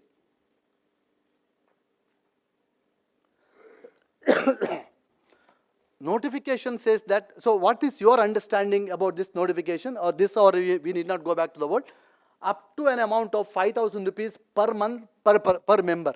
Suppose it is a 5,100 rupees comes. Whether the GST should be paid on the 100 or should be on the 5,100. It is payable on the 5,000. How many of you want to pay on 5,000? Please raise your hand. So as per the as per your interpretation of this clause, so in the GST it is 7,500. If the amount is 7,600 rupees, in such cases, should I pay the tax on the 7,600 or only on 100? Full. Yeah. Yes. So some people have the opinion that it's on the full amount, that's on 7,600 means once you cross the threshold limit of 7,500, you have to pay on the entire amount. And some people also have the view that it's only over and above the basic limit of 7,500. So this matter has been already ruled by the Madras High Court that it's over and above 7,500 only you have to tax it. Over and above 7,500. So you have the basic exemption limit. For example, if you have under the income tax, for example, you have the exemption limit up to 2,50,000 rupees. And then my slab starts. So once I exceed my limit of basic limit of exemption limit of 2.5 lakhs, I will not pay again, because up to 2.5 lakhs exemption is there. Similar words are there in the exemption notifications. Any government payment up to 5,000 rupees is exempt, because under the any government payment comes under the reverse charge mechanism under the GST. So if you make the payment up to 5,000 rupees, you need not pay. Even though you make the payment to the government, you need not pay the GST up to 5,000 rupees. Once it exceeds, in excess of 5,000 rupees is there, then I have to pay the GST on the full amount. So we have to see the notifications, kind of words they are used. Is it up to 5,000 or in excess, or we have to read the each and every notification words we have to use it. But in my view, so the basic exemption of 7,500 is available to us because it uses the word up to. So in this case, you can see the Lumbini Square Owners Association judgment, you can see Madras High Court. However, the appellate authority for the advance rulings, every judgment, almost all the judgment says that, so once you exceed the limit of 7,500, you have to pay the tax on the full amount. Even the circular also against us. So revenue authority, because revenue authorities will generally go based on the circular, because that is binding on them. As far as the assessees are concerned, taxpayers are concerned, circular is not binding on us. So for us the ruling is binding. So the Madras High Court is in our favor, so we can go. Otherwise, circular number 109, it says that, so you have to pay the tax on the entire amount. So since this being the association of members, so association cannot take the risk. So either you have to go for the advance ruling again, or you have to go follow the circular and then fight this matter in the court. Major decisions after the amendment to this section 7(1)AA. So we have discussed enough. So after the amendment, again the one judgment has come. The latest judgment of the Kerala High Court in the case of Indian Medical Association versus Union of India. Order passed on 14/4/2025. So what they said in the judgment? They said that there must, to levy the taxes on RWA, they said that there must be two people to conclude the supply. There must be two people. Without two people, you cannot. Then the changes to the statutes made have lack of legislative competency. The Kerala High Court said that the 7(1)AA, what they made the amendment by way of explanation also. They said that it has got a lack of legislative competency to do this. Definition of the service does not include deemed service. Because if you recollect the 7(1)AA, it's a deemed as a supply, they said. It's a deemed. But from where this kind of concept they brought? Without amending the definition of the service, because definition of service we have seen, where that word transaction in money we have seen, but the service per se doesn't include deemed services. Service includes only other than goods and includes so and so and so, like that. But doesn't include deemed supply of services. And section 217 clause E and section 7(1)AA with the explanation are held as unconstitutional. Finally the High Court said that whatever the definition of the person, which includes any association of persons, as well as the 7(1)AA, including the explanation, they said that it's unconstitutional as of now. So the matter is before the Supreme Court. Finally they said no justification for going backward. So there is no permanency. So in fact, I think they have taken a good class in the judgment to the bureaucrat, the government also. So there is no certainty to the as far as the society is concerned. So we have already one decade over. So again, you are making the retrospective amendment. No. So that's also, they said that it's no justification for retrospective amendment. Now, coming to our recovery and the day-to-day problems. So we will have types of recovery: actual basis, extra water charges, extra repair charges, one-time expenses, etc. So all these collections I will do from the members. the RWA will say that I will collect from on actual basis, will I get a exemption? So your amount is less than 7,000 or it is the threshold limit of 7,500. But I wanted to, out of the few amounts I want to cover as a on an actual basis. The rest of the amount I will distribute based on the whatever the square foot or this one I will do it. Whatever the amount I recover on an actual basis, can I get a exemption under the pure agency concept? Because this will be the common question from the this RWA members. In my view, that if you recollect the exemption entry, it says that towards the recovery of the reimbursement of the expenses, and also entity is a non-profit entity. So question of I making the profit itself doesn't arise. So whatever the regular recovery, monthly recovery I am doing it itself is on an actual basis. Of course, many associations are not collecting also on an actual basis because, so they will be compensating or reducing such amounts by way of whatever the interest of the dividend which the association earns out of the deposits which they have kept it in the bank, out of the initial deposits which they collect from the members. So they get some kind of interest or the dividend or any other income. So they give some kind of a adjustment to the monthly or the quarter, whatever the expenses, they do the adjustments. In such cases, so can we say that it is a reimbursement? Yes, of course it is a reimbursement only. So, but since I am already recovering the amount, monthly amount itself is a reimbursement.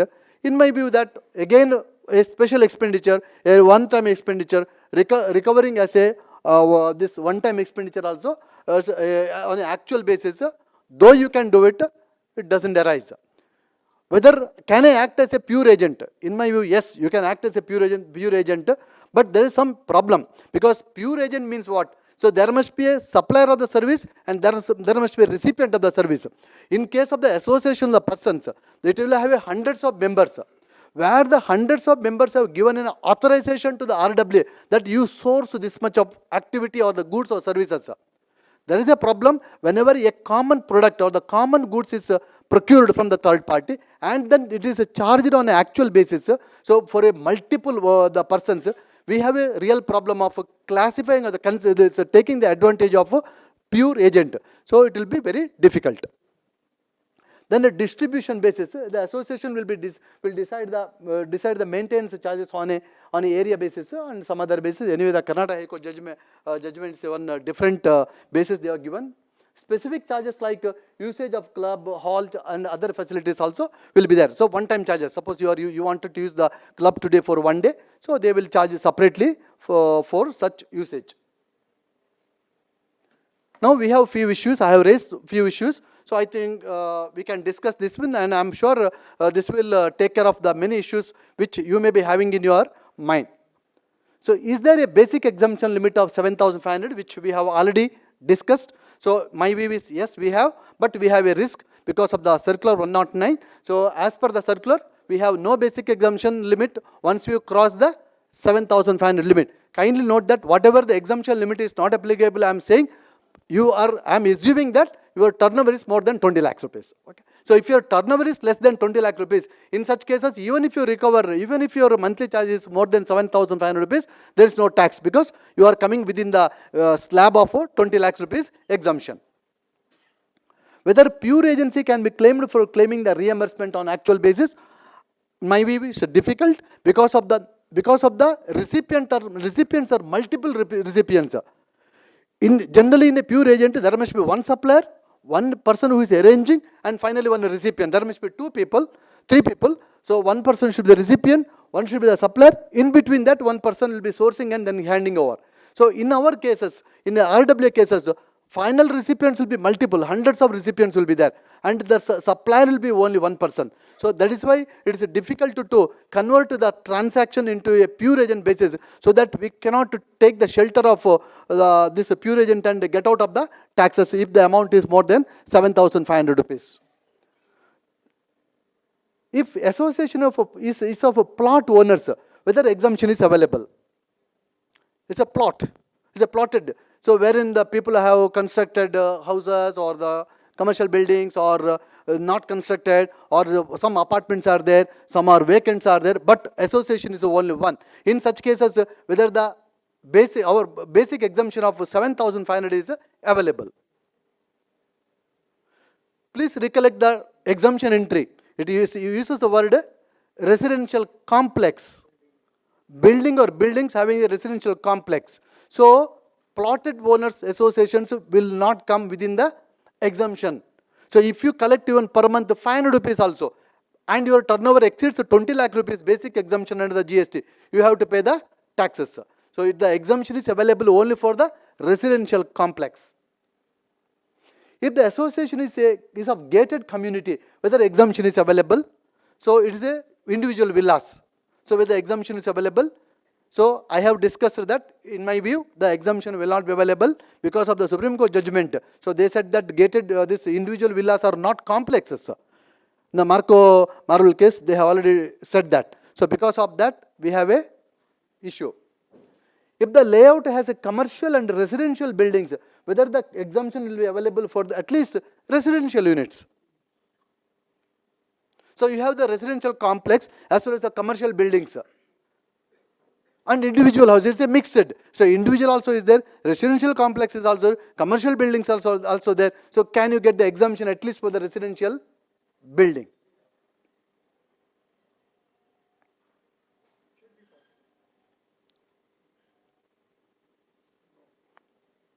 In my view, yes, you should get it, because the exemption is for the building or the buildings.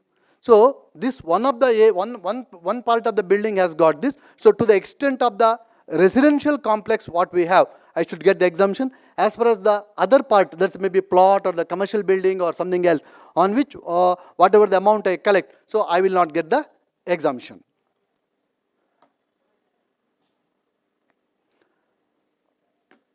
Taxability of various other incomes like rentals, conducting special ceremonies in the clubhouses for which you collect, is it taxable or not taxable? So, exemption is for the reimbursement of the expenses. Okay, this is the income. So, there I have some expenditure which I recover. But here, by using my facilities, I collect some money. So, once you cross the limit of 20 lakhs, so these things will be taxed. So, exemption will not be there. But if you are within the limit of that exemption, even such incomes also exempt. So, this concept is, but in my previous, my brother said that, so when you collect such income from the members, income tax need not be paid, because this is a concept of mutuality. Though it is an income, it's a no tax on this.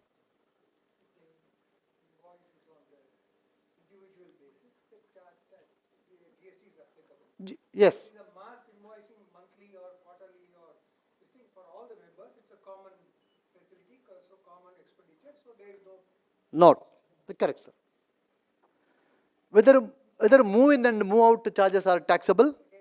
Yes, same concept, whatever for the first one we applied. Whether the limit of 7,500 can be applied if the amount is collected from the tenant.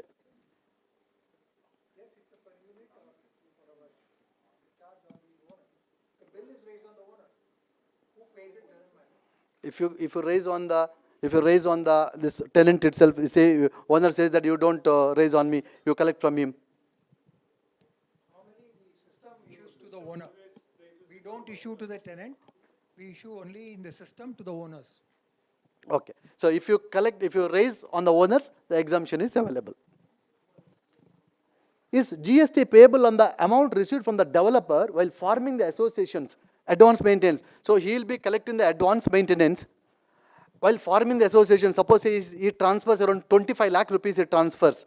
Out of that, around 15 lakhs towards the deposits and 10 lakh rupees towards the advance maintenance, which is still unspent advance maintenance, which he will be handing over to the associations. Whether the association has to pay the tax on this 25 lakh rupees? Not on the advance, but only on the GST advance, maintenance advance which is collected, he has to pay the GST. Why? Because the other one is a deposit, it's not yet notified for expenses, future expenses. Consideration meaning we have seen that time. The last line what I have said there. Only if it is a refundable deposit will go outside the purview of consideration. we say the GST will look at only this much.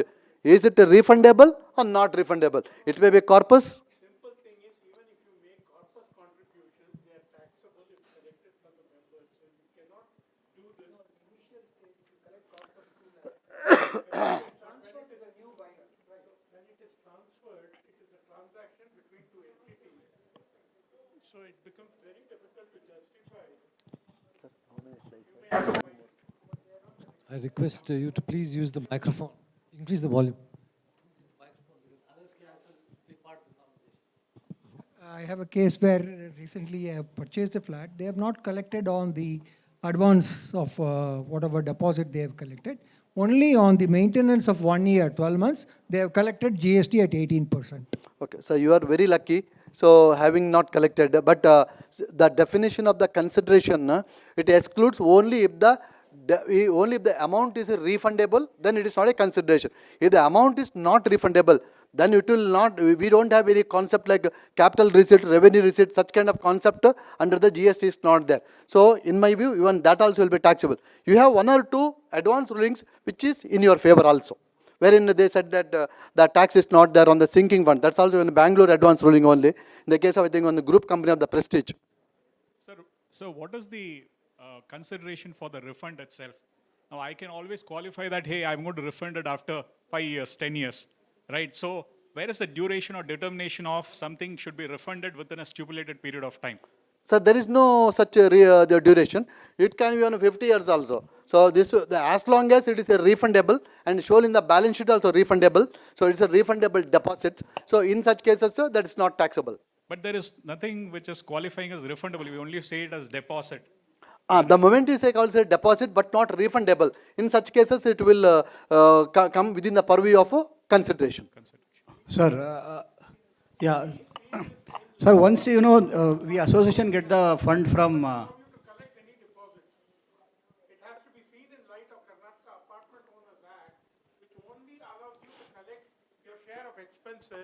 But it doesn't allow you to collect deposits.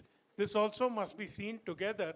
It's easy to talk under GST, but if you see the other side, if any member decides to take it up and protest, you have a problem there. But once you sign the this one bylaws, so once you sign, okay, once you sign and take the membership, and it is like this. Thereafter, that to amend the bylaws, you have to see that one. What is the requirements of amendment of bylaws? I have seen recently on bylaws where it says that 90% of the members have to agree for any such amendment. One of the recent bylaws I have seen. Okay, now 1 or 2 people you raise these objections, then the matter may have to go to the court. For this purpose, so now suppose 2 people raise this objection that you are collecting the deposits of the deposits which is over and above the amount set that under the Karnataka Owners Associations. Now the matter will go to the court. Finally, you have to recollect the last slide of my brother, as well as our justice, this one, the contentment. So by we going to the court, taking this matter to the court, then finally the matter will never be resolved for the next 20 years, 50 years. But what happens, I will say this one, by taking the more deposits, the advantage of taking the deposits, I will tell you what happens. They will invest this money in somewhere in the bank or some other mutual funds and earn the income.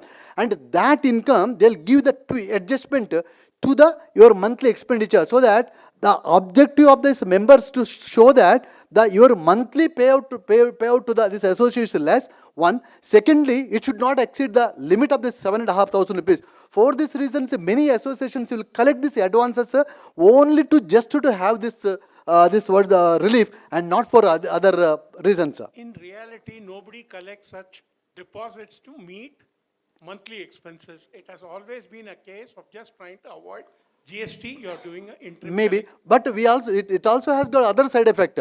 By taking the deposit and investing in the bank or this one, the income what is earned out of it is a taxable income.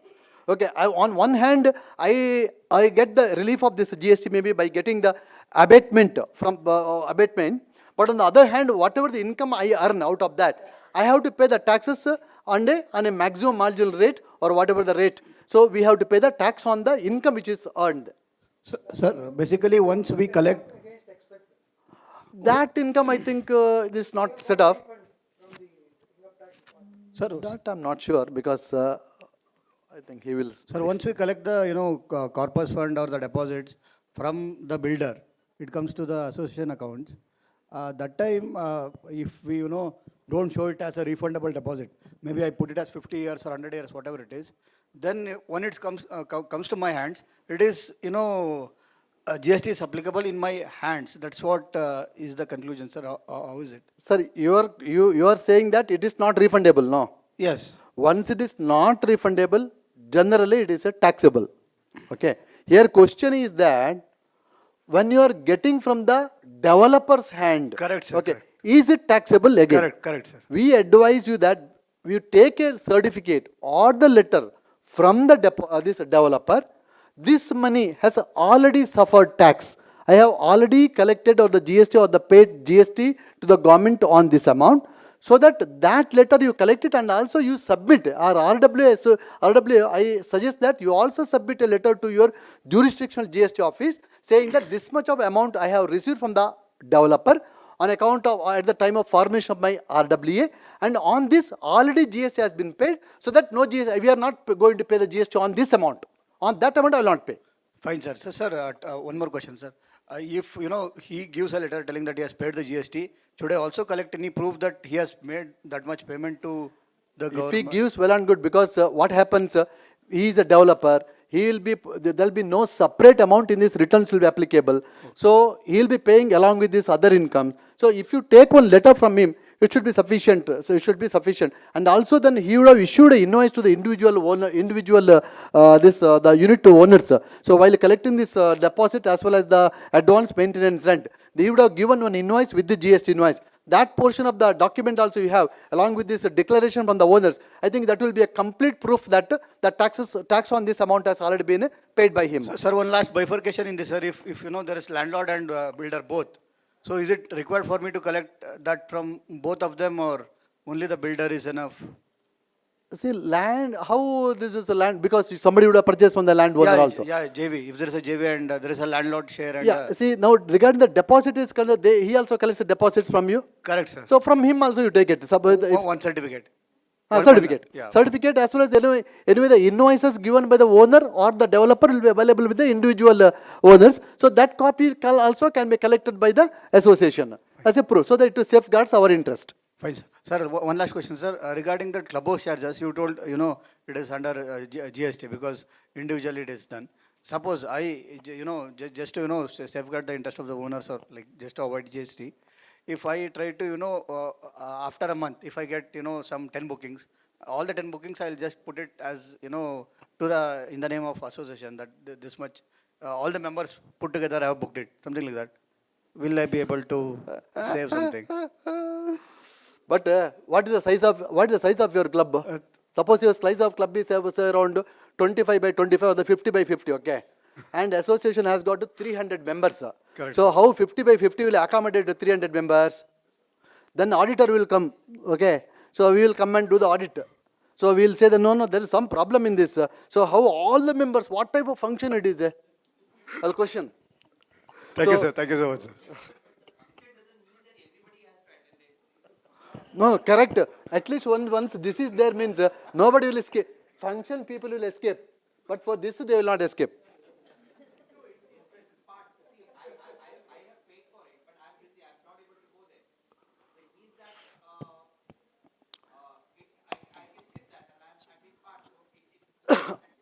Finally, I will ask one question. For the 10 members, so is actually booked by say 10 members. And sir wanted to show that it is booked by all the members. I want to ask one question. From whom I get the payment? The association, from whom payment will be done? All the 300 members or all the 10 members? How? So it's a mutuality between 10 and 300. Huh? How? Why 10 only contributing to me?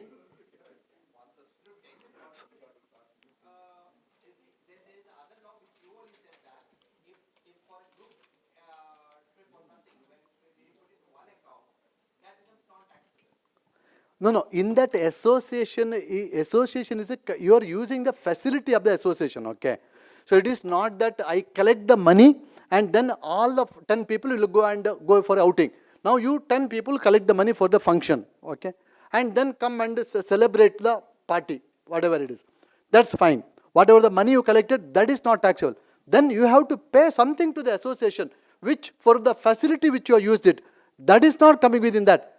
For example, when you are using the service of the flight or the aircraft, okay, for a trip, the money what you 1 lakh you collected is not taxable, but the amount which you have to pay to the aircraft for the flight ticket, that is taxable. So in this example, amount payable to the association is equivalent to the amount payable to the flight. So both are taxable.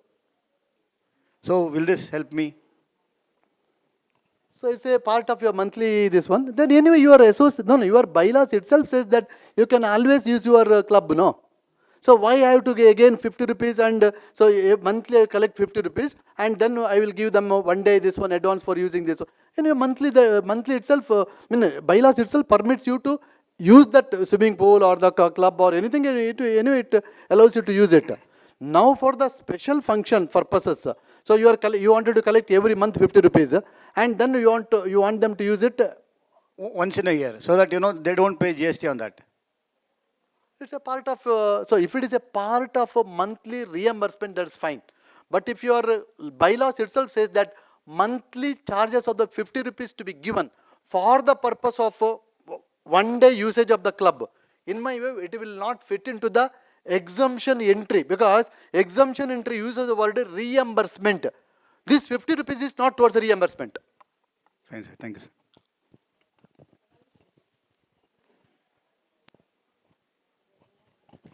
So next question. So here I have suggested that what should be the... So one question, sorry. We have seen in certain communities, we provide softwares to communities. We have seen in some communities that they raise a provisional invoice in the beginning, right, to avoid the GST, and then only when people pay, they raise the actual invoices to them, so that they pay GST only on those people who have paid. Sir, Is this correct? I already addressed this point in the time of supply concept. So some people, the people raise only whoever pays the amount, for them they raise the invoice. People are not at all paying, they don't raise the invoice. As and when they pay, so they raise the invoice. For this, your bylaw says that suppose it should be raised on the 1st of every month. Okay, then we have to adhere to the bylaws provisions.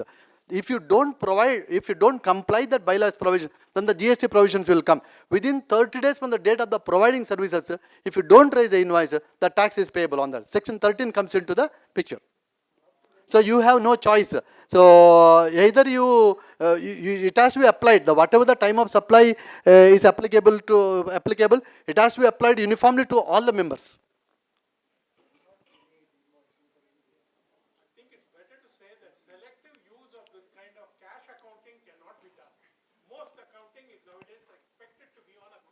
Accrual basis. All are accrual basis. So last 2 slides, sir.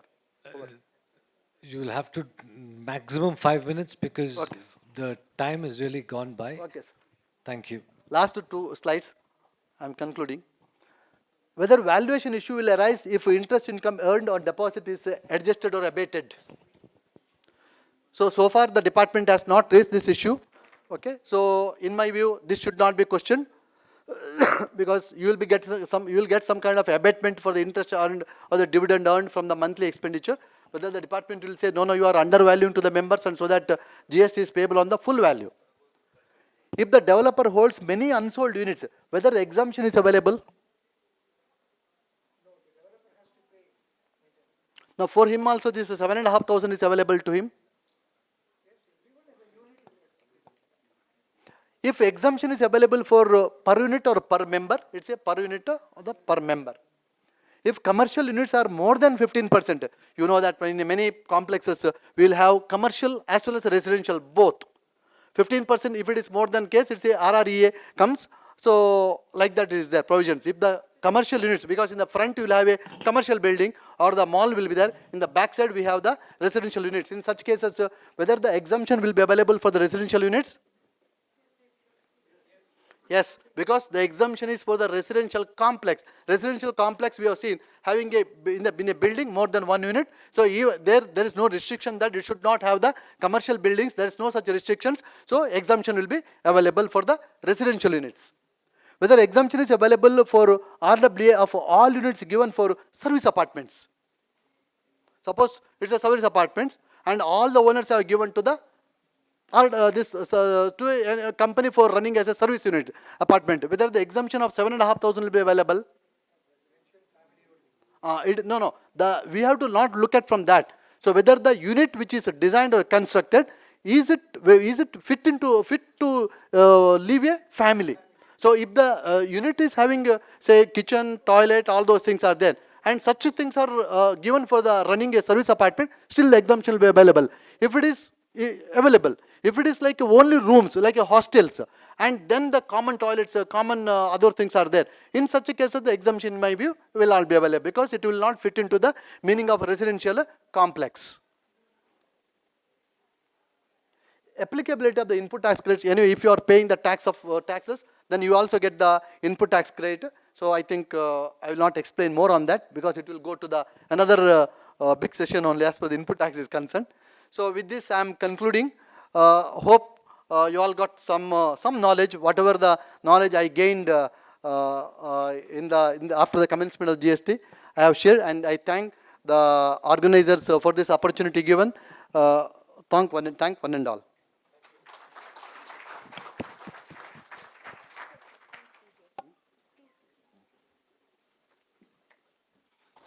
Thank you, sir, for sharing your valuable insights. I now request Anil A to present the sapling to sir.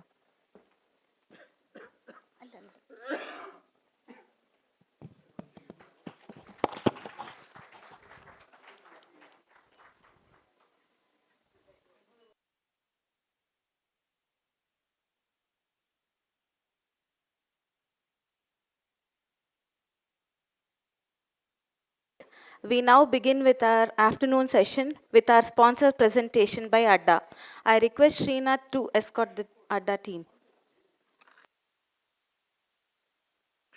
I invite Gautam to introduce our PropTech partner, ADDA.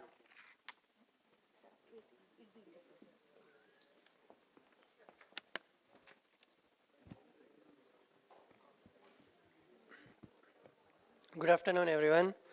ADDA is India's pioneering community management and housing society ERP platform, trusted by over 2+ million residents across India, USA, Dubai, Singapore, and many other countries.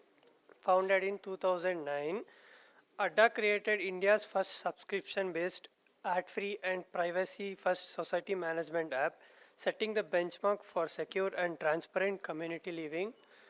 As the only globally trusted PropTech platform in India, ADDA is deployed some of the world's most prestigious communities, from landmark properties of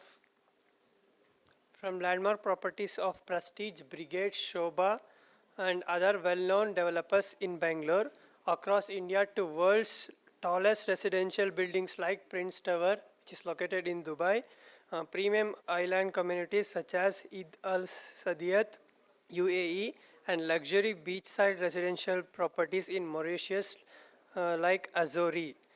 ADDA's suite includes ADDA app, ad-free community app, ADDA books, auditor recommended society accounting software, ADDA Gatekeeper, India's fastest VMS, ADDA Desk, AI-powered help desk, ADDA Communication, and the full stack ADDA ERP. ADDA brings in cutting edge tech, including several AI-powered features, 50+ loyalty, and software integrations to automate communication operations end-to-end. Awarded Best Housing Society ERP 2025-26 by Economic Times, Best PropTech by SPEF Dubai, and recognized by Gartner as Global Category Leader. ADDA continues to drive ethical, AI-enabled, and future-ready community living. Thank you all. Hi. Welcome everyone. I guess after you all had a good lunch, and I'll try to keep it short and very to the point. I have around 5 minutes. I'll quickly get started. Okay.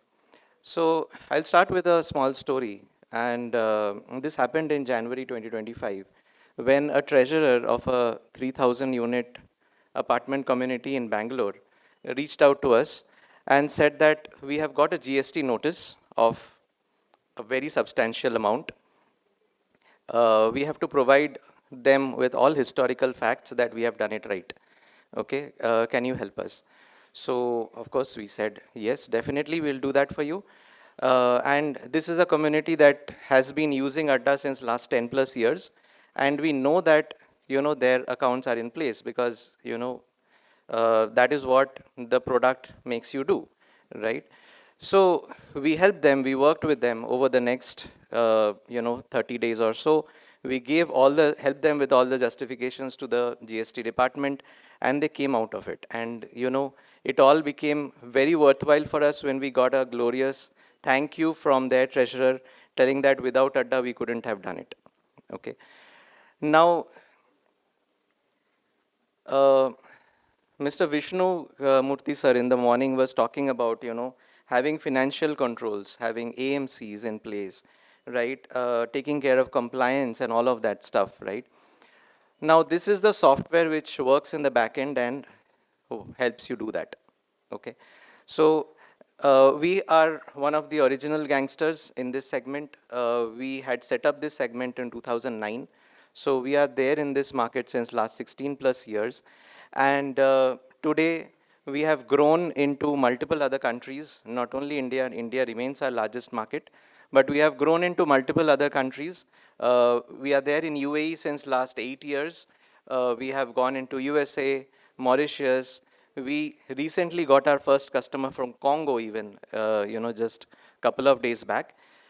And this is the software which helps you, remain compliant, because we understand very, very deeply that RWAs are people who are volunteers, I am myself a secretary in a 150 unit community.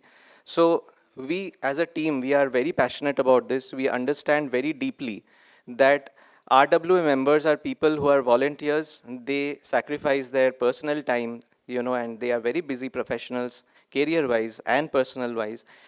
They give their time to make sure that the community is running well, right? So we give our 100% to make sure that they are supported and they are able to have a peaceful night's sleep, right? So that is our overall motto. Now, moving ahead, this is the overall suite of products that ADDA has. It is, we have that resident app, which you can see is very clean. It doesn't have any ads, nothing like that. So I was just talking to a gentleman out there just, 2 minutes back, and he was telling that he finds it very difficult to kind of enforce his residents to go and use the app. And, that is what we exactly keep telling, that, when you have a clean app like this, which doesn't have spam, which doesn't have ads, then the struggle is not so much. It becomes much more easier to actually implement it. These are our ERP tools, which covers almost every aspect of accounting as well as community management. And this is our gatekeeper, which is the security visitor management solution. These are our key features. So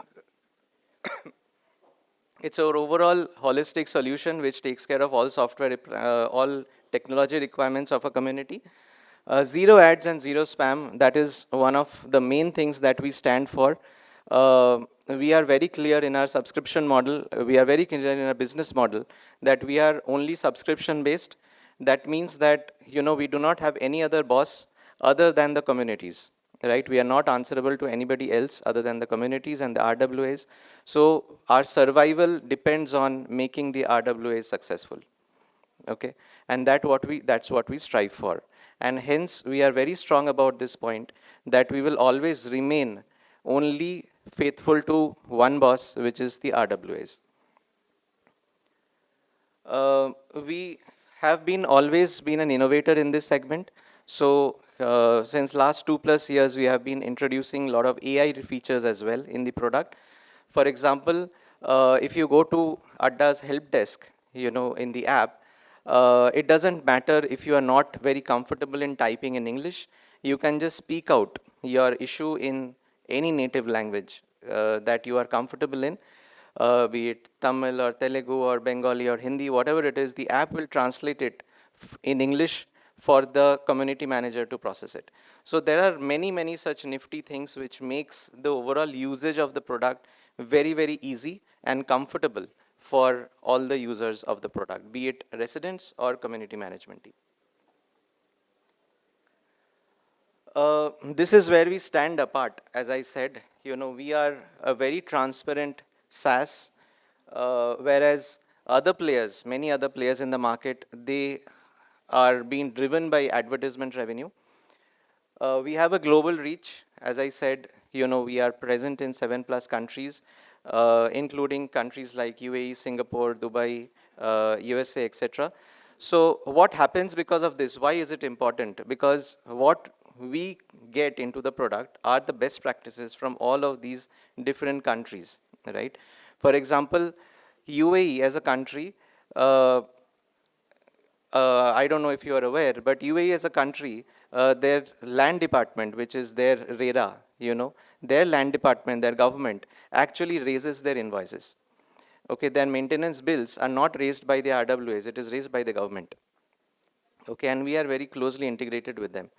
Okay, and what happens is they use the expense management part very, very, very, very, very, very deeply, right? Because of which our expense management has become very strong, which helps the RWAs in India, to get a very good view into where their money is going, right? And as the saying goes that if you don't have visibility into something, you cannot control it, right? So you need visibility into your expenses. You need visibility into every other aspect of your community. Only then you can control it. Otherwise, lakhs might be going somewhere you don't even know about it, right?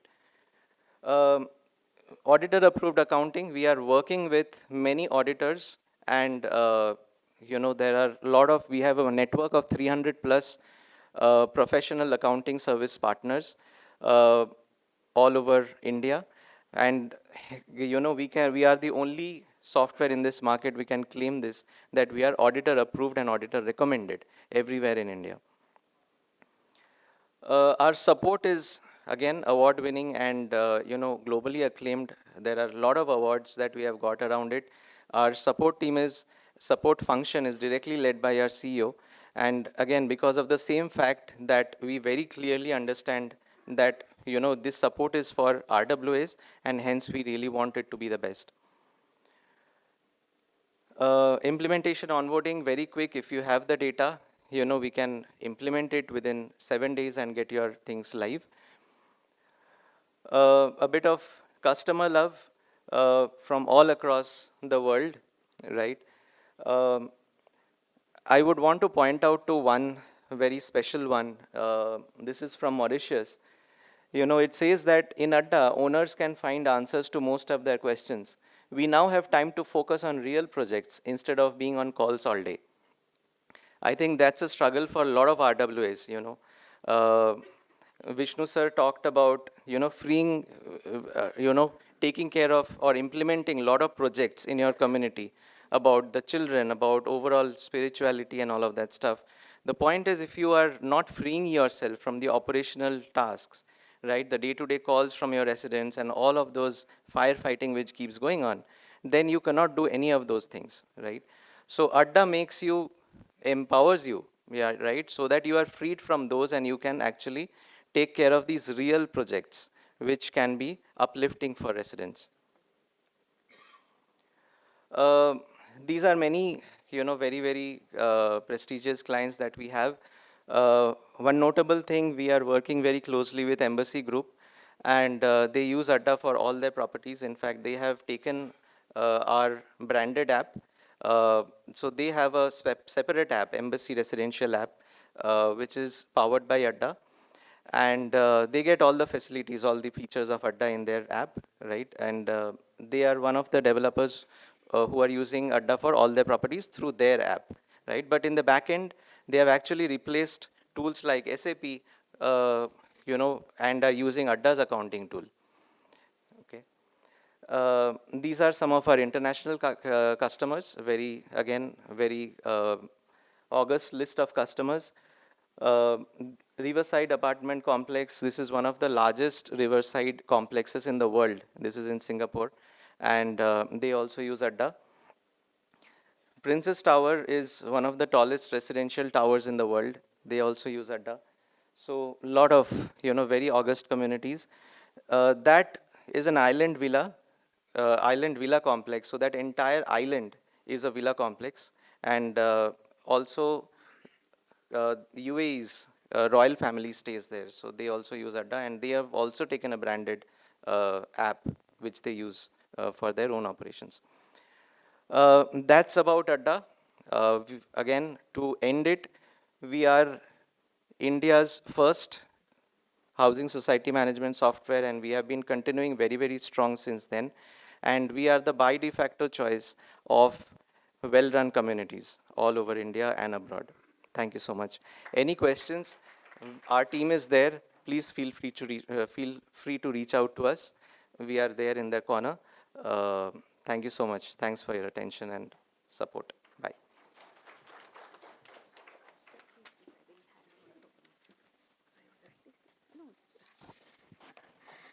Thank you, sir. I now request Srinath to present a sapling to sir.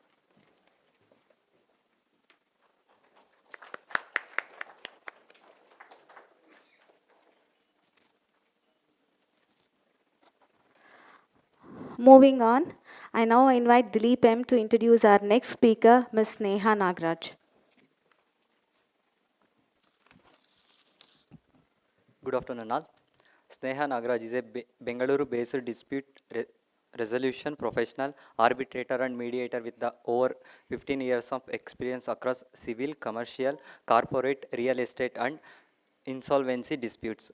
A partner at Frontline Law Partners, she regularly represents clients before the Supreme Court of India, various high courts, NCLTs and arbitral tribunals. Sneha has acted in more than 60 arbitrations, both ad hoc and institutional, under diverse rules, representing domestic, international clients in commercial, infrastructure, financial, shareholder, employment and property disputes.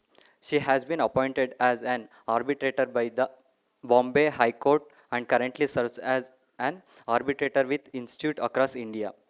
In her real estate practice, she extensively advises and represents apartment associations and resident welfare bodies, assisting them from formation and registration, ongoing compliance, handover and dispute resolutions. In addition, she is an accredited with the International Mediation Institute as a mediator and is a certified mediator by CEDAR, London and MCPC, Supreme Court of India. She is also a fellow of Chartered Institute of Arbitrator, London and member of POST communities for multinational corporations with experience in internal investigations and workplace dispute resolution. A speaker and trainer on arbitration, real estate laws, and gender diversity. Sneha is an advocate for women's leadership in ADR. She holds a BA LLB from Christ College of Law, Bengaluru, and is fluent in English, Kannada, and Hindi. We welcome you, ma'am. Thank you. Hi, good afternoon, everyone. So I'm here to sort of break down what the law is today so far as apartment associations are concerned. I know that there is a lot of confusion generally, as well as confusion amongst people sitting here as well. I may not be able to resolve your confusion, but at least I can tell you where things stand as of today, so that it will probably help you in terms of taking action or trying to see how to move forward from this space, right? So first is regarding registration of associations. The law today, at least so far, is which association you have to register under is fairly settled in Karnataka. You can register under the Karnataka Apartment Ownership Act, which is your 1972 Act. You can register under the Karnataka Cooperative Societies Act, which is your 1959 Act.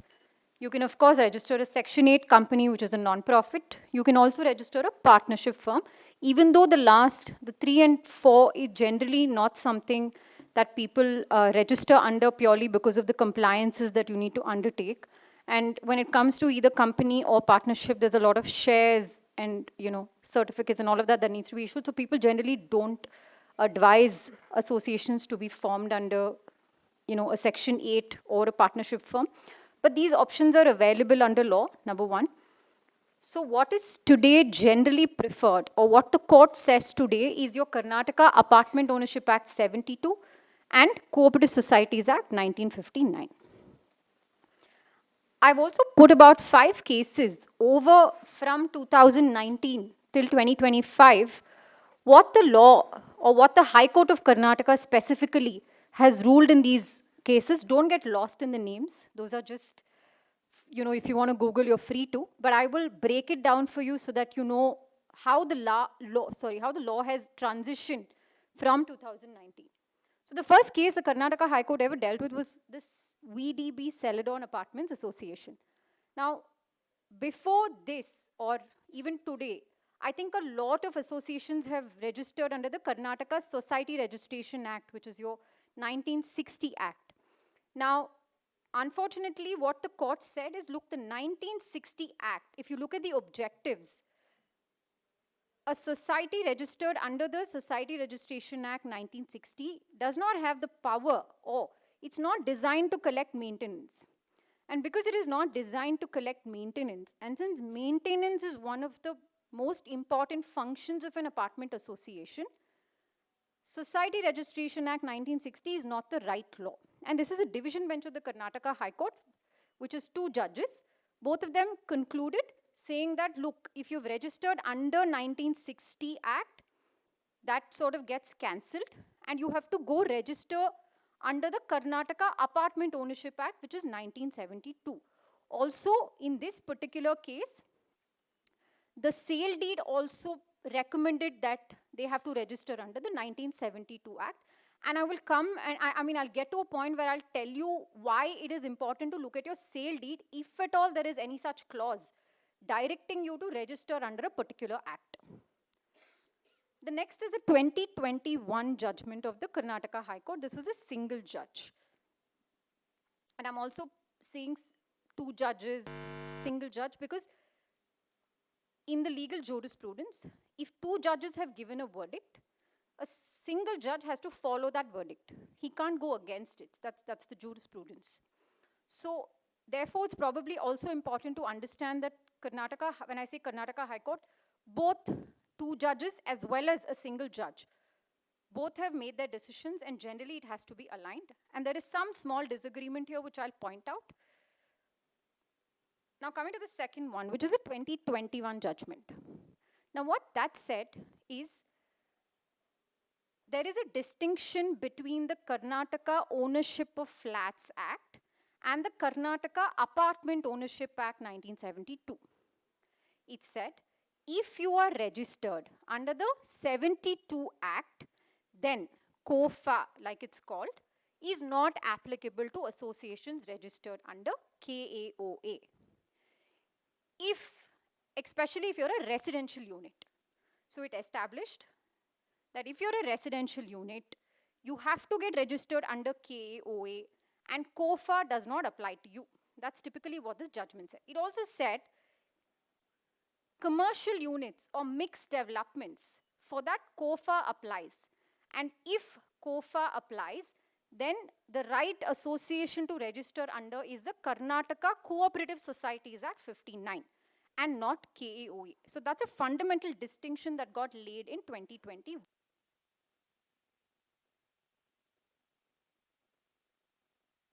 Next we come to 24, where a lot of judgments have, when I say a lot, about 3-4 of them.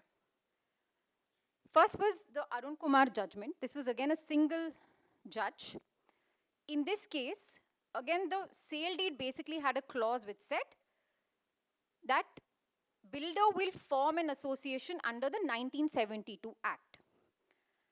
And they went to court because RERA has also come in. But even though RERA was not hugely discussed in 2024, the court said, because the sale deed says that the builder has to register under the 1972 Act, And because this is residential units, on the you have to register under the Karnataka Apartment Ownership Act 1972. That's what the court said in.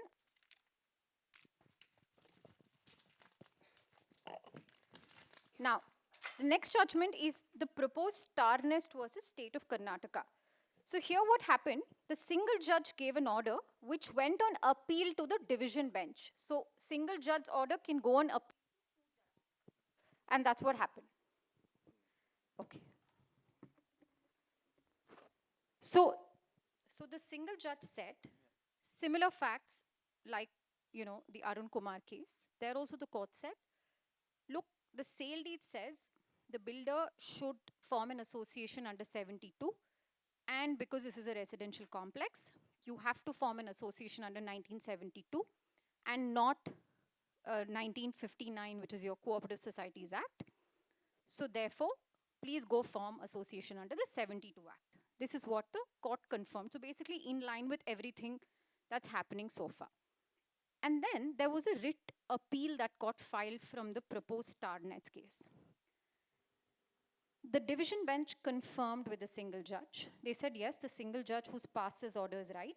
But they made a very interesting observation saying that even if you are a RERA registered project, under RERA, you can form an association under 1972.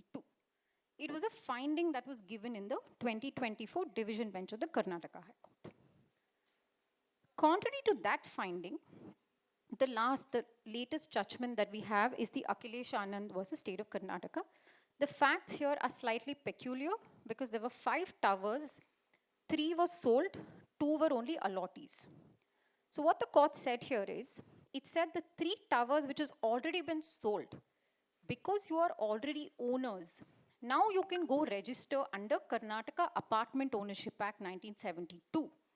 However, the 2 towers which are incomplete, where there are only allottees, you can't register under KAOA because KAOA applies only to owners and not to allottees. And therefore, allottees of association or association of allottees can only be done under the Cooperative Societies Act, where the court went ahead to give a finding that, look, under RERA, where RERA says association of allottees does not include associations under KAOA, slightly contradicting the point that the division bench laid down. So, as things stand today, if you are an association of allottee, what I mean by that is, if you're still an allottee and not an owner, you have to register your association under the Karnataka Cooperative Societies Act 1959. However, if you're already an owner, and more importantly, if your sale deed says the builder has to form an association under 1972, then once you become the owner, you also become the member of the Karnataka Apartment Association Act 1972, which is already formed and existing. Of course, the court also went ahead and said a lot of things, but I think what is important for today's topic is this is the finding that was given by court.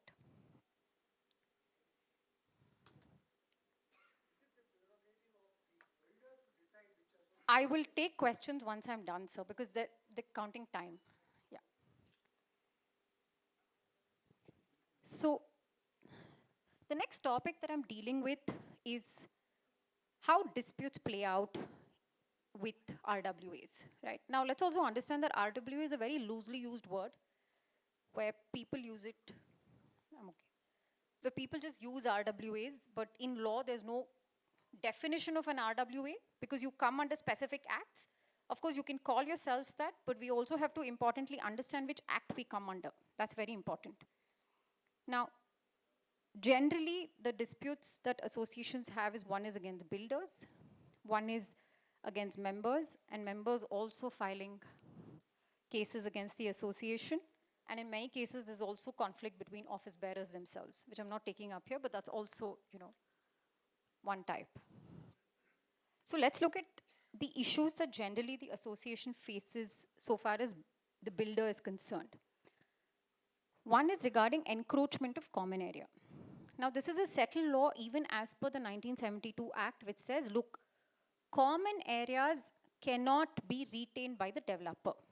common areas, if you're an association under 72, it automatically goes to the association who's the custodian, and the UDS is between all the members. That's sort of a settled law, which also, again, I think last year the Karnataka High Court in Kirti Harmony's case has decided on this specific point. In that case, what happened is the landowner, it was not builder in that case, the landowner said there is X amount of land that is left, so I'm going to put up a tower. It was an open space, I'm guessing. So he's gone to the municipality to get a sanction plan, gotten a sanction plan to put up one tower. And that was challenged by the association members, saying that you can't put up the tower because this is common area and the right is already with us. Therefore, you have no right anymore. And the court agreed with that view, saying that you're an association under 72. The builder or the landowner does not have any right in your common areas. So they can't go and put up any such construction and encroach any part of your common area, and struck down and basically, cancel the sanction plan. That's what happened. So if there is an issue of encroachment of common areas, if you're a 72 Act, you go before the civil courts. If you are a KCSA, which is a 1959 Act, you go before the Registrar of Cooperative Society. You go either before RERA, not register, you go before RERA, because under RERA, if there is an encroachment, RERA can give you a direction or can direct the developer to hand over the common areas. Then next is non-completion of project. Now this is also a huge issue in the landscape of apartments, right? In so many cases, at least in my experience, I've heard people say that, some parts of my common area is not complete, or we see these disputes commonly in the National Company Law Tribunal, where owners are rushing to the court to say that, look, we were promised X, we've got nothing, the builders run away, etc., etc. So there are two avenues you have when there is non-completion of the project. Of course, you can go under RERA. RERA can levy penalty up to 5% of the estimated cost. RERA can freeze the escrow account that is maintained for construction of the apartment project. It can also direct the cooperative society to take up construction by using the escrow amount, and by also, allowing the cooperative society to raise funds from third parties to finish construction. Those kind of directions have also been given by RERA, and RERA can also monitor these type of constructions. So one option in terms of non-completion is to go before RERA. The other option is to go before NCLT, because NCLT, if there are 10% of the total number of owners, or 100 in number, whichever is lesser, NCLT recognizes the owners, home buyers, as financial creditors. So you can go before NCLT, and so far in India, the kind of cases that we've seen, generally when the company or the project, today project itself can go into insolvency, not companies per se. When the project goes into insolvency or goes into the CIRP, which is a corporate insolvency resolution process, other third-party builders come and bid for these projects, and based on that bid, based on the money in the escrow account, they put up and complete constructions. So that's also an avenue for people who are looking out to understand, how do I get my project completed? NCLT is an avenue. And Supreme Court's also, in one of the cases where the project was sent into liquidation, the homeowners went to the Supreme Court directly under Article 32, where Supreme Court said, nothing doing, I'm going to appoint a builder, a government builder to complete construction. So the courts are also looking at non-completion of project very, very seriously. So there is avenue, it's just that you have to take that first step. Next is non-transfer of corpus funds. I think corpus funds, like the speakers in the first half were also talking about, corpus funds are refundable deposit. That's also a fairly settled law.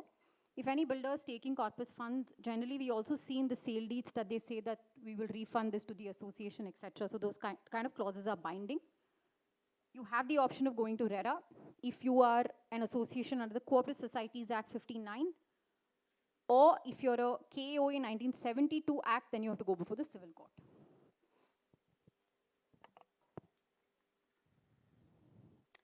Next is incomplete non-handover of documents. This is also a fairly big issue, right? One is you may get possession of the property, But a lot of times, once the association starts managing the common areas, they figure out that they don't have the legal documents, they don't have the title documents, they don't have any of the revenue records, none of this.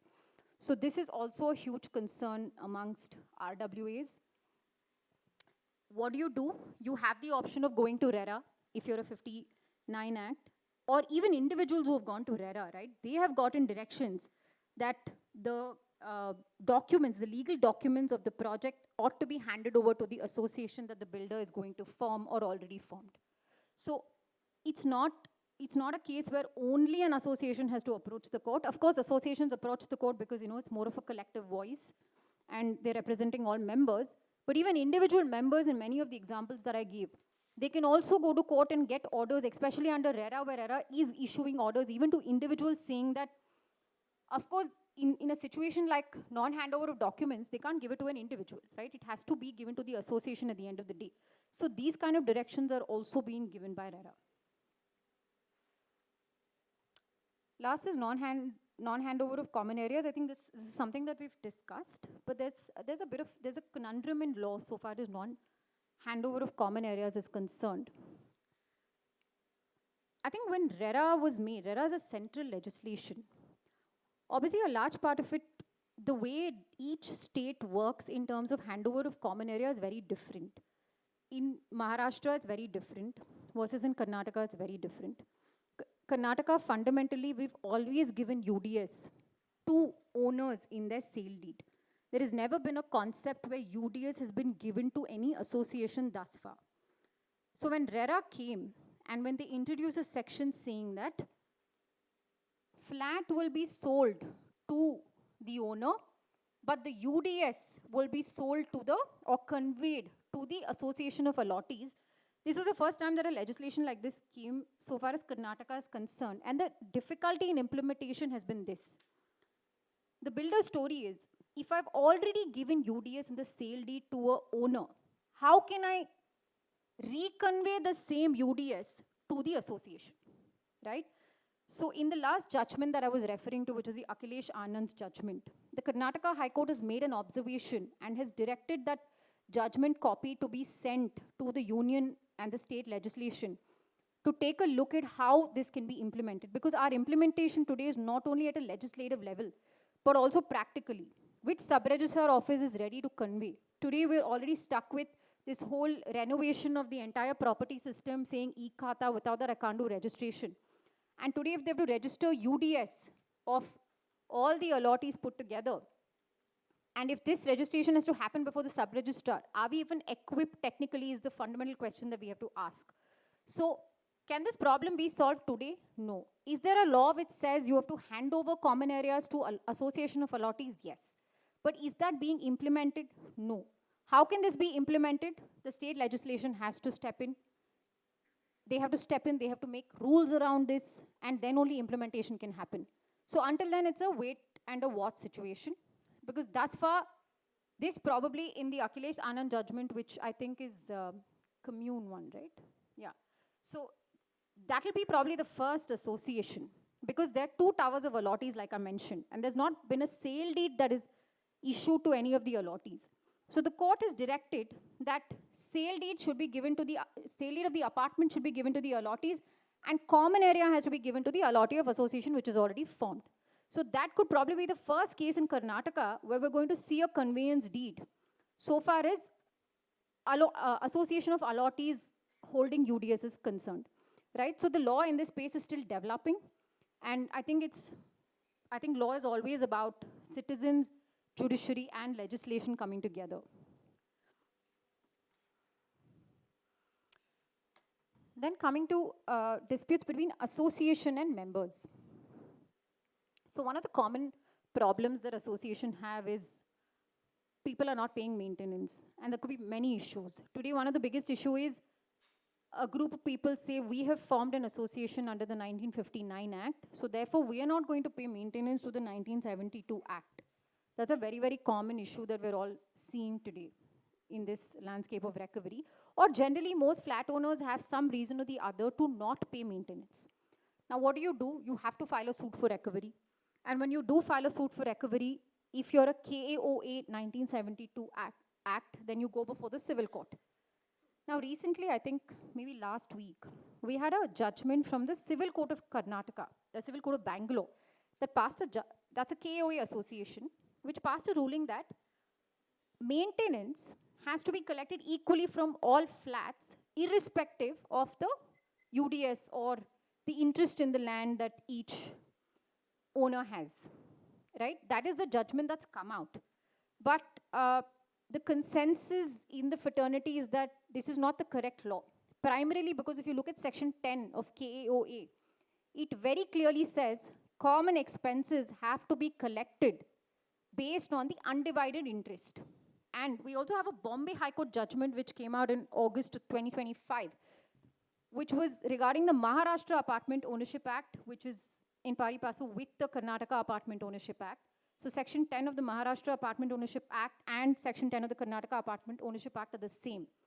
And that is the interpretation that the Bombay High Court took, saying that, look, UDS cannot be equal. It can't be prorated equally. It has to be collected based on the proportionate area that each flat owner has, right? So I'm fairly certain this will get challenged, but also the facts in this case were slightly different because the association adopted a hybrid model where they said 25% we will collect equally, 75% we will collect it proratedly. So, facts are also very different in this case, in the, civil court case in Bangalore. But however, if you look at the law, arrears are always, or maintenance is always collected based on the proportionate share of each apartment. And there's also an issue of encroachment by member, right? You see that a lot of members have their flats and they try to encroach either into an open area or some part of the common area which they're not supposed to. It could either be in the lobby area or some balcony or some kind of open terrace. Associations also they also fight cases, against members. So one of the interesting cases that we're dealing with is a situation where a flat was bifurcated without the knowledge of the association. This is a fairly old apartment in Bangalore. Once the flat is bifurcated, the association said, look, under the sanction plan, this is only one flat. Khata, there's only one. There's only one flat number that is part of the DOD. But you are giving me 2 khatas today, and you're also giving me 2 sale deeds. But I can't recognize it because neither the sanction plan says there are 2 flats, nor does the DOD recognize this flat number. How do I recognize 2 flats today, right? So that's a stand the association has taken. They're not sure of what to do. So the member filed a case against the association saying you're not considering me as a member. But the defense today that we've taken is that how do I consider you as a member? You're not part of the DOD. Your flat is not recognized in the DOD. Your flat is not recognized in the sanction plan. So therefore, we're fighting with court. So those are also some kind of encroachment of common areas or even apartments that happen. And then you also have members filing cases against association. This is also increased massively. And one of the issue is generally when maintenance arrears is not paid, associations take a call to disconnect essential services like water, electricity, DG, garbage collection, etc. So the way courts have looked at it, even though it's fairly divided, is that essential services such as electricity and water are your fundamental rights. It's your constitutional rights, and you can't disconnect it because somebody is not paid arrears. But the Karnataka High Court not Karnataka High Court, but the lower courts in Karnataka have taken different views. Some have said you can, some have said you can't. But the way to approach this for the association, because I understand a lot of office bearers are sitting here today, the best way for an association to approach this issue of disconnection of service is that you file a case for recovery of maintenance. You ask the court to intervene and say, allow me to disconnect services or get the owner to deposit money as arrears, right? That is one way of doing it because there you don't have members going to court and filing suits of injunction to say that let my essential services not be disconnected because there's some bit of equity that's going to play in because the courts are going to be like, how will a human survive without electricity and water, which is basic? So the better way for associations to deal with this issue would be to, you go before the court, you ask for a deposit, or you say, permit me to disconnect services. Then it sort of plays, there's some bit of equity and balance. Then challenging the constitution of association, that's also something that we've seen. Today, if you're a KSRA, which is the 1960 association, that's being challenged in the court of law by members. Or even if you're a 59 Act, there are some challenges, which is of course gone to the Karnataka High Court, and that's why we have so many judgments. Because they've gone and sought for cancellations on the ground that, look, there's already a KOA association, how can a 59 association be formed? You can't have two associations performing the same functions, right? So these are also some issues that we're seeing off late because of the whole confusion in terms of which association should I be part of, or which is the right association that I have to be under. Then of course comes challenging resolutions, elections, saying that it's not been done in accordance with bylaw because the interpretation of bylaw, how each member perceives or how the association perceives is very conflicting and different, could be. Generally, a lot of bylaws prepared by developers also are ambiguous. It's not extremely straightforward in terms of interpreting. So that's also some bit of litigation that we see. Then fraud and misappropriation. Again, this is mostly on the office bearers and how they're maintaining accounts. And today, people are getting forensic audits done. You get them to depose all the material in court. You do a forensic audit to figure out if there's fraud and misappropriation. That's also being heavily played down. So as office bearers, I think transparency is really one of the key things. Then there's misuse of common area, even by apartment associations, because if there is an open space or if there is space for something, a lot of associations put up structures, right? When you put up structures without permission of the members, or even with permission of the members, some temporary structures are permissible, but some aren't. So members are also consciously today taking the associations to court for putting up this kind of structure in the common area, because technically association can only maintain. And if they need to do something temporary, that also needs permission from the members through board resolutions. Then of course, defamation. There's a lot of WhatsApp group, there's a lot of chatter, everybody's calling names. So this is also something that we've seen that, people are taking up defamation very strongly. And that's something that people are insisting that they want to go to court and fight it out no matter what, both civil and criminal. So the last point that I want to talk about is there's also a lot of news running around that a new association act is going to replace the 72 Act.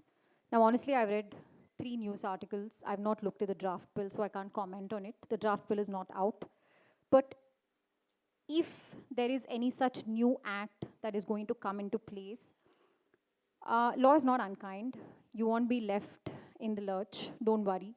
There's always a savings and repeal clause that every enactment will give you, which will protect people who are registered in other associations like the KOA, if KOA were to get repealed tomorrow. So I don't think this is a concern at all. I'll give you some examples. There was the BBMP Act, and then this year there was the Greater Bengaluru Authority Act, which is a GBA Act that came in. It's not like the functions of BBMP or the registrations you have with BBMP and your sanction plans that you had with BBMP are redundant. They carry forward because of the savings and repeal clause. So if 72 Act were to be repealed for any reason, or if it is going to be replaced by a new act, you have nothing to worry, because law will protect when you're under any particular statute. So, and also the labor courts that have come in today, right? It's not, the old acts may have been repealed, but that doesn't mean the functions that you performed under the old acts, go away or they're redundant. That's not going to happen. So there's no concern for worry. Sure. I'm ready to take questions.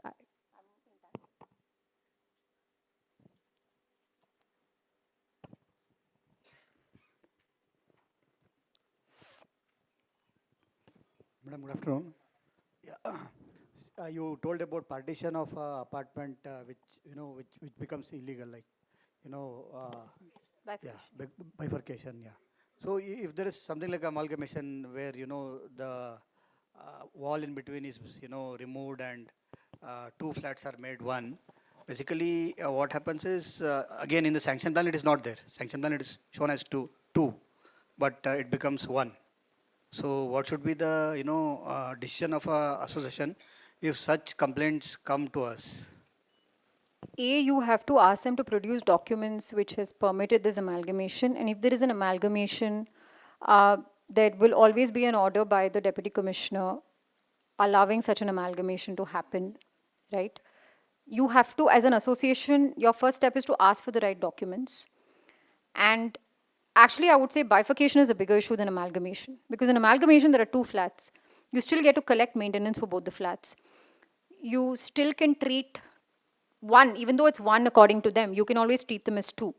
But of course, asking the right documents, ensuring that you have all of this. And the last option is, of course, to go to court and get an order from court whether you can recognize them or not. That will be your last step. Yeah, Madam, other question here arises is, because they are, removing the wall or something. So DOD or a bylaw will always suggest you should not, touch it. So somebody would have touched it and they would have removed it. So that is a second question which, we have to answer as an association. So it is illegal, there's no doubt about it. The right way for you to go about probably is to get a legal opinion, to send it to them, to get the right documents, and then take a call whether you want to take this up in court or you want to resolve it internally. Because also what associations have to remember is, you can't set wrong precedents. You allow this for one, then a lot of people will take advantage. That is one of the reasons why a lot of associations take a neutral stand. You may have done what you've done, but as an association, I have to go and set a right precedent. So I will go before court, file a case. Now the outcome of it, if it goes in your favor, good for you. I'm okay to accept you the way you are. If it goes against you, then you'll have to figure out what to do. But taking action becomes very important because otherwise you're not setting the right precedent. Thank you, madam. Sneha, man. Here. The association which is there, it should have actually been consulted before this happens, the repairs happen. And normally, the practice is to get somebody who's a qualified structural engineer to say whether removal of that wall or whatever it is something which has adverse impact on the whole building. And all the members anyway have agreed they'll not touch the beams and the absolutely. That's why I said asking the right question is very important. How have you done it? That, you see, the association, first of all, has to take into account that when the repairs were happening, why is it they were not consulted? No, so a lot of times what happens is... permission. If it is done otherwise, they have every right to say you've done it without our permission. Correct, absolutely. In fact, this has happened. People take permission from one aspect and then, do something else holding that permission. This is actually very common. But yeah, your point is well taken. Ma'am, I just want to ask this, when you said this Akhilesh case, where there are multiple towers getting ready at various times, is it possible to have multiple DODs for those? Yeah, you can. Each tower can be a association. Can have a multiple DOD. Yes. The other question was, can you get partial OC also for these? Yes. Yes.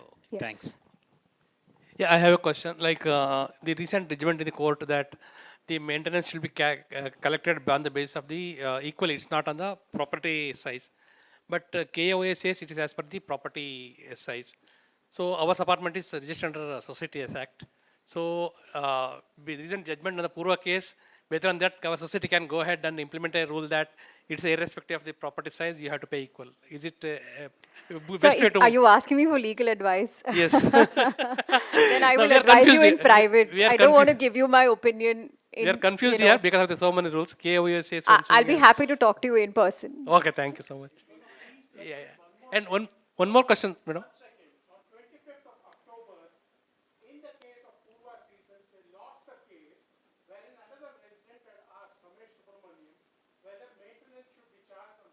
Foot basis or whether it should be charged on an equitable basis divided by the number of flats. They've lost the case. Unfortunately, that case has not been given any kind of media attention, so people are talking of the subsequent case. Whereas the fact still remains is that the High Court itself has passed an order sometime earlier in the case of Shri apartment saying it should be calculated as per Karnataka Apartment Owners Act Section 10. So please remember this before we argue.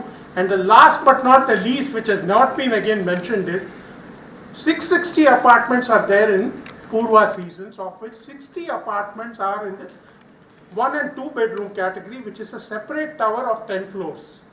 The others are all 3 bedroom the people who have argued this case and fought the case against the management, as well as their lawyer who represents them, all have 3-bedroom apartments. And because of this, if they try to implement, it is the smaller apartments which would be paying 2,000 rupees extra, and these larger apartments, 600, would be getting a benefit of 200 or 250 rupees. Unfortunately, these facts have not been put out. If ever this comes, there could be some issues for the lawyers themselves to ask and say, how did they stand and how did they not disclose their personal interests in this matter? But when the court ruling is like that, there should be a benchmark for others. And one more question, Madam.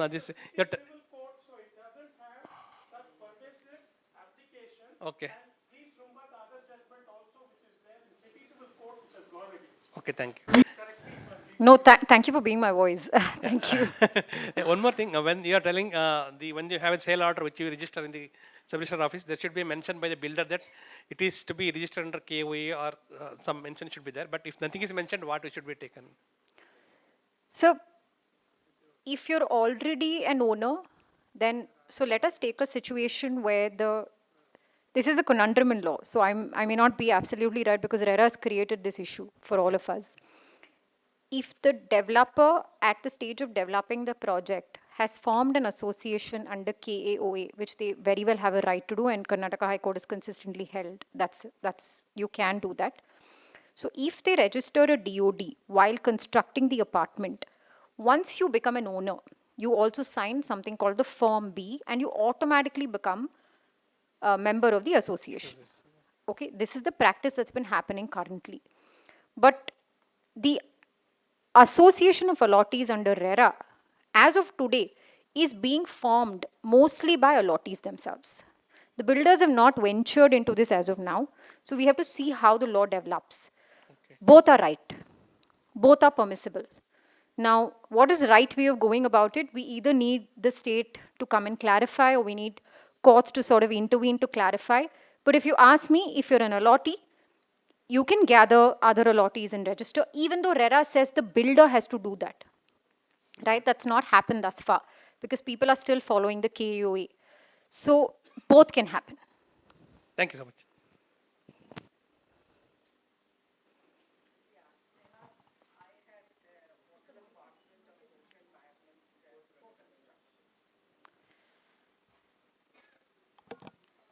Yeah, I had bought an apartment. I had bought an apartment with total environment before construction. Then after they completed the project, I found that the common areas, that is the ground floor common areas, more than 50% of it was given to the ground floor apartments. That means the rest of us, like I live on the second floor, so we had no access to these four corners of the property. So they had given that. Then after they did that, what they tried to do was, in making the DOD, the deed of declaration, the developers, they added this gardens, private gardens, to these apartments and wanted all the owners to sign that DOD. I mean, that was an incorrect DOD that they wanted the owners to sign. And then finally, I think the DOD requires all owners to sign for it to be registered. Yeah, that's right. But the developers went ahead and registered the DOD without all the owners signing. This is subsequent to the sale, subsequent to sale selling. Deed, yes, yes. We all have our sale deeds with the UDI, with what was given to us and all that. But like I said, I booked it before completion. So only after completion did I realize that all these were not usable by me. So basically, my query is that where do you go? What is the forum that you go to get relief for situations like this? I know the court is the ultimate, but most of us don't want to spend 5-10 years in court over an association matter, though I did take this to the court, I must tell you. But besides court, in terms of Register of Societies, Karnataka Apartment Owners Act, is there any other forum that is practical for us to go to get some sort of solution? Thank you. I really wish collectively we can form a parallel universe because, if there were answers other than court, I'm sure everybody here would have taken that option, but we really don't have. In a situation like yours, because the DOD has already been registered, and you don't have any other option but to go and get that DOD cancelled because it's not been done rightly under law.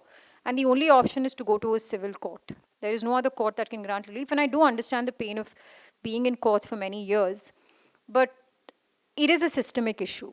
Very, very unfortunate, but it is a systemic issue. But I also do believe, as a litigator, and I don't want to endorse litigation as such, but I feel like the more action we take, the legislation, the state will come together and the laws will get reformed. The more we wait and we don't take action, I don't believe that laws will change. And and we are seeing that today because after RERA has come in, the amount of litigation has increased tremendously. So today, the government is reconsidering if they have to go through any amendments, if they have to change anything, if they can protect, because a lot of cases today are primarily because of property issues where either nothing is getting delivered on time or quality has not been given, or there are many issues where people are swindling money, not putting up construction. There are many issues in the real estate space. And only when people start coming and putting their problems out and taking effective steps, I think the government owes us that. They have to give us better laws, better system to equip us so that we don't have to go through this, but to answer your question, I think civil court will be the only forum that you can challenge a DOD in.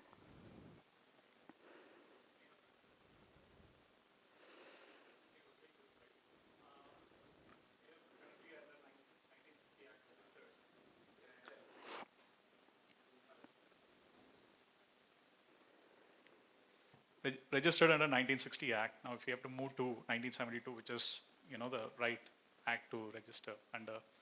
Now, there are several documentations that are required. One being the need for an occupancy certificate. Now, there is deviation, which is there as part of the bidding plan.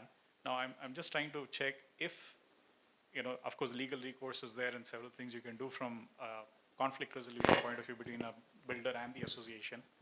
But is there an opportunity to kind of correct or get a reopen?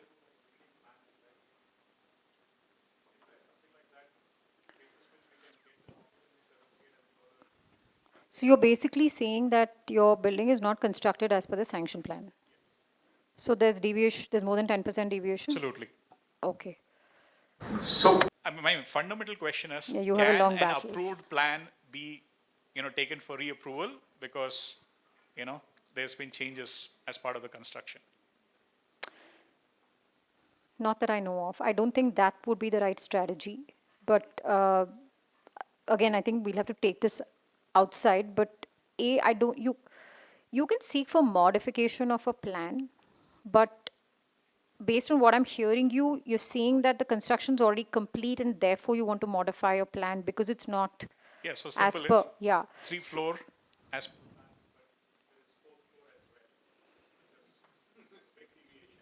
right.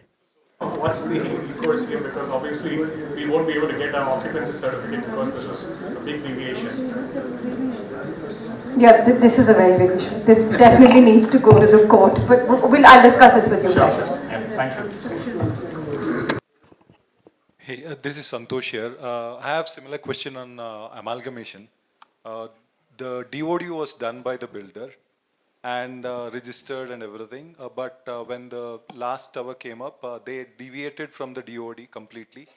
They only did amalgamation of a few flats while construction, which we were not aware.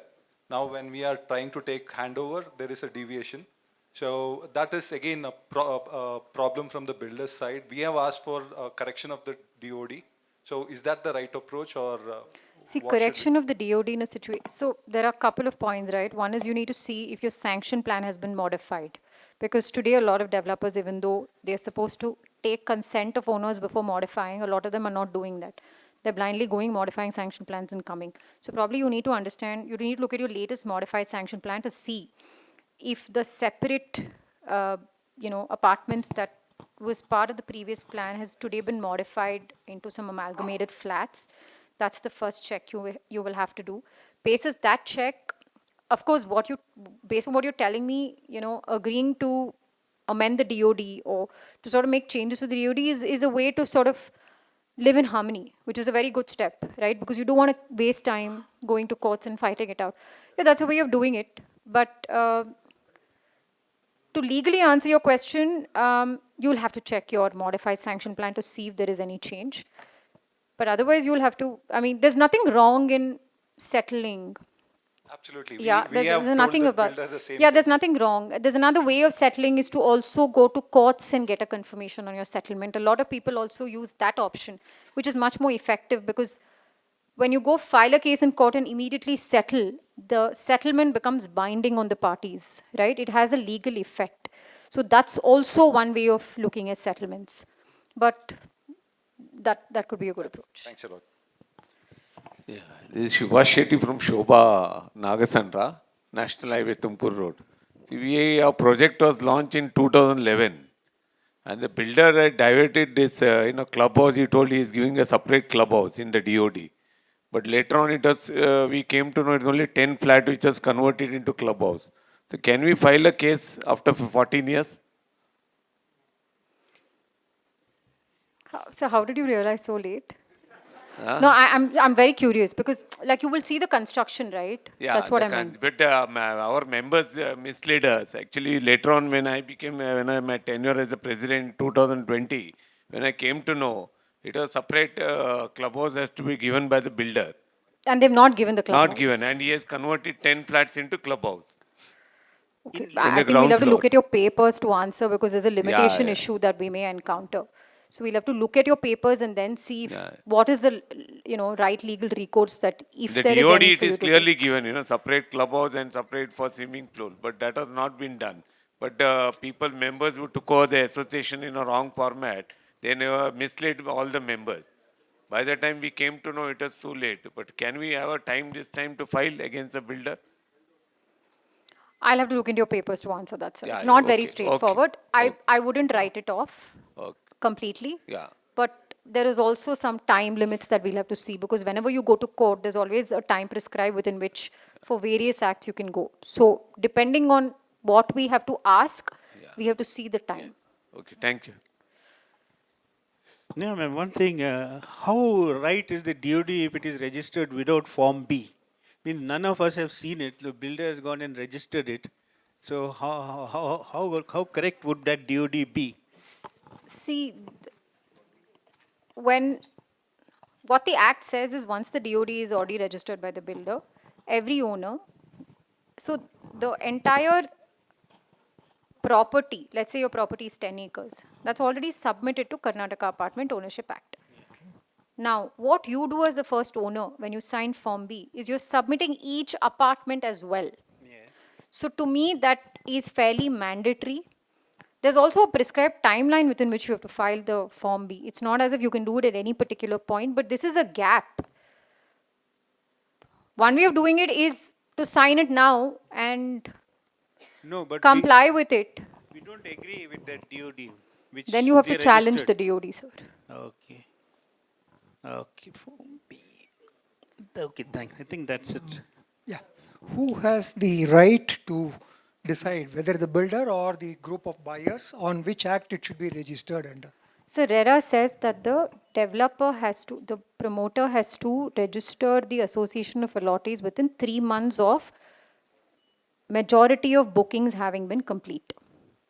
So which is why if you heard me, one of the answers that I gave is that typically RERA, if you go under RERA, after more than 50% of the apartments being booked, the builder is mandatorily obligated to form an association of allottees within 3 months. As of today, nobody is doing it, which is why a lot of allottees are coming together and forming an association under the 59 Act, which the Karnataka High Court has said it can be done because you're not an owner as yet. So it is the builder. If you're asking me whose obligation and liabilities, it's the builder.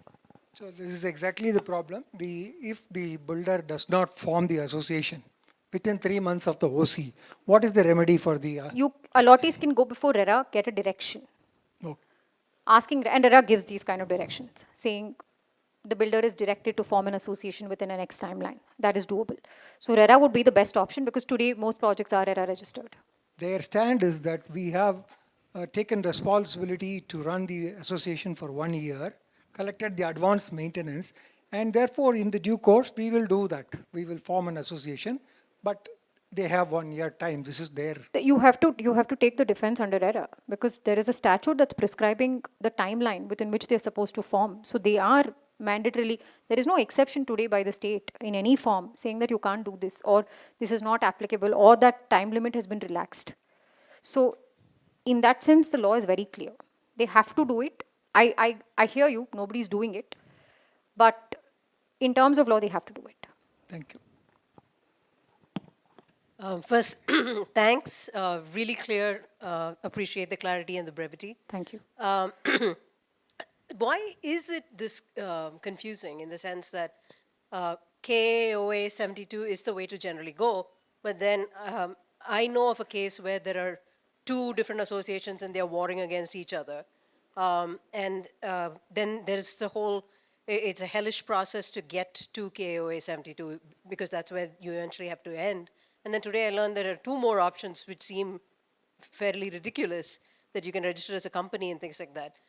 Why isn't it just, I mean, it's bad enough that it's different state from state. Why all this confusion is the first question. This is my personal view. I'm not, if laws are made when you copy, generally how are laws made in India? They copy, right? And this is a problem if you copy. What works for one state will not work for the other state. You have to understand the ecosystem of every particular state when laws are made. Even when RERA came, the central legislation didn't consider how states are operating in terms of property. They just said, this is how you have to do it. States have to figure out. And now you know how the state governments are. They don't do anything. They have to regulate. They have to pass the necessary rules. And the primary problem is when KOA came about, there were no rules in place. Even today, the rules under KOA are not very effective. There is no competent authority. There's nobody dealing with KOA at all. There is a statute, but nothing is being implemented so far as KOA is concerned. This is really the issue when laws are framed. So it's very important that when laws are framed, you have to understand your space. You have to understand that industry and frame laws. It can't be a copy-paste. And unfortunately, we're all struggling with this kind of issues because it's a copy-paste situation. And you gave the three cases of cases that you typically see. Do associations often go against the government or government bodies? Yeah, absolutely. So do you see a lot of that as well? Yeah.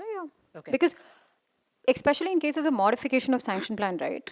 Once the sanction plan is given and the apartments are sold, or when majority is sold, without the permission of even a single flat owner, the sanction plan cannot be modified. And every builder out there is getting a sanction plan, subsequently modifying it, and people don't even know about it. So that's when you go after the regulatory bodies. Cool. Thank you.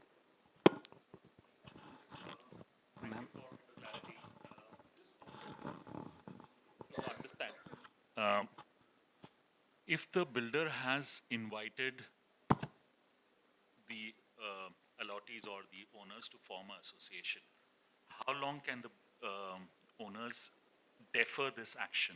Or is there a binding timeline on them as well? Well, very good question. In fact, this is one of the questions that the High Court of Karnataka dealt with, saying, can the court give a direction to private members, in a writ jurisdiction to form an association under KOA? And the court said, we can't do that, right? So at least what we do in situations, well, if you're asking me, is there a statute which says the allottees or the owners have to cooperate and form? There's nothing, right? So there is no obligation on the members to cooperate at all. It's more in terms of builders have to do it. Now, for association under Cooperative Societies Act, you need a very minimum number. So it's not that under the Cooperative Societies Act, the builders can't do it themselves. They can. Because in most cases, the builder will at least own 10, 15 apartments at any given point, and they will sell it subsequently. So that's a good enough number to start with if you want to form an association under cooperative society. And for KOA, when you've not even sold flats, the landowners and the builder, or in cases where the builder itself owns the land, it's faster to form a DOD, right? So these are associations the builder can actually, so the issue is the builders have to be a little more structured in terms of forming this association and take the responsibility. giving no option to the owners to fight at a later point, right? Because if the onus is on the flat owners to register, it's very difficult because today the scale of apartments we're talking about is all in 2000, 3000s, huge in number. And for so many people to come together to form anything becomes a very difficult, and that's why the law is always consistently put onus on the developer to do this job because it's easy for him when he's not sold any apartment.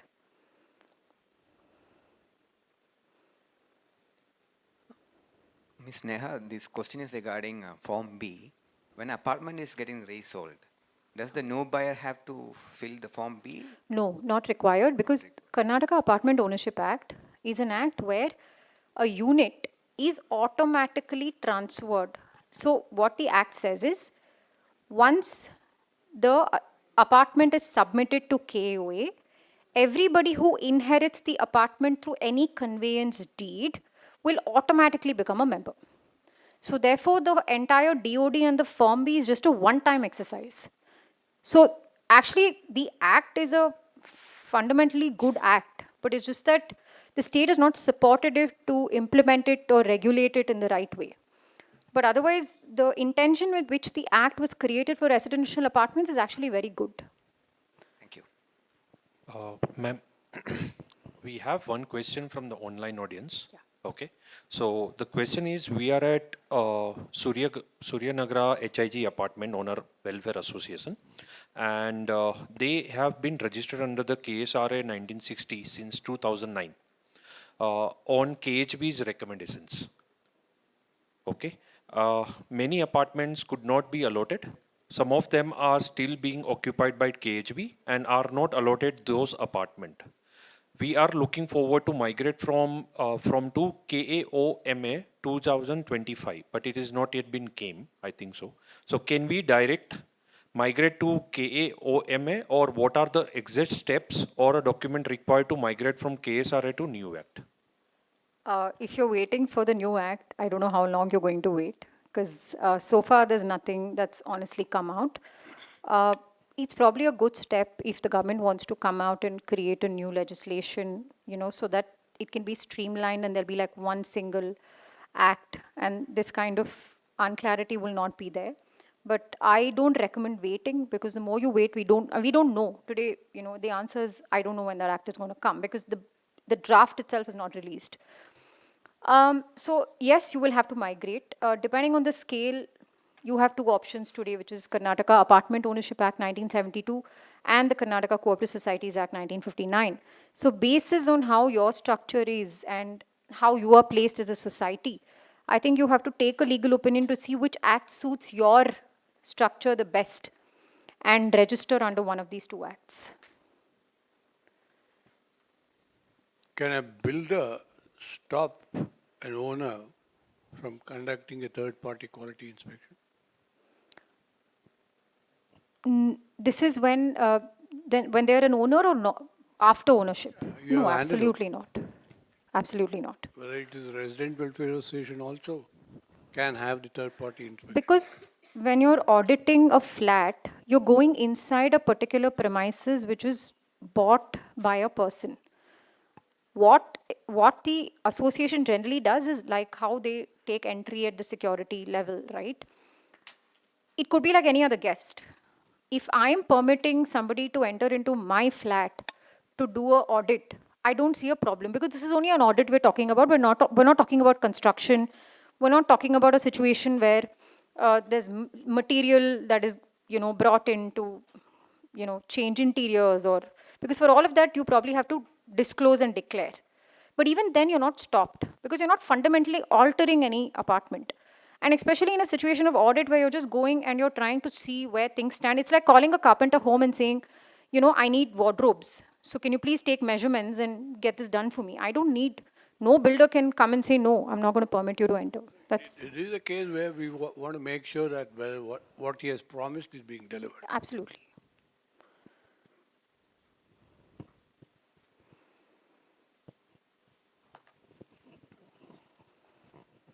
Thank you. Thank you all.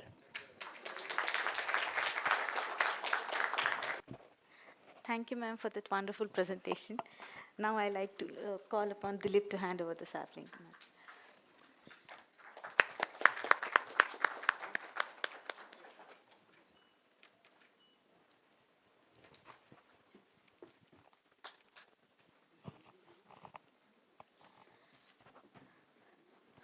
We would now like to acknowledge our sponsor for today's event. I request Yuvraj to introduce our ADR partner, CORD. Good afternoon, everyone. CARD is a trusted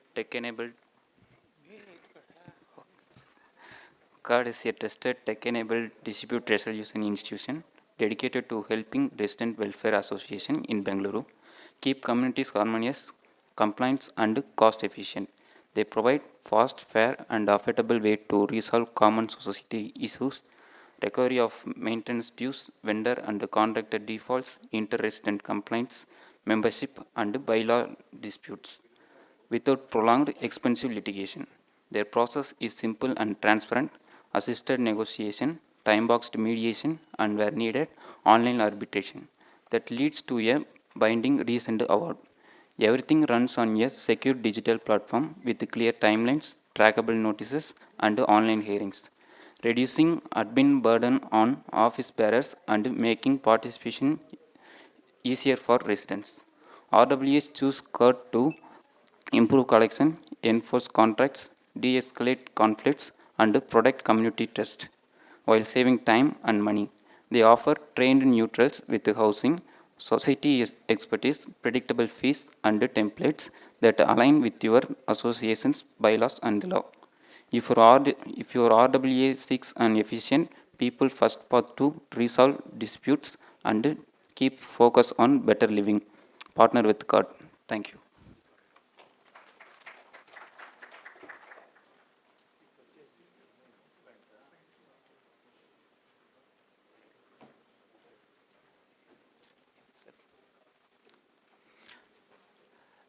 Good afternoon, everyone. It's always a challenge speaking after the lunch session, but I think Sneha has done the job of getting all of you excited and thinking about complex issues. So, not the video. Can you take the PowerPoint presentation, please? Okay. So very quickly, let me introduce myself. My name is Vikas. I'm the co-founder of CORD. I'm a lawyer myself. In fact, Sneha and I sparred against each other 6 years ago now, Sneha. In a resident welfare association dispute, mind you, and it was a very heated matter where there was an election issue involved between past office bearer and present office bearers, and the both of us, God knows how many days in court, and I remember it was during vacations, so we had to be with the judge, against the judge, at various points in time to get our point. And that sort of is that, and that sort of a good starting point for us to think about, it's probably a good starting point for us to think about what is it that we're doing in resident welfare associations and whether there is something that we can do to make things a little bit better. And that's why you looked at what are the challenges that are facing RWAs. Is it autoplay? It is autoplay. Can you just click? Sorry.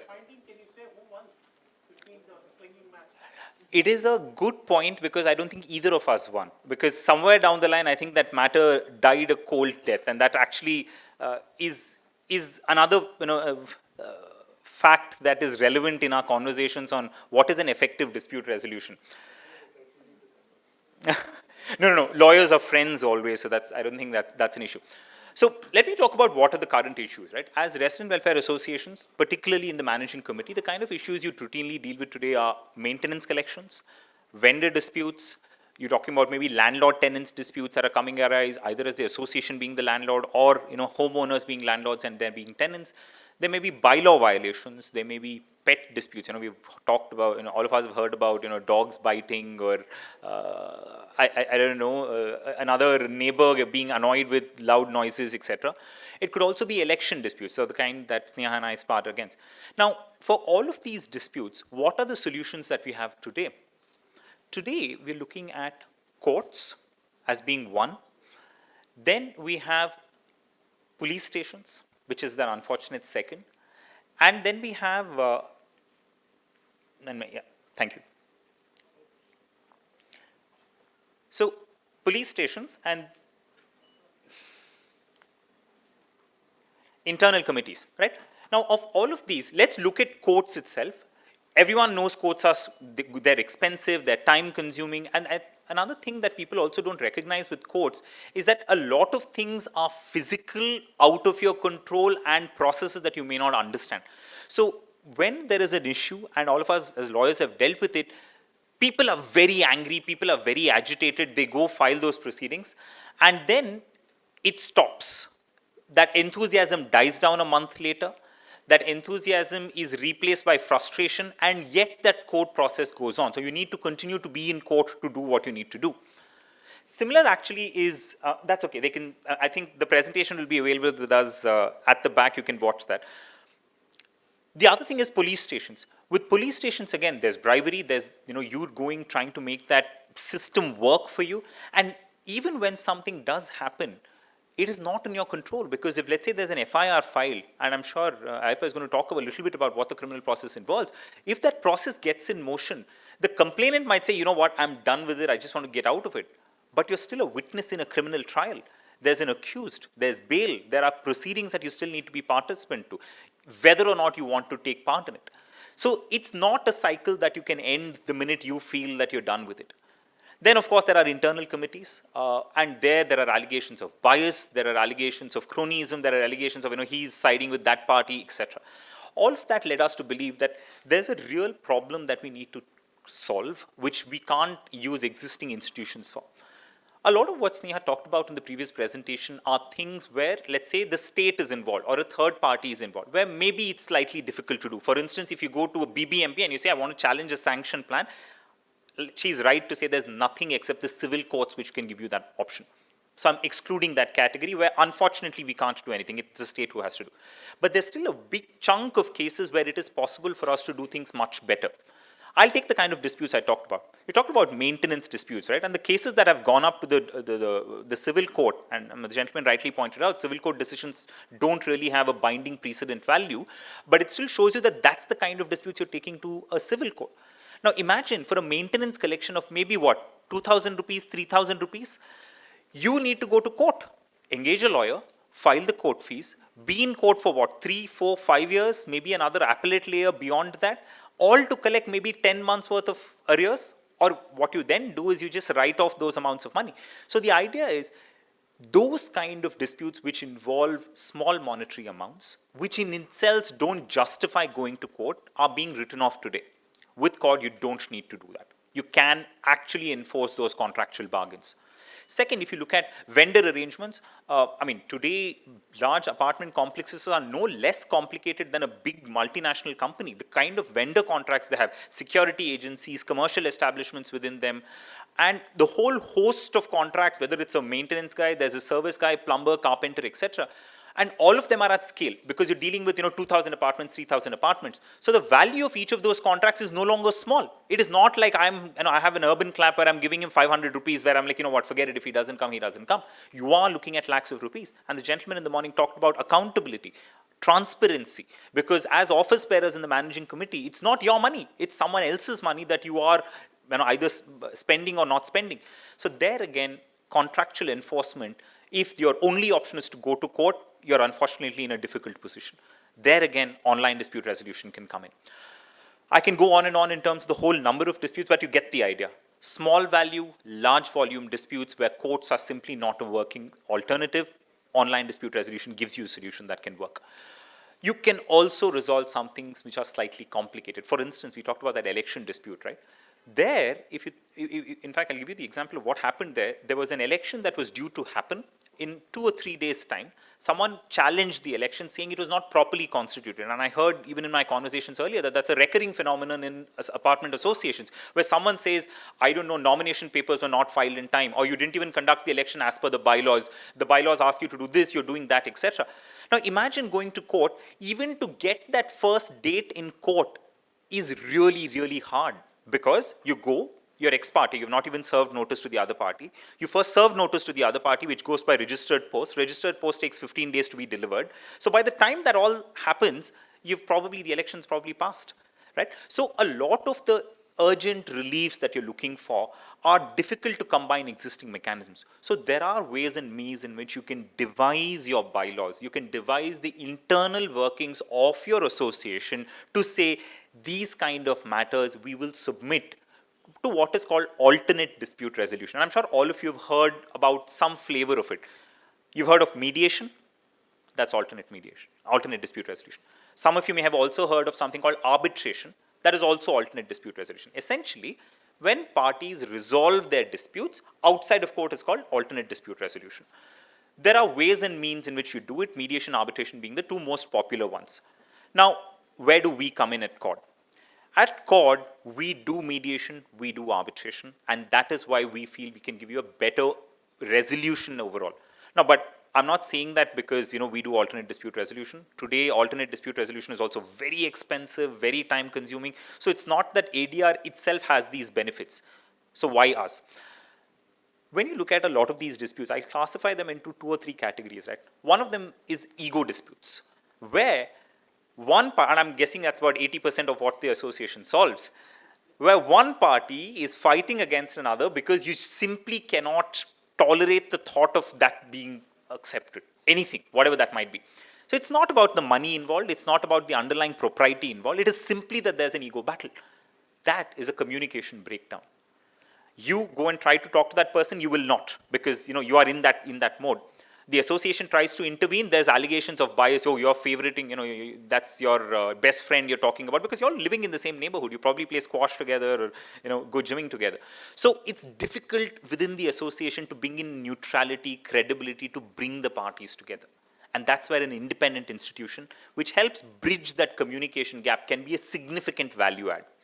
Next, even when you're talking about the parties coming in, to explore solutions, sometimes you may not have the necessary resources to do it. You may not have the skills to do it. Because even if parties are talking to you, how do you make them explore a solution that is mutually beneficial to them, right? Sometimes you might need an expert to come in. A gentleman in the back, we were talking about, let's say, for instance, there are 2 flats, there is a seepage issue, and you're trying to figure out who is to be blamed. Now, unless there is someone who comes in and evaluates, thank you very much, someone who comes in and evaluates what is the problem, it's very difficult for you to find a viable solution. But I will not accept his expert, he will not accept my expert, so whose civil engineer will you rely on? A neutral entity which will come and help you with that process can bridge that gap. So that is a couple of examples of where, where we are looking at educating the RWAs, building the capacity even within the RWA to say, okay, these are some of the skills, these are some of the tools that we can give you. We follow a legally compliant process which ensures that anything that happens within that framework is within the ambit of the Arbitration Conciliation Act, the Mediation Act. So you know that it is not a airy-fairy process. You have access to trained neutrals, which means whether that's a civil engineer, whether that is a mediation expert who is an expert in psychology, all of those are people that we have on our panels, and we have a dashboard which allows you to track all of these cases, and there's a structured path to resolution. So those are some of the benefits that we bring in. And eventually, if you people are not able to agree, then what? You take the process flow through its life cycle, where one, of course, the RW needs to come in because you need to recognize CORD, otherwise who are we? Who are we to come and resolve anything at all? Next is the resident raise the disputes, which means any sort of complaint that comes gets filled in an online form, and there is assisted filing, because most of your categories of cases are probably in 10 or 20 buckets, not more than that, right?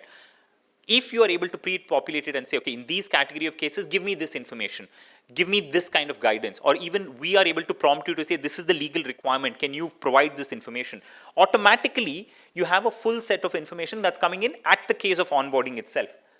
Once that happens, we educate the parties to say, listen, in this scenario, in these kind of situations, this is likely the potential options that you can explore. And that we are doing using a combination of obviously our database and some degree of AI-based learning on disputes of this category from across the world.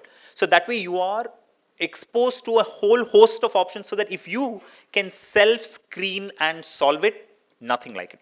But if that doesn't work, you go to mediation, where there's a neutral third party that we appoint. They come, provide some practical solutions, bring the parties together, engage an expert they need to if they want, to help the parties come together and reach a solution themselves. If that doesn't work, there's arbitration. And arbitration is a decision. It's a court decision, except it's not in court, it's outside of court, but it is recognized by law. So where we appoint the arbitrator, there's a legally enforceable binding decision that comes in.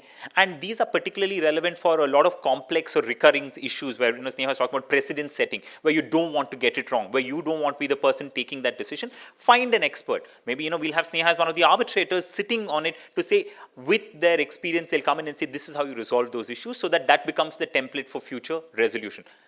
Those are some of the ways in which we are able to assist you. And all of this at price points where we start off from as little as 4,000, 5,000 rupees for an entire arbitration, which is the last step of the process, right? So that includes the fees of the arbitrator, that includes the institution fees, and these are in time frames of within 30, 45 days, and so on. So with time, with cost efficiencies, it's about trying to bridge the communication gap between the parties, educate them, and give them a viable alternative such that some of these issues which ruin relationships within a community, you're still living within the same complex, you don't take it on your head.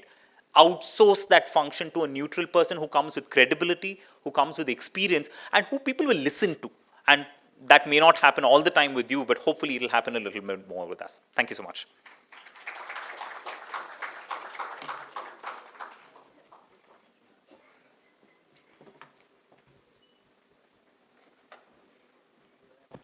Thank you, sir. I would like Suleiman to hand over the sapling to sir.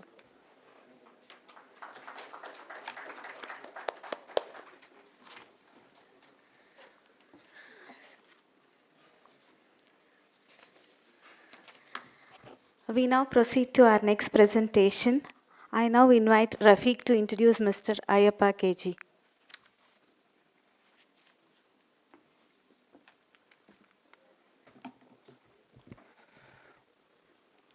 Good afternoon, everyone. Aiyappa K, partner at One Law Advocates as a lawyer and now partner at One Law Advocates.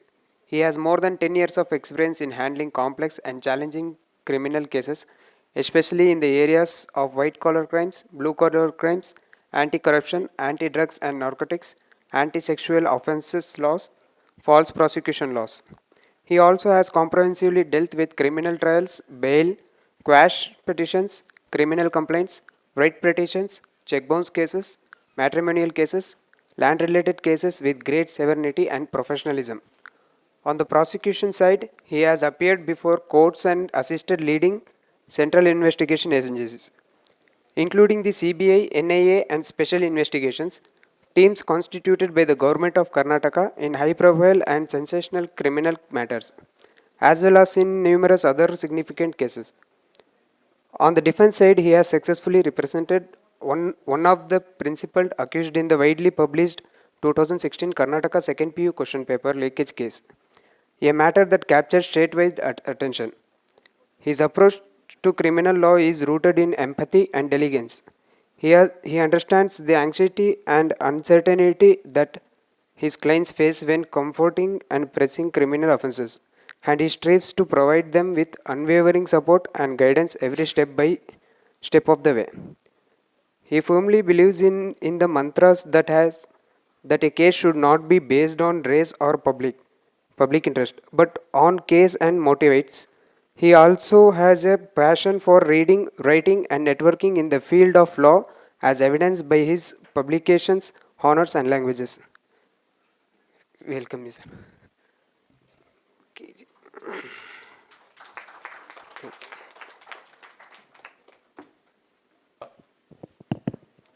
First, a warm welcome. I am actually stuck between a rock and a hard place because of the insightful presentation of Ms. Sneha. Also, the amount of loopholes that has been brought up against criminal law by Vikas. So, I have two things to be addressed. Good afternoon to ladies and gentlemen and also others. Let me just start off. I will be focusing predominantly on the criminal law angle. Most of the laws and other compliances related to your association, your incorporations, etc. have all been dealt by Mrs. Sneha Nagaraj, so I will not be left with anything more to answer. Now, when you talk about criminal law, I know a certain sense of fear that rips through all of us. The moment you say, oh, you're accused in a crime, there's an FIR registered on you, you always think that, oh, when I'll be arrested? When should I switch off my phone and become absconding? So these are the fears which a normal human being undergoes. The sole reason being your life, your liberty, your freedom that you've been enjoying all this while can be scuttled by a mere FIR registered by a police constable, let's say. So that is the power of criminal law. That is when it is so serious. That is when the power of jails and prison system, all your TV series that has been glorifying a lot of things will come into play. So now when you say criminal law, all of us I'm sure would have had some sort of exchange with criminal law. Maybe some of them have committed crimes, that's okay. We're all accused. Even if you're convicted, it's okay. You've done your conviction, you've done your time. There's always scope for reformation. Second is some people may have been victims of crime. I'm sure in this country, most of them would have been victims of crime in some or the other manner. Some of them could be just moral wrongs, but we consider that to be a criminal wrong in all of us. There are other people who I see a lot of trend, especially amongst the Gen Zs, where they're all fascinated towards true crime documentaries. So I always advise them, please don't be a character of true crime because you'll get caught in no time. So it may be all fanciful on your Netflix and other OTTs where you glorify all these serial killers, but in reality, moment you look at the overcrowded prisons of Parappanagrara, you will think twice before having any such thoughts in your mind. Don't think you'll be put in an orange jumpsuit. Only thing you'll get is an orange tie you can buy. Okay. Let me just start off with what is crime. Now, we all hear about this word crime, criminal offense. Oh, there's an FIR, there's a charge sheet, police is coming here, 3-star police, 1-star, 2-star, police constable. And of course, there are always allegations against the system. No doubt there are allegations, no system is perfect. Police system is also not far from it. So when you say crime, there are two essential elements. I will not be going to the legal Latin jargon which will put you all into sleep. I will simply use two Latin words. One is mens rea, other one is actus reus. It's nothing. Mens rea is nothing but your mind, and your actus rea is just an act. So merely because you do something, an act that appears to be a crime, it need not classify under the definition of a crime. You should have the criminal intention. I'll just give you a brief example. Now you all finish this conference, you all go back on the road, and you keep walking towards Bishop Cotton School and further towards the Residency Road. There's somebody who's walking in front of you and he takes his hand, he slaps you. Okay, that is a crime according to you. I'm not trying to belittle it. Of course, it is a violation of your personal space. It could be stretched to the angle of assault. But there is a person, for example, he wanted to slap somebody else. Instead, he slapped me on the road. So there is a mistake of identity. So I didn't have the intention to slap the person who was walking there. Rather, he was targeting somebody else. Here, though slapping is a criminal offense, but you didn't have the intention to slap that person. So that you may have a defense of mistake of law. You can come under all this.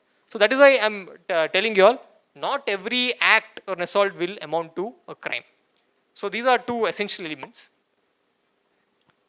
Can we go to the next slide? No, previous one. As you can see from this slide, there are a few contentious photos I put up. I leave it to your interpretation what you want to do about it. It may be relating to existing cases, general cases that you all come across. One is, of course, your 112 vehicle. Anybody who's a victim of a crime, if you all think so, please call 112. This is the Karnataka State Police's number. A lot of people have the hesitance not to call for it. Nowadays, things have changed. They have also tried to become like 9/11 of the US. All of you are also used to US standards. You all think that, oh, police will never turn up. Of course, the police getting stuck in the traffic jam, that is different. Otherwise, they have a decent arrival time in terms of a ETA. Of course, sometimes there's VVIP movement, that is different. That is all part of the systemic errors, what we point out. However, nowadays, once you call the number 112, there has been quick response and reaction from the police. So anybody is a victim of crime, do not hesitate. Now I'll come back to the liabilities of RWAs, etc. But end of the day, who are RWAs? RWAs are nothing but people. So criminal law is concerned with people, and it is just not just entities alone. In other words, it's your criminal mind that matters. Second, of course, there are some disputes that always happens. And if you look at the other photo, is that dog issue, which everybody talks about. There's always, they say in Kannada, Prani Samrakshana Vedikegalu. That means the rights of the animal activists, etc. How do you draw the balance between animal activists and people who are not very activists in nature? They want to safeguard their own lives. So recently there have been a lot of interactions even in the courts. I think some of them have turned into some Instagram reels by Supreme Court. I reckon one of the Supreme Court judges clearly mentioned, what about the rights of the people whose children have been lost to dog bites? How do you look into that? So there has to be a balance that is being drawn. I understand the overwhelming love towards animal, all the other aspects which need to protect nature as it bids. But at the same time, what about the victims who've been of dog attacks? So how do you answer these questions? And there are people who want to give biscuits to the dogs in the apartment complex. There are people who don't want to give. These are all issues, and there has recently been, BBMP is also going on a drive to capture, and I reckon they want to inject the dogs with something. I don't know what, it could be questionable. Maybe there'll be a scandal breaking out later on. Anyways, now the last photo, it's infamous car which was on the national news for quite some time. That is where the reason why I put up this photo is, now that incident happened, I reckon it was in Pune, and everybody was up in arms, the whole civil society, they were all shouting at the things, the system, how certain priorities have been given to the VVIP culture of this country, all those things. But again, even if you look at that incident per se, the reason why I put up that photo is, there will be certain acts which could be negligent, but you cannot say that because two people lost their lives, that they squarely come under the ambit of a murder. Murder is something that is a gravest form of a criminal offense, where you're taking away the life of an individual. Okay, there you need to have proper planning, you need to have intention to result in the death of the person. Here, there could be a case of probably grave negligence, resulting in manslaughter. That is a famous American term that is used. However, he cannot be tried for the offense of murder for the sole reason that he didn't have criminal intention and there was no relationship between the accused and the victims. There's always some planning. That is how the mind of the criminal operates. These are all things. Okay, can we go to the next slide? Next slide. Okay, now coming back to the real material hand, regarding the criminal liability of an association and organization.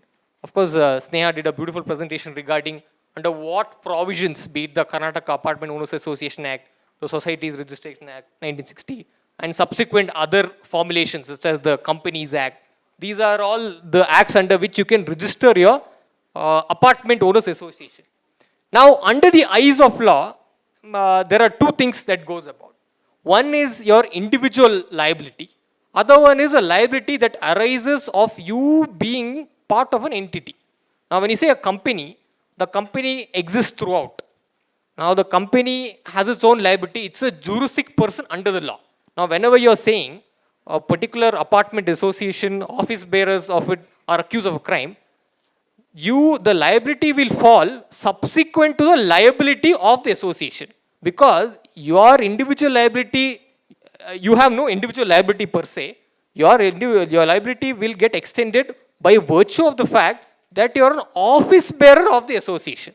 That is all. So without the association, your liability will be almost nil. Your liability will be the same of any member of the association.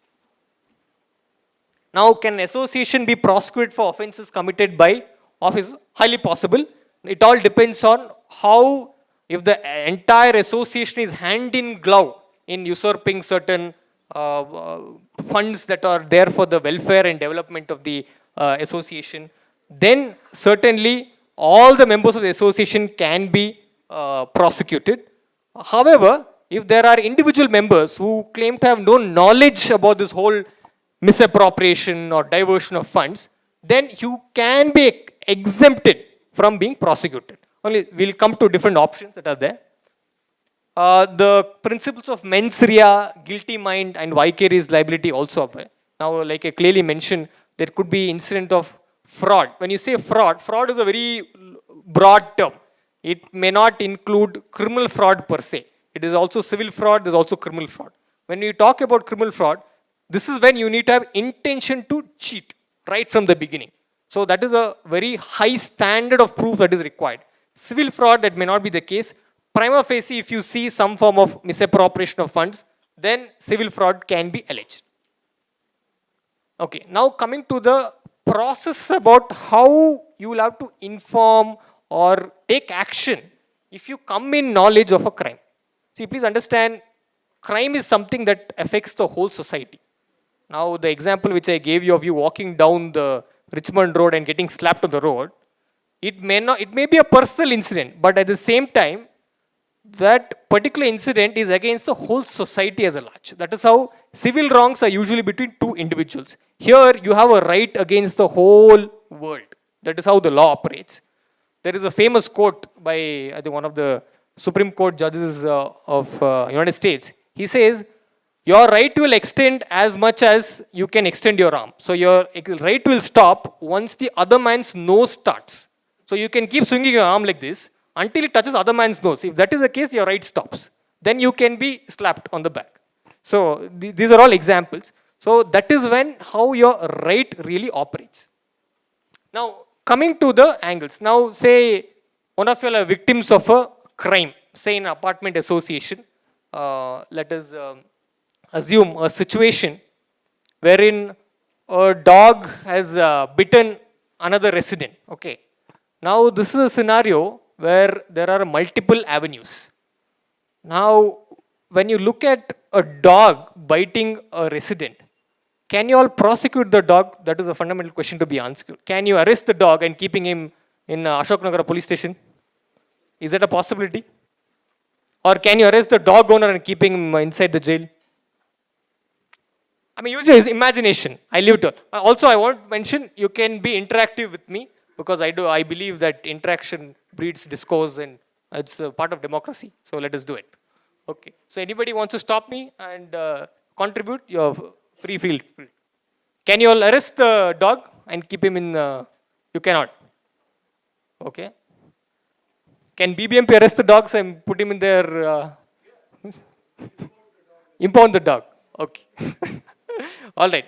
Okay, that's nice to hear varied answers. See, now when you say a dog is bitten another person, dog is not something that is capable of rights and duties. Only people who are capable of rights and duties is when their liberty can be curtailed. Now the dog is not aware that he should not be biting of its natural instinct. You cannot be telling the dog don't bite the other person. So when you come to that angle, that is the analysis why a dog cannot be arrested and put inside Ashok Nagar police station. However, the dog owner can be prosecuted. There are certain offenses under the IPC. I will not go into the basic jargon. There it talks about certain dangerous animals which are left out. And there's always certain incidents you can say, oh, the dog was not given proper treatment, so I'm facing these kind of diseases. So you can always bring in your creativity to prosecute the dog owner. Okay. Now, when something like this arises, now somebody has been a victim of a dog bite in the apartment complex. About the dogs? Bylaws, see, usually bylaws is something regarding your compliances, etc. How to deal with residents, your payment of maintenance, etc. But dealing with the pets, you may say, but again, you cannot have a law which says that, okay, in case the dog bites, this is what the procedure. Because these are all untoward incidents. That's why criminal law is very uncertain. You cannot have a clause for every action that could take place in the future. You can't have a bylaw saying that, okay, if there is somebody smoking ganja in the apartment, what should be the next option? That cannot be done. Because these are all, that's when criminal law comes into play. Now suppose somebody has been a victim of a dog bite. Now you all intend to call the police. You'll call 112 and the police will arrive, and of course there'll be some discussion what needs to be done. And if a person who's been a victim of dog bite wants to file a complaint against the owner of the dog, saying that you've been negligent in handling your dog, So let me go file a police complaint. Now the police will say, okay, once the Hoysala patrol vehicle arrives in your place, of course, he'll say, sir, Bunny, we'll go to file police complaint. Let's go to the police. Then you will start writing a police complaint. Police complaint is nothing but it's a mere narration of facts, what you feel like it is. It did not have law. Of course, when you engage lawyers, the law, that is different. But on the prima facie, once you are aware of certain, once you come in knowledge of certain crime, you can write down the narration of the facts. That is what is called a police complaint. Now, after the police complaint, it doesn't mean that the police will immediately start investigation. Moment the police complaint is received, the police has multiple options. He can do a basic inquiry whether this particular police complaint really warrants investigation or mere inquiry sufficient. I'll call the people and close the case. Or whether this particular case, if it involves investigation, that is when the police will register something called as an FIR, which is also called as a first information report. So a complaint is different from an FIR. When you say FIR, that is what gives the legal power under the law for a policeman to start investigating into an issue. It is not a crime, though it's called a crime number. It is not a crime per se. It gives the power to start investigating into a subject matter. Say here we are talking about dog bites. Okay.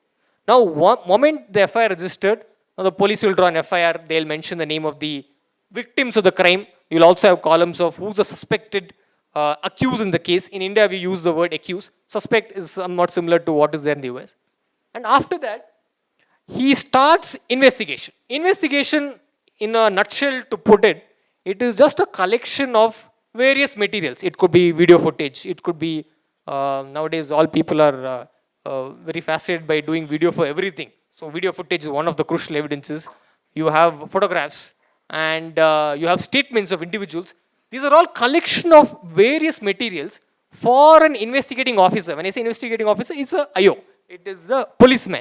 For a policeman to come to an opinion, okay, these are the materials I have collected and this is what constitutes the crime. In my opinion, this constitutes a crime. Hence, I am filing a charge sheet. So this is when you get charged under the police. When you say charge sheet, it is nothing but a collection of all the materials that has been done by the investigating officer, and he puts in all the materials such as your photographs, statements of people, witnesses, witness on the other side. He'll also examine separate independent witnesses. They are called punch witnesses who will be called into the spot while undertaking investigation, various steps. This is when a police files a charge sheet. Now, if the policeman thinks, okay, I've collected all these materials, in my opinion, it does not constitute any crime. That is when he'll file something called as, in Karnataka we call it B report, or also it's called a closure report. That is when there is no charge sheet. So you're not accused of a crime. Moment a charge sheet is filed, the next step is the job of the police is over. Now next he submits the charge sheet before a court of law. He goes, because here there is no concept of alternative dispute resolution in terms of crime. Crime, it's always, it is against public policy against society. So it is bound to be tried by a court of law.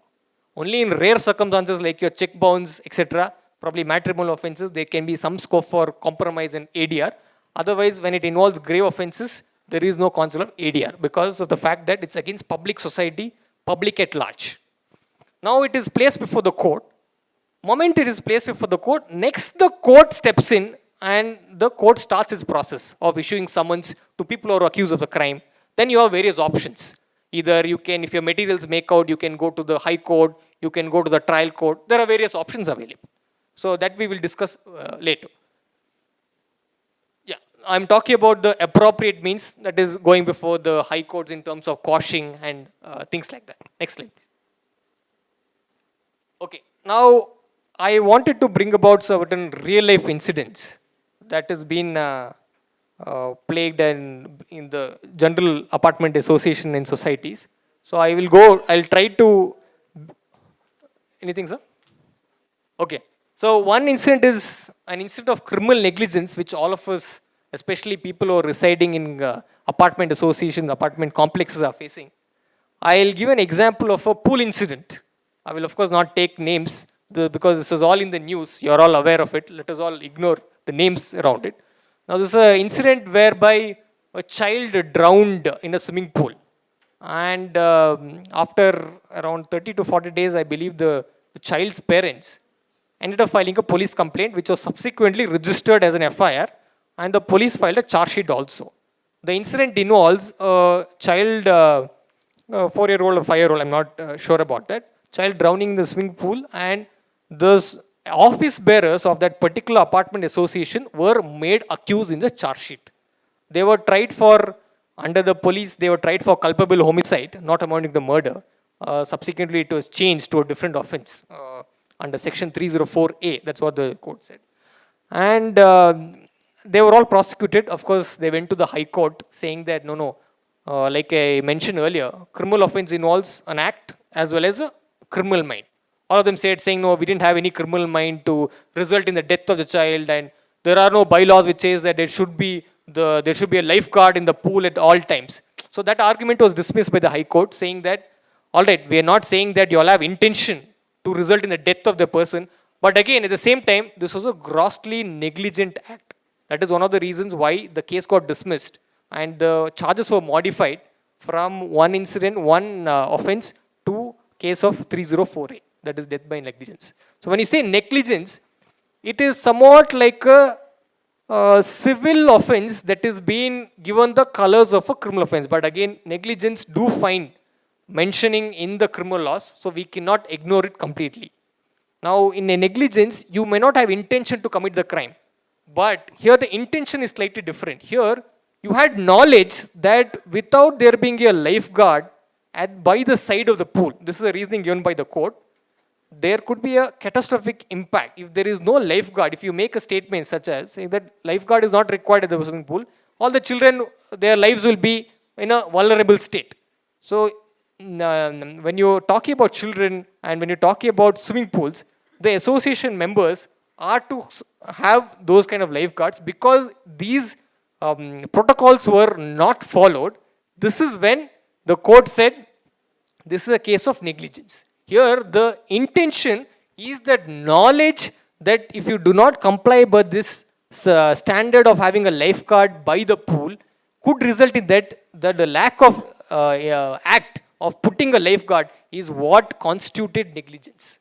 On these lines, it was dismissed. I reckon subsequently it has been challenged before the Supreme Court. It's still pending, I'm told. Yes, sir.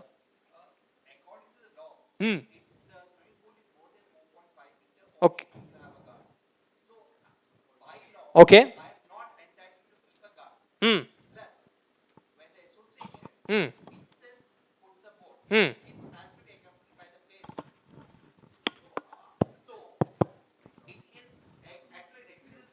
Not from the association. Certainly, I do agree. This is a brilliant argument that will work before the Honourable Supreme Court, hopefully. Now, when it is a good point, I'm not denying.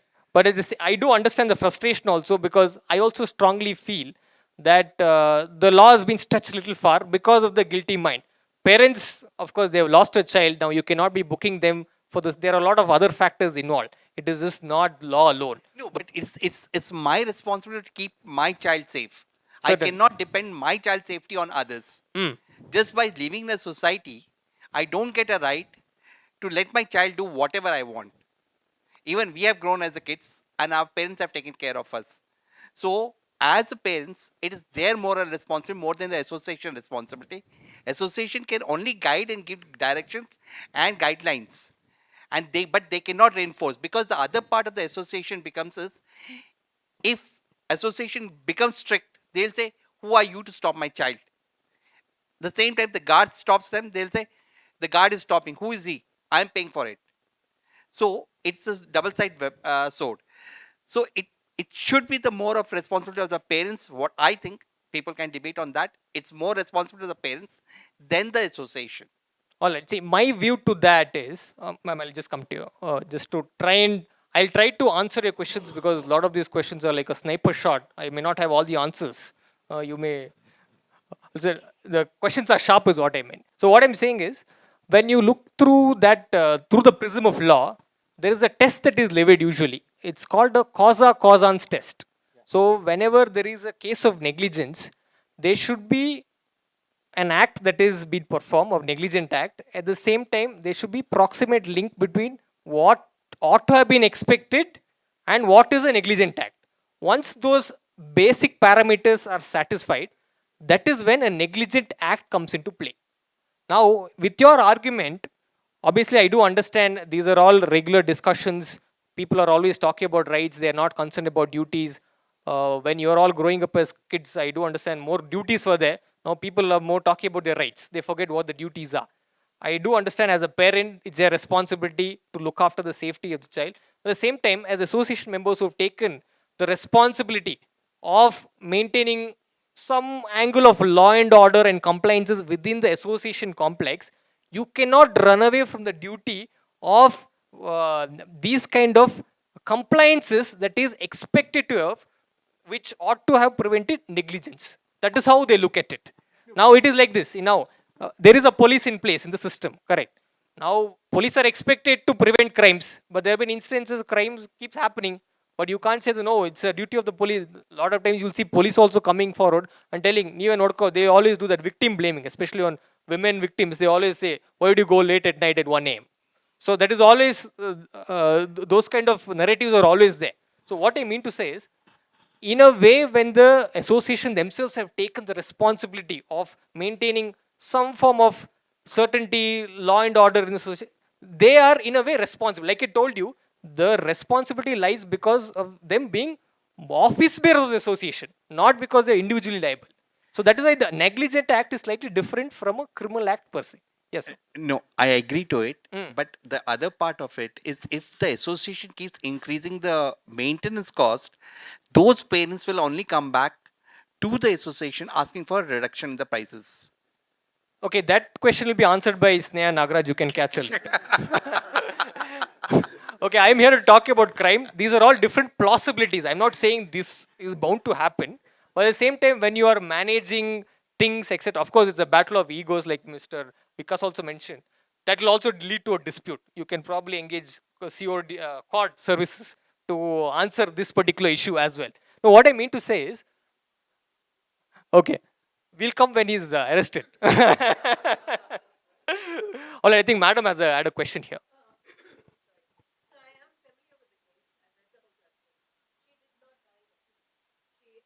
Fountain, it was the water wasn't even that high. She was electrocuted. That's how she died. She was 10 years old. So the whole judgment went on and on about the pool and possibility of lifeguards and things like that. No lifeguard could have stopped her from being electrocuted. That's not the function of a lifeguard.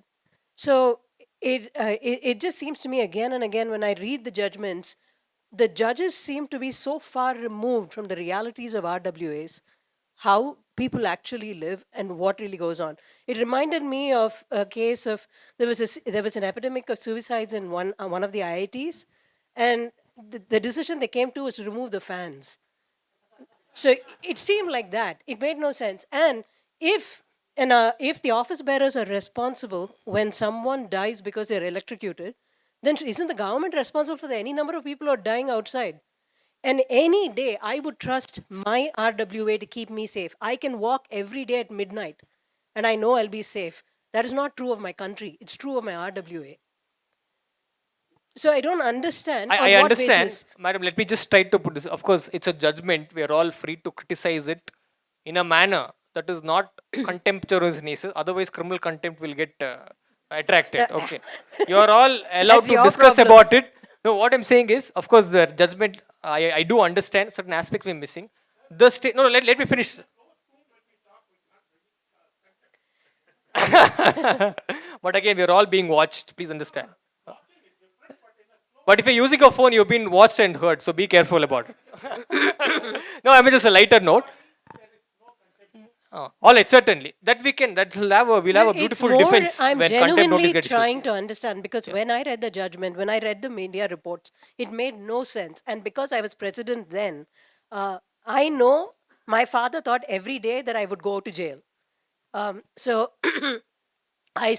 when my tenure ended, it was literally so my dad wouldn't die of stress. So since you are here and talking about this, I really want to understand on what basis they just go off on a tangent when those aren't even the facts of the case. Okay, madam, let me just try to bring about little bit of legal prospects here. The reason being, the case, the judgment we were talking about was something called as a quash petition. So when you say quash petition, these are not cases that are being decided entirely on disputed facts alone. This is on the prima facie understanding of a law. This is somewhat like a bypass that you have under the law before you could go under a full-fledged trial. Now, I do understand with regard to what the gentleman over there in the back mentioned regarding these nitty-gritties, whether 4.5 meter pool, lifeguard, etc. All these are all factual defenses that are available when you're doing a full-fledged trial. There's a difference between a trial and some proceedings under a quash. Here, it's only a prima facie reading of the material which may result whether offense is committed or not. That is all it is. I'm sure there is more jurisprudence to that, but my answer to this question is it was limited material with regard to charge sheet materials alone. There is not a trial. He will not be pronounced guilty tomorrow. Even if the case gets dismissed, you have an option to fight your case before the trial court. For that, you have to come to the criminal court. You will be made an accused. You will have to do your cross-examination, what you all feel on see on TV. That is what a full-fledged trial. That is when you can bring about all your defenses. Electrocution, the lifeguards, the bylaws, etc. So I do understand the frustration about how things are. I also believe in the approach of what Chanakya once mentioned in Arthashastra. He mentioned that if government is promising security, if every theft that happens, the government has to compensate for the theft that has been conducted. Because the government said that they will take care of law and order of this area. Now, if you start filing cases, the whole government will run into bankruptcy, especially the present government. They're listening.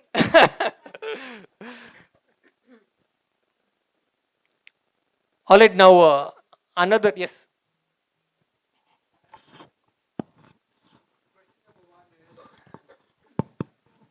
Question number one is it possible for Resident Welfare Association members or the executive committee of the RWA to protect themselves from criminal liability by, some kind of a, I don't know what you call that, either through bylaws or through some other device, so that, for other than blatant malafide, they cannot be prosecuted. That is question number one. And the second one is in the case of this criminal law, which you just mentioned, is it possible for the complainant to withdraw the thing because you have been able to settle the matter out of court? Two questions. All right.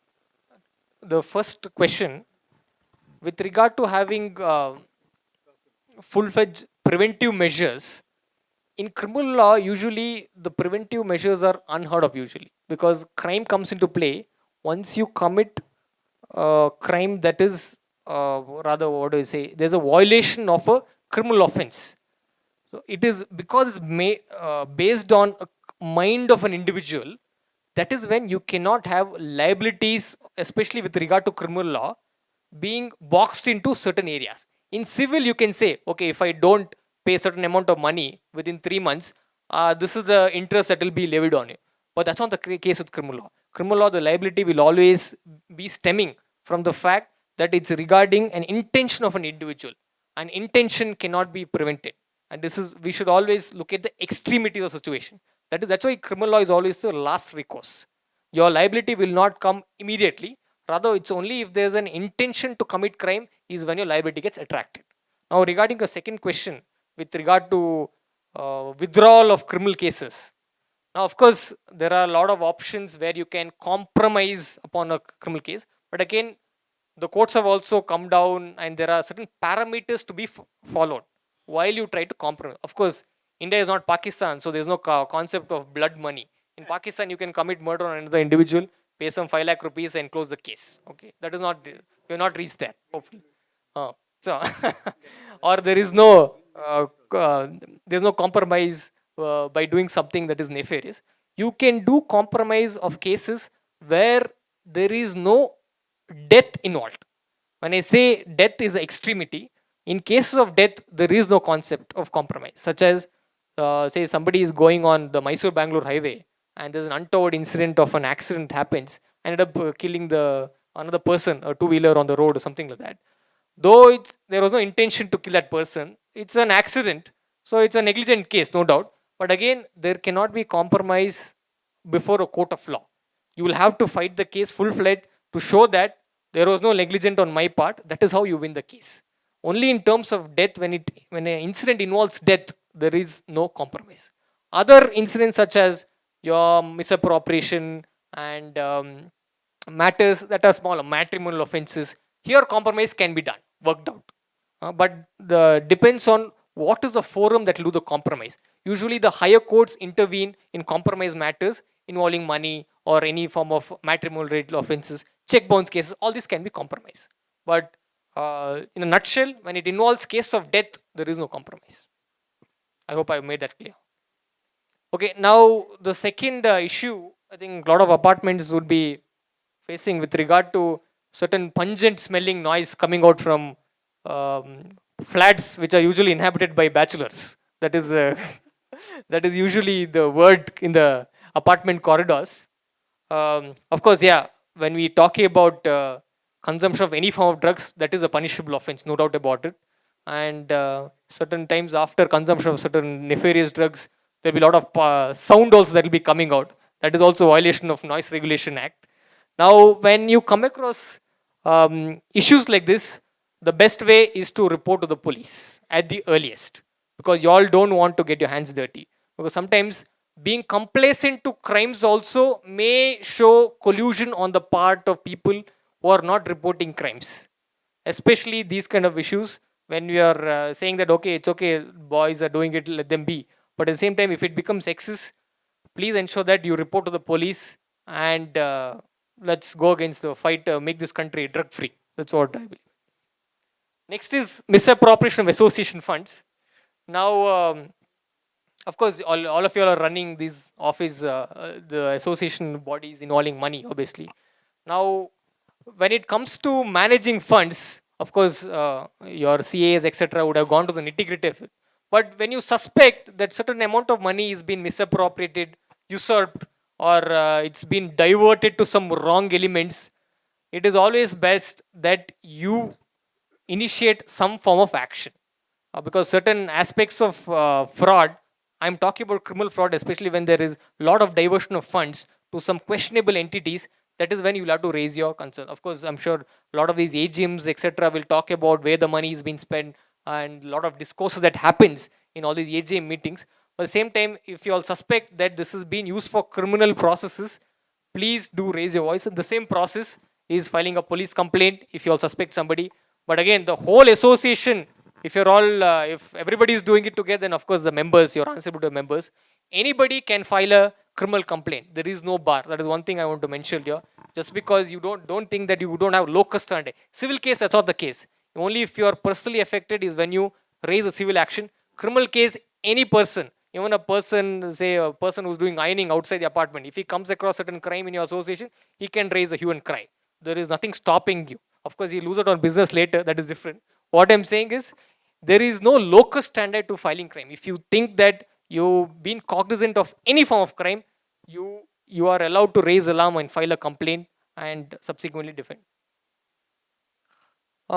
Yeah, there are some violations, statutory violations, which usually apartment associations face in with regard to getting notices from BWSSP and not following the compliance of your sewage treatment plant and some BBMP bylaws. Of course, see, these are all offenses that will obviously have civil liability. On top of it, you'll have offense and penalties clause, which may attract punishment on the office bearers who were managing the affairs at that time of the incident. Now, most of these cases, what happens, it may not be a direct police complaint. You will be given a show cause notice, and if the authorities, such as the BWSSB or the BBMP, comes to a conclusion that prima facie a criminal case is made out, they can go and initiate something called as a private complaint. When I say private complaint, it is different from a police complaint. Here, the authority investigating may be police or may not be police. This is a complaint where you directly go file before a court of law. Like I'm sure if you have been very active in your association, some of you have been victims of defamation cases. there are two kinds of defamation cases. One is your civil defamation case where you seek for compensation. Other one is criminal defamation case. You can file criminal defamation case not before a police, rather you can only file it before a court of law. Because when you talk about defamation, though criminal defamation, when you say it's against the whole society, at the same time the victim is only you. When you have a personal victim that may not affect other person, that is when you go before a court of law and you file your private complaint and subsequent evidence is being led, and you would have got summons from the court of law saying that yeah, you've been accused of defamation case. And also defamation case, it takes a long time because of the systemic approaches and other lapses in the system. However, people who've been affected in terms of defamatory content being put on WhatsApp, certain discourses, discussions happen. There have been instances where people have been made accused, like Mr. Vikas said, a lot of battles of egos amongst association members. And they want to go, they say, go all out to get this person. It is not, they're ready to spend multiple lakhs of money even on lawyers just to ensure that a notice goes from it. Of course, there are options when you get a notice immediately from the court of law. There are different options where you can bypass going to the court, go to a high court, get an order of stay. There are various options and get it quashed completely. Because there's always that balance between what is free speech and what is defamatory speech. That lines are always blurred. Certain times innuendos are considered to be part of defamatory speech. Sometimes it is not. It is just told the intention, there was no intention, though there was an act. We can always say that I didn't have intention to mean in certain manner, to make it offensive. So under these circumstances, you all can go to the court, you can go to the high court. These are various options before the court. Noise complaints. I'm sure all of you all have been victims of noise, especially loud music during Dasara, maybe other times also, Saturday nights. These are all very common complaints. Friday, Saturday. Oh, okay. Bachelors. Okay. We can't stop the bachelors from existing, but we can try about addressing them. Of course, your bylaws will talk about all this, no doubt about it. But at the same time, police intervention can be called for. The gentleman at the back is very concerned about noise. You can always call the police, they will take action. And probably they'll warn them, and maybe they'll bring down the noise of the music. Of course, the noise regulation has different parameters on how you measure the decibel levels, some 55, 60. There are various rules that are governing. But again, it is not easy to take action. They'll always take action like a negligence. There is a mischief offense which is beyond 50 rupees. They're all offenses that are usually. Usually, if you call the police and bring them to the flat, they will ensure that the police will ensure that the noise complaints are addressed. Otherwise, if you'll have a staunch association, make it a very stringent norm to have music, because the law says you cannot have loud music outside in public beyond 10 p.m. up to 6 a.m. These are all as per the Noise Regulation Act. Of course, there are during certain occasion, certain exemptions can be made for Diwali, Dasara, etc. Yeah, defamation, I reckon we've already addressed about defamation. Next slide. Okay, now offense. What are the recourses available to a victim to file a criminal case? Like I clearly mentioned earlier on, once you're a victim of a crime, you can file a police complaint. If the police do not take any action on anything, you can go to a court of law and file a private complaint. Or in between, you can even go to higher police officials to file this complaint. It could be anything. Like I told you, no crime is simple and small. Of course, crimes of murder, money laundering, these are all high extremities. However, even if you think that your rights have been violated, your space have been infringed, you have the option under the law to go file a criminal case. Like I clearly mentioned about misappropriation and diversion of funds by members, it is always essential that you, when you talk about bringing about the aspect of criminality in diversion of funds, it is essential that you be the first person to inform it. Otherwise, there will be questions asked on those people who are also not part of the crime. They usually, when a crime happens in a particular set of office bearers, the fingers are usually pointed towards every member of the office bearer. To avoid doing that, anybody who wants to be a whistleblower of sorts, he has to bring about the crime and bring it to the notice of everybody else. Yeah, I think dog attacks we've already covered. And online defamation, of course, if there is anything defamatory in nature, there's always a high chance of the whole being, even if it's part of free speech, you'll end up saying it's defamatory because your ego has been hurt. Now, there are laws under the Information Technology Act, the cyber laws, which also covers these kind of aspects. Of course, there's also option to resolve these disputes under various ADR, etc. But again, if anybody feels that he's a victim of cyber crimes, he has to go. Yeah, because reputation matters quite a lot. Next slide.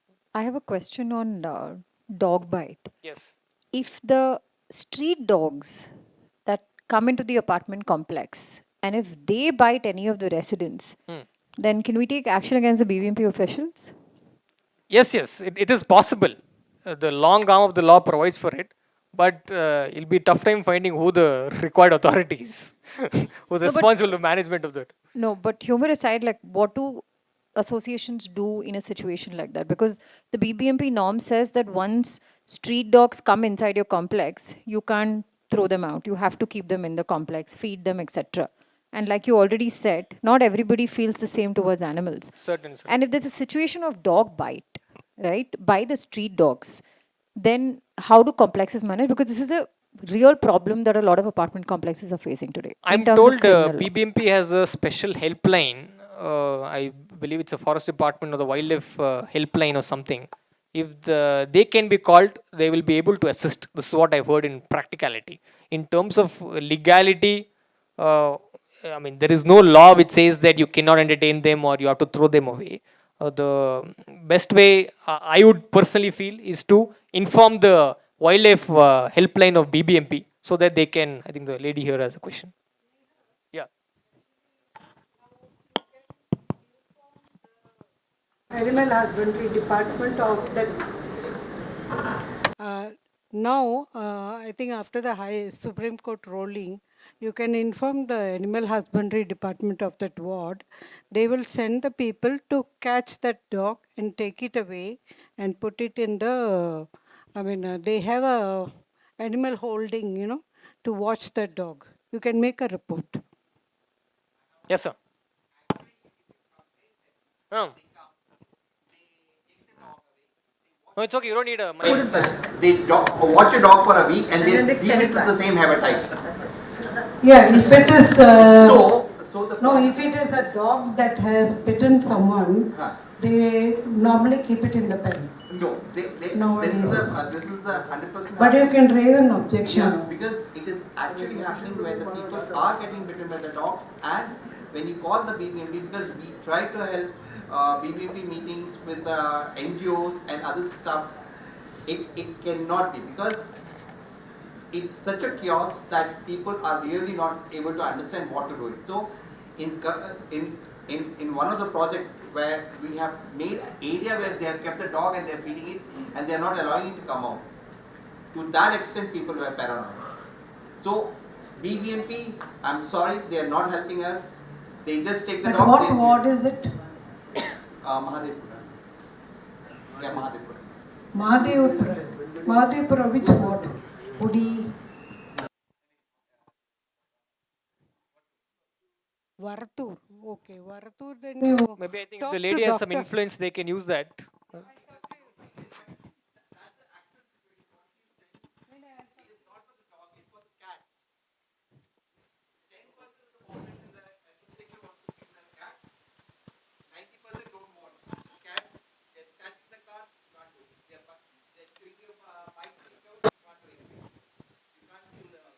See, like I said, if the cats are causing the trouble, the owner of the cat can always be made liable. Stray cats. Oh, okay. It'll be a tough time finding the owner. Anyway.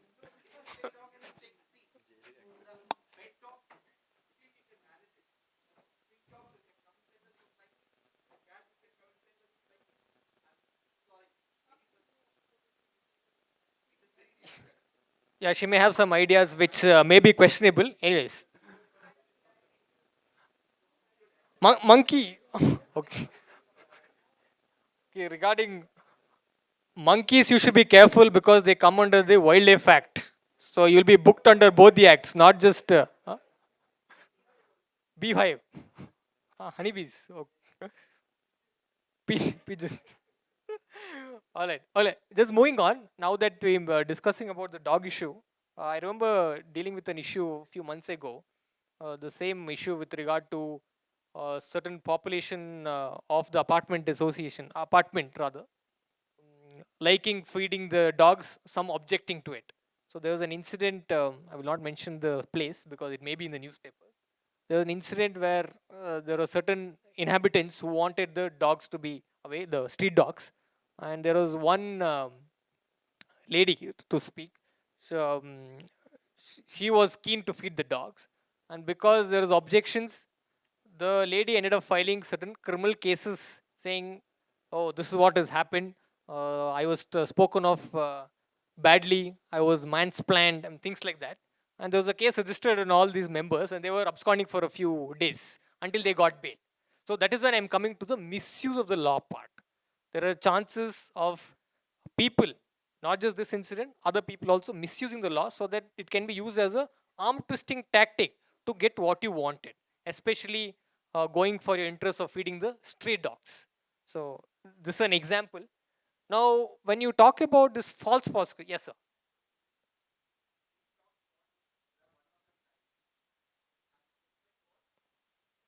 The objected. Else he would have been booked under Prevention of Cruelty to Animals Act. Yeah, that's why. That's also one of the things. Please install CCTV cameras everywhere, every nooks and corners. I'm sure all of you are doing it. Now, when you talk about false prosecution of laws, false misuse of laws, of course, the law is very new in India. It was always in existence. It has never been enforced. You all would be hearing about a lot of incidents of misuse. Obviously, the law specifically says that whoever feels that they've been wronged in terms of misuse, and the police also comes to a conclusion that this is not a case which could have been filed. There are different provisions under the IPC and the latest BNSs where you can prosecute the individual for offenses, something called as offenses against public justice. So this is, it's a time-taking process. You'll have to file through a private complaint or you can file it through the police if the police is not cooperative. So there is an option where you can go on a counter-offensive. You need not be on the defensive mode always. If you think that you've been wrong, don't sleep over your rights. Only if you sleep over rights, you can never be woken up, they'll say. So you take action if you feel like you've been wronged so that you set a precedent to others also who are misusing laws like this whenever incidents arises with regard to dog feeding and other issues. Yes. Yes. Hmm.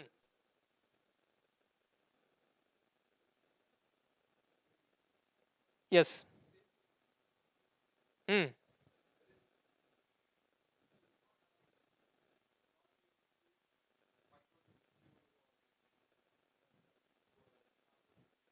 Okay.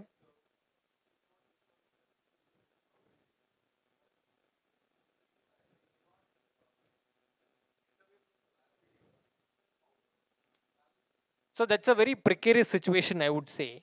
There's always that fight between your freedom and greater social security at large. And if you look at certain integrities, you'll always feel that, of course, privacy is important. I'm not denying that. At the same time, for the greater good, that is why we have laws in this country or anywhere across the world. The law of social contract, they say. That means all of us have given up a certain set of liberties so that we all can live harmoniously. This is what see, you're sitting next to a gentleman there. See, you have maintained each other's privacy, but at the same time, you have given up certain aspects. Like when you go on the road tomorrow, you cannot be driving on the opposite side of the road. Now, when you get out of this hall, you have to go. You have to certainly go on the right hand side. You can't go on the opposite direction. The reason why I'm not doing it is because of the fact that I've given up my right of way to go however I want, so that the larger social security can be managed. So that I feel you can have proper debates in your association and come to a consensus, which is better for the association, for the welfare of the association, whether installing those CCTV cameras or at certain times you can switch it off. But again, when you talk about surveillance, there's always a question of privacy that hinges upon. I believe recently the debate is regarding installation of the Sanchar Sati app of the central government. Though they say the government is listening, etc., these are all some allegations, but for the greater good, for security, to prevent future terrorist attacks, there's always a state looking into it. Last Yes. question from the online audience. So it's, how do you keep yourself sane on your mind in peace, seeing so many crimes, or always contemplating the intent of the criminal? Can you repeat the question? It's, how do you keep yourself sane on your mind in It's a peace? personal question. Kind of. Okay. Yeah. So the answer, it's a typical question every criminal lawyer gets asked. For that, the answer is, I'm just doing my duty as to what the law says, and I've taken an oath which says that um, I look at the motives, I look at the representing the interests of a client. That is all. I do not take things personally. That is when you have peace of mind. Huh? Nemmadi. Correct. All right, any more questions? All right.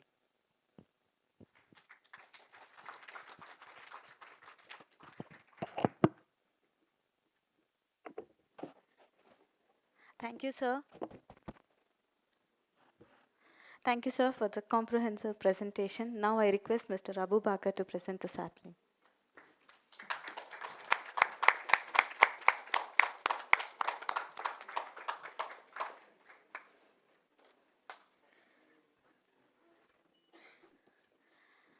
Ladies and gentlemen, it's time for our final panel discussion. Moorthi and Mr. Dayanand, who were the CAs who were part of the panel. Unfortunately, Mr. Dayanand had a fever and Mr. Vishnu Moorthi had to go to Chennai. Since both the CAs for the panel are not here, Mr. Ramesh has graciously accepted to be part of the panel. So he will join in place. So we could bombard him with double the questions that we would split to Mr. Vishnu Moorthi and Dayanand. So thank you. Thank you very much. He was anyway part of the original panel for the discussion. He was representing BAF, but he would also be wearing the mantle of the CA aspects of things. So we would not stop asking questions and he would graciously help with that also. Thank you.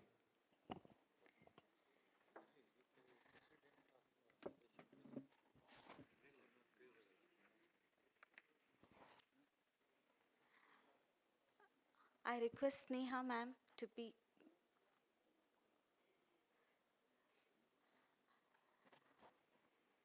Ma'am, please welcome. I request Aiyappa sir to be seated.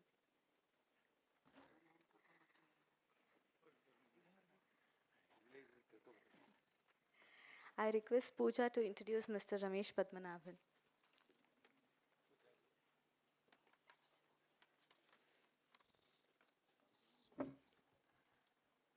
Good evening.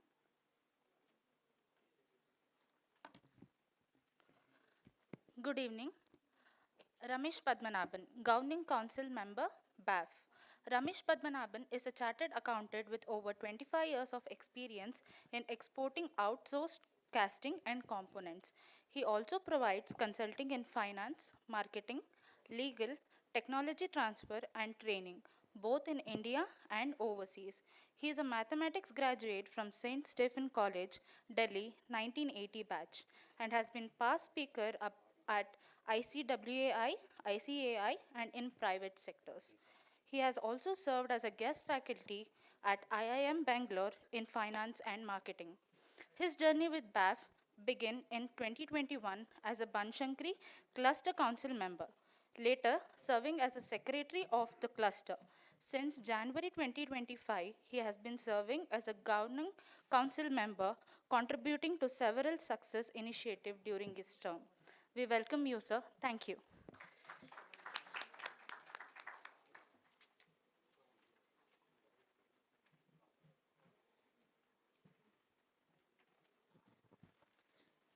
I request Vidya to introduce Mr. Krishna V.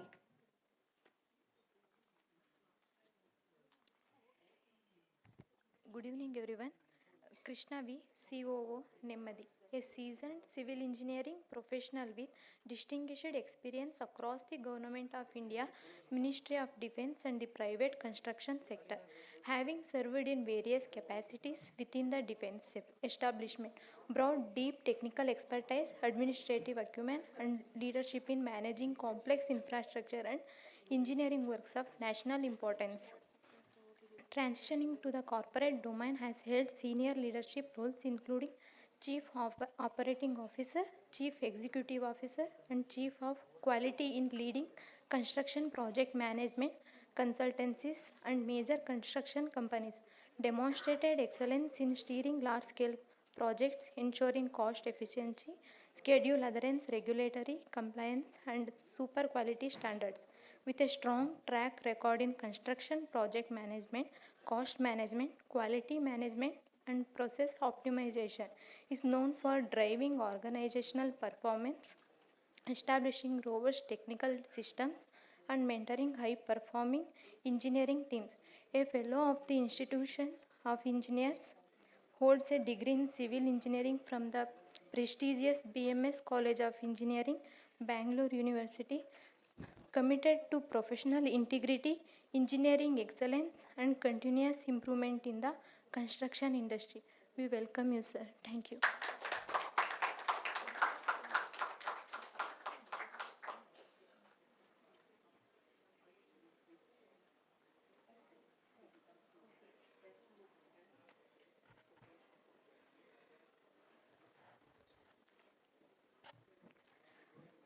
I request Dilip DV to introduce Mr. A N Prakash, moderator of our panel discussion.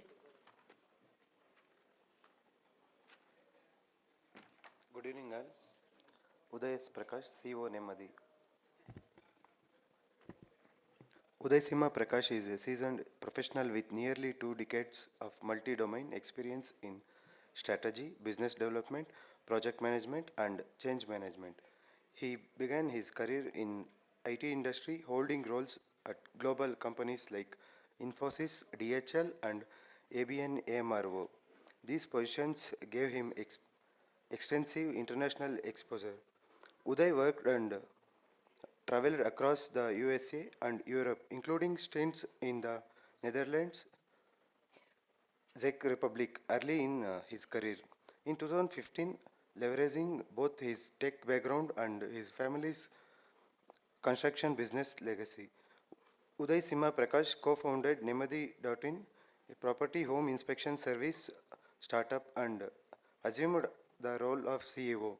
Nemmadi was conceived as an offshoot of A N Prakash Construction Project Management Consultants, ANPC PMC, a 40-plus year-old construction project management firm founded in 1986.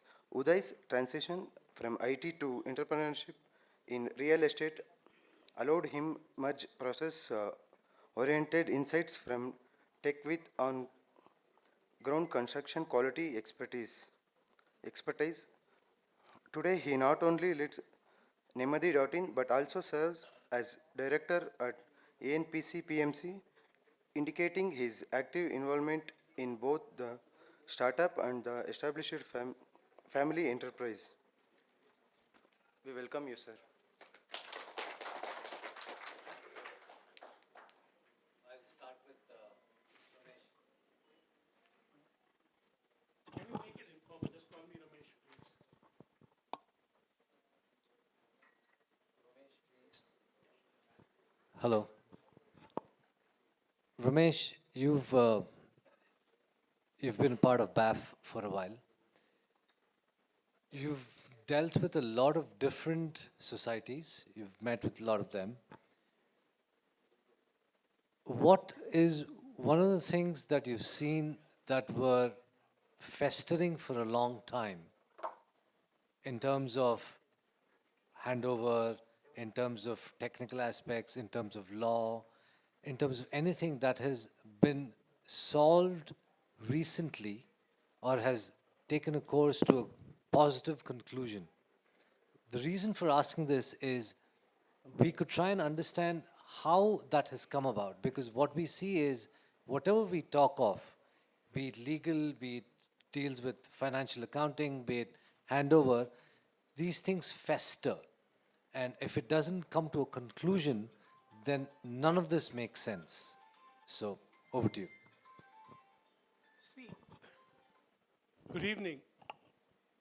The funniest thing is, it's like looking at an elephant and someone looks at it from the finance angle, someone looks at the elephant from technical side. But the most important thing which we have not understood, I would say, is we are still looking at our RWA and our complex as something to be managed legally. The real thing which we have missed out is we are missing a chance to create another mini Israel. You are not fusing all the talent which is there to create something which is better. Our energies are not working together. Everyone in this room, sorry, I may be digressing a little bit, may have heard of a company called Netafim. It came from one of those kibbutzes. Simcha Blas saw one tree which was growing in the desert and said, how is it growing? Because there was a leaking water line. And it led to the whole community creating a company which has international participation, and it is selling all over the world. We are only focused on these small battles and we are not coming together. We are looking at the battles separately, and this is the biggest crime which we are committing. Even if we want a new act to be passed, are we all going to stand together and tell the Chief Minister, this has to be done? Why do I need to meet you? This has to be done. How many times do we have to ask you? The lawyers are saying the act was not completed in 1972 for one hilarious reason. They never notified the officer to be appointed under the Karnataka Apartment Owners Act, and it was clarified it should be the registrar of societies, cooperative societies, but it was not done. And the real issue which is there is, we recently had a situation wherein a 3,000 or so apartment complex had a massive battle. 3-4 years accounts were not passed. We went to the meeting, we were asked to come in as observers. We ended up conducting the meeting with police and attending the meeting because there were two groups which were warring out and they had issues of fraud, etc. One thing which people have not understood is, you may have issues, but pass the accounts, please pass or appoint someone to do a separate audit of whatever is the fraud, etc. But if you were to stop the AGM from happening, you cannot move forward. Even in companies which are there, there are disputes which happen. The accounts and other things are passed separately, people look at it. And technically also, when you look at handover, takeover, actually we are having a situation, we are fighting with the builder also. Everyone has to be taken to court. We do not have a situation wherein we try to sit and talk with those people and say, come on, there may be 100 differences, 50 can be handled. Yeah, so what I was trying to ask you is, what is something that we've come to a conclusion amicably amongst all ourselves? Since that you've been with BAF for such a long time, what is this? Yes, it is a very animous atmosphere. There are warring factions. There are people with egos. I'm sure in the many years that we've seen, there have been resolutions, people have made quantum leaps. So we want to learn from that so that then we can share that. Quantum leaps are purely involving community management and internal management, wherein people have decided we want to resolve this and sit together. If people have their small agendas and egos, nothing works.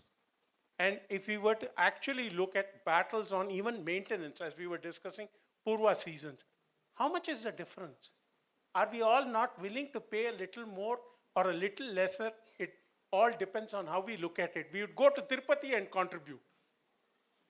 Is it a problem to contribute a little bit? And if we all were to look at it, I'm fortunate to say we have one Sardarji here. Ask him, langar kis tarah chalta hai? He will tell you how the langar is managed. Everyone contributes, everyone works, nobody looks for returns. We need to look at ourselves that way and move on instead of fighting these battles with everyone, which does not actually yield much. And we are fighting a battle wherein land titles are in dispute, STPs are in dispute. There is nothing which is firm about anything. But if we all were to sit calmly and reduce this friction, please understand your personal lifestyle and your stress levels should go down by 30-40%. That is all that I can share.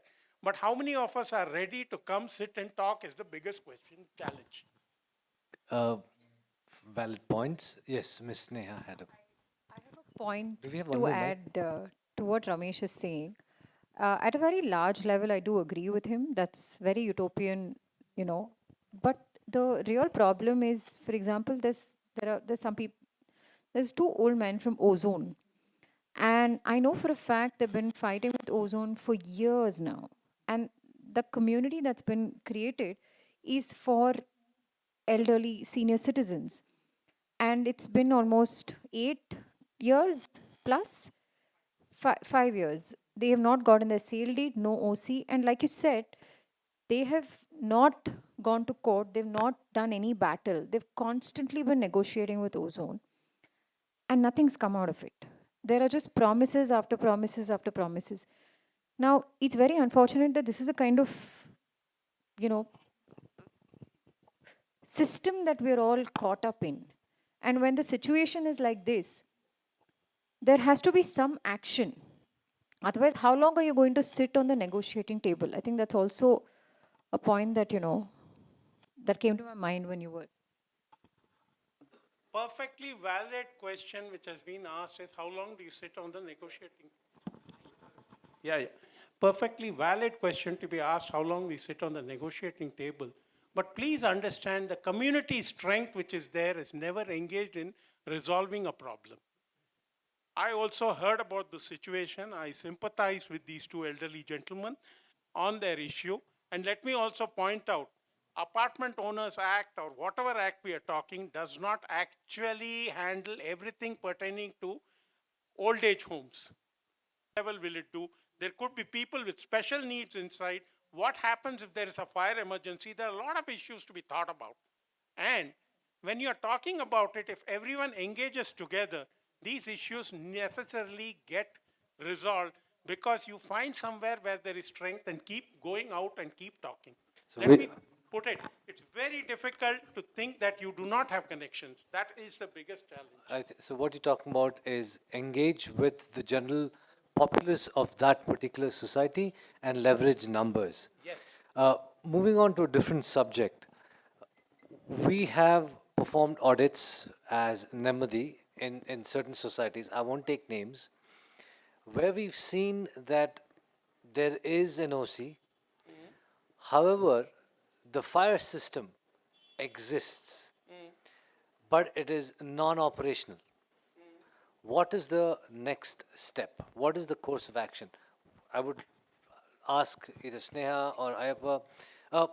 And to Aiyappa, is that a criminal liability? If there is a fire, then what happens to the incumbent management committee? They are not technical in nature. They don't know whether it's commissioned or not.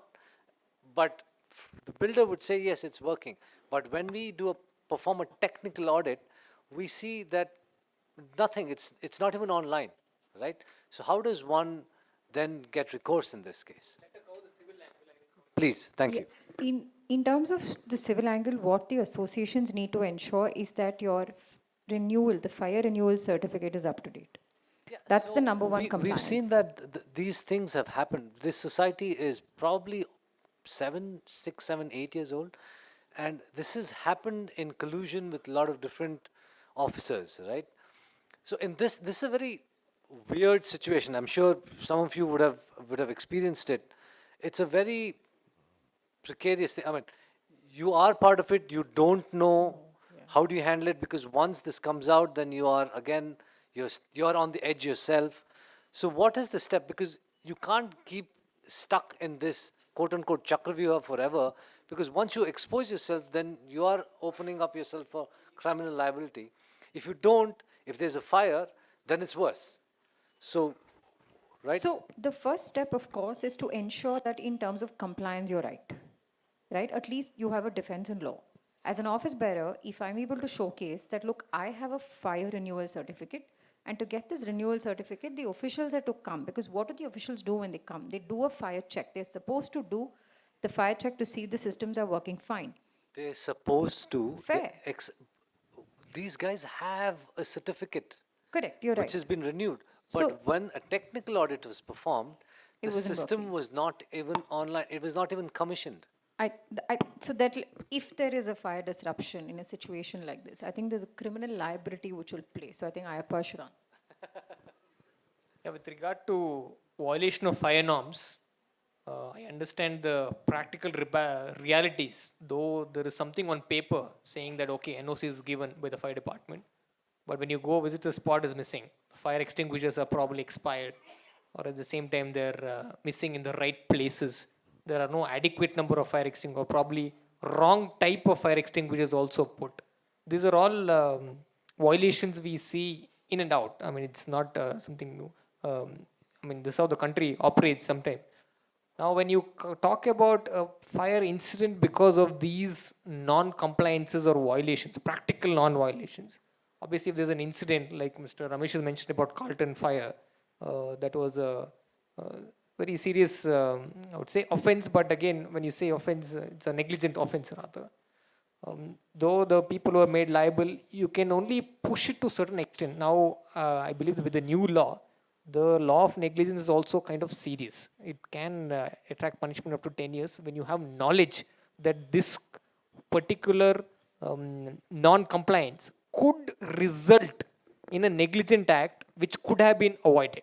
Obviously, you will be booked for death by negligence. Sorry, I want to interject for a second. Yes. That's an important point, that the management committee members should be in the know, that they should understand that this is something that's missing. Then they are liable to criminal persecution. That's right. However, we've faced this situation where there is one party within the society that wants to understand and wants to know where the society is in terms of all these various aspects, and the other party does not want to because it's a question of money. Then does it still become negligent, or does it become something else? Because they're not saying no because we don't know, they're saying no because of various other factors. Yes. Sorry, I'm kind of... No, I understand. I encourage this. My perspective would be that now when you say a certain compliance had to be done as per the law of the land, you cannot bring in the defense of ignorance. Ignorance of law is no excuse. You can also not factor in the point that, the corpus is lesser, so we don't have money for fire safety. That cannot be the reason. Whether you sanction for it, when the law says you have to comply, you better comply. It is like having a pollution control board, pollution under control certificate for your vehicles. Though you may not be straight away held liable, but again, if you're found with a polluting vehicle, you can simply prosecute under the Environment Protection Act and subsequent other pollution control norms. So ignorance of law is no excuse. So I'd like to move this a little bit to Mr. Krishna. Mr. Krishna, you've been in the project management consulting side. You've been also in you've been the head of quality audits, and then you've moved to Nemmadi.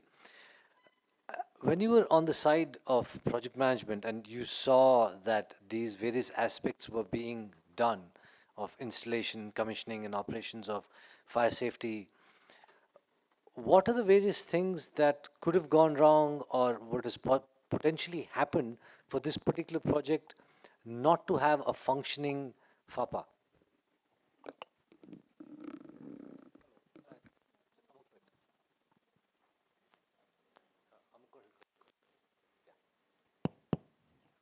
Yeah, see, there are many projects, there are many builders, honestly, they try to adopt everything. They follow the procedures, but ultimately the maintenance, you see, if the fire sprinklers, I will tell you, fire sprinklers are somewhere it will be leaking. If it's leaking, the maintenance guy, what he does, he will, instead of the pumps should be on automatic on, he will make it manual. And no one knows about that. Even the association president, secretary, whoever it is, he will not know, they will not know. These are the manual. See, when it comes to the real fact, if something goes wrong, see, no one rushes to the pump room to switch on the pumps. See, this, I will tell you, the maintenance is also the main thing which everyone should take care, and they should be aware. See, at least the office bearers should at least once a month, twice a month, or probably once in 2 months, they should make a round and they should be aware of what is what. And I think that is the best way. It is not that the, the statutory things are not following, but the maintenance is the main thing which is not being followed. So they just add on. Please. Now I understand the practical realities of the fire department not conducting their periodic inspections of the building, etc. But end of the day, please understand, sometimes you're there for your own self. You put certain preventive measures in place. If there is a fire accident, like how we recently noticed in Hong Kong, there's a major fire which looked like an inferno of sorts in a very dystopian era of sorts, the photos. Yeah, correct. Something on those lines. It's a Chinese government. There, I'm sure it'll be death penalty for all the building owners. What I'm saying here is, even if there is no statutory inspections conducted by the statutory authority, you take it upon yourself to ensure that you call third-party people saying that everything is in order. Because if something goes bad, it can only get worse. It's your own safety end of the day. Thank you. Yes, please. 1 second, Mr. Ramesh. Sorry, Ramesh. After that, I'd like to open this up to the floor because we've been told that we have to vacate the room by 5:30. So I'm sorry, Mr. Ramesh, and then open to the floor. See, one simple point is, how many of you have EVs today? Electric vehicles. Anyone please lift your hand? Thank you. Now may I ask you a question? Are you aware that the lithium-ion battery, if it catches fire, which is there, your normal extinguishers will not work. You need a separate fire extinguisher. As of now, it is not part of the norms of fire safety with the Karnataka Fire Department. Apart from that, if I'm not mistaken, the sprinkler system is also, because there's an electric fire of sorts, the sprinkler system is counterproductive, right? So, but then it says that if you don't have a sprinkler, you can't have a basement parking. But if you have basement parking and you have EVs, then you can't have an EV vehicle. So, you know, I'm sure BAF is talking about this. We've had discussions, but how do we go? What's the next step? See, the next step is to identify people, like we are trying to talk to someone. We have a regular fire safety program which is conducted along with the Fire Academy and Beyond Carlton for all estate managers and MC members. We do this program about 3 or 4 times a year, depending on the number of people who volunteer. We have Aparna here, who has definitely attended the program. Please understand, we think that this will not happen to us. For all those who are convinced that way, I'm willing to sign your astrologer certificate that nothing will happen to you. Okay? I will also shave them for another 50 rupees, no problem. Agreed. We'll make it and I'll give you a laddu. But the point which we are making is, please do not go on the lowest cost tender basis to fix things like fire safety. Get the best possible vendors. Make sure they're committed. If you have some heat sensing sensors and other things, they have to be top of the quality. They have to be working. You're going to heat sensors. We have fans which are there in the second basement. We don't have carbon dioxide detectors. So these kind of things, unfortunately, a lot of incumbent members of societies are not aware, which is sad, or they turn a blind eye because it's a cost, right? So it all comes back to a question of money at the end of the day. So, but when we try to explain to them, it's not money, it's your life, and only when there is a spark will people understand, which is sad. If it's okay, I'll open the floor to questions. Any questions, please?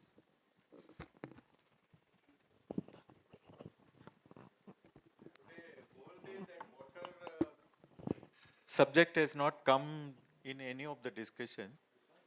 Water contamination, water scarcity, artificial water.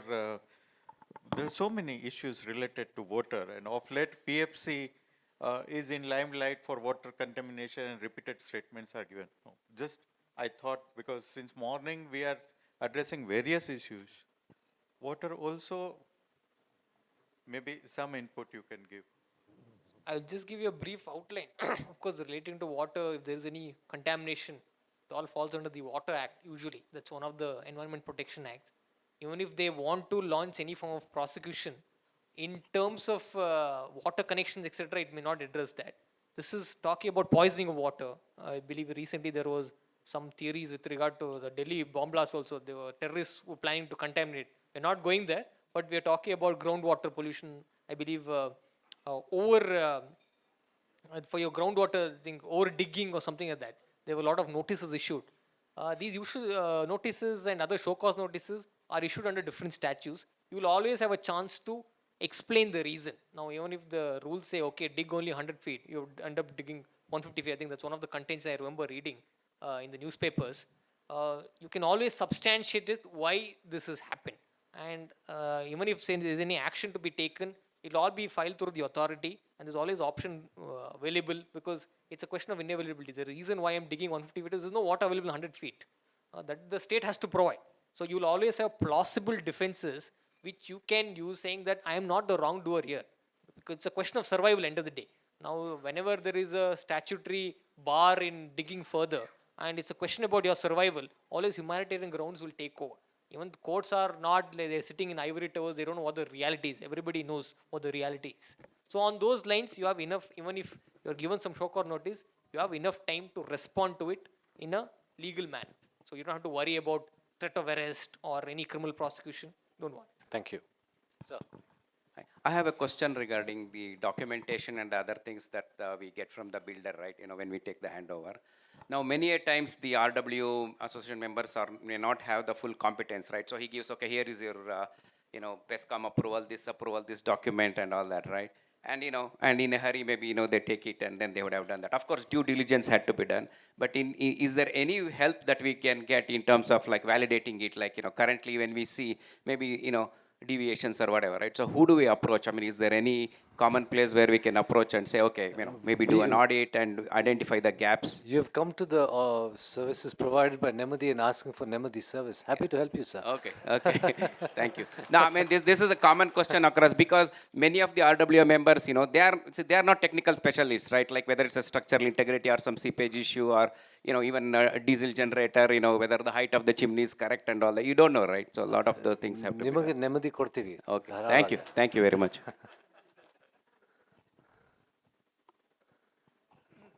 have a very different question altogether. One of the biggest problems, at least our kind of senior citizens' homes face, is that there are no volunteers to come to occupy these hot seats. We are two of the sort of, fools who have been sitting in this chair for quite some time, and we have been accused of not delivering anything, clinging to our seats, etc. And when we say we are willing to step down, could anybody else come and sit in this chair? Deathly whisper, not a single nomination for elections. We are called for elections, but no nominations. The returning officer says, what do? Dabba khali hai. And we are continuing. And the liability is on our heads. And all of us are, very young, in the wrong side of 80, but that's neither here nor there, right? So, you see, the question I want to ask is, what happens if there are no volunteers to fill these management committee positions? What happens? You can't certainly force us, right? Sir, what really happens is very interesting. If you're registered under the Societies Act, because there is a registrar of societies, you are able to appeal to him and ask him to appoint an officer to administer the society. But unfortunately, under the Karnataka Apartment Owners Act, as the concerned officer has not been notified, we are not able to get recourse to such an administrative measure. But if the society, Societies Act does provide. Yeah, but if that person gives you somebody to run your society, he'll run it to his will, not to your will. So Sir, that is this kind of a argument which is there is a little perverse. I would expect and think he does it properly. If he does not do it properly, you will have to adopt no, administrative but measures. that is a stone that they've put their own foot Sir, because they did not come up for elections. So it's a different discussion. Very difficult to say, but definitely this is a lacuna And I hope we all stand together and get the new Apartment Owners Management Act passed, and hopefully it would have such provisions.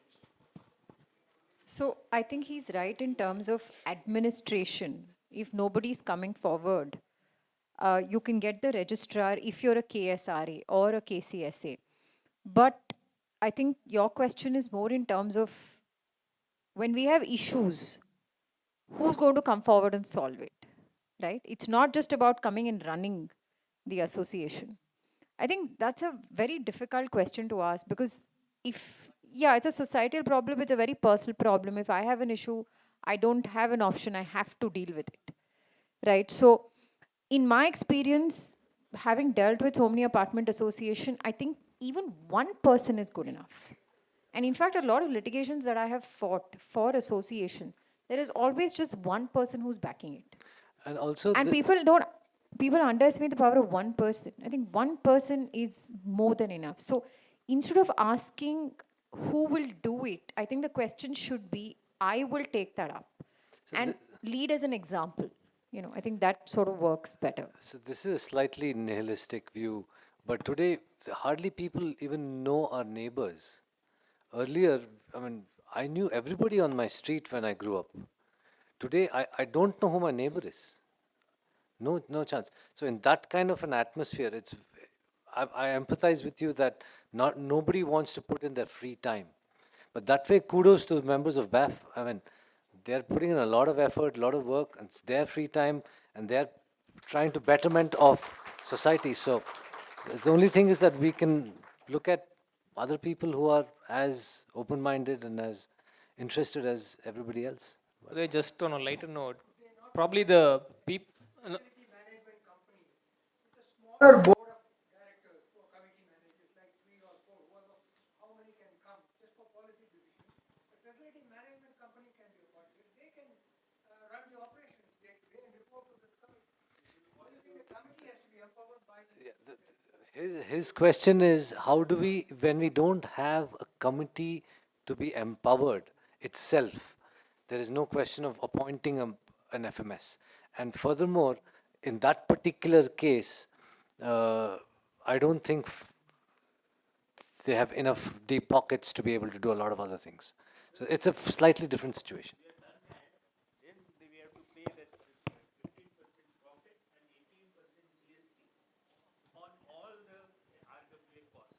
Sir, so it's about 17%.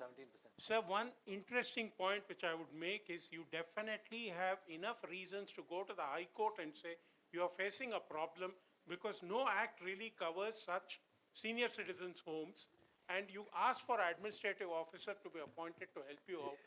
That might be the way wherein you cite that the Registrar of Societies otherwise helps. That might be the way out. You may have to serve few notices.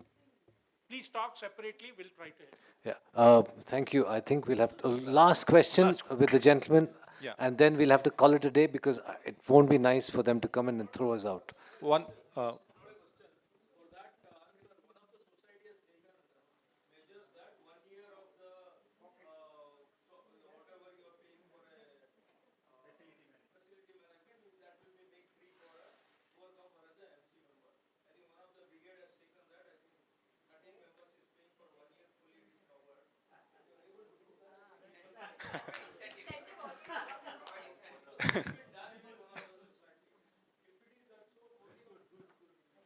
So,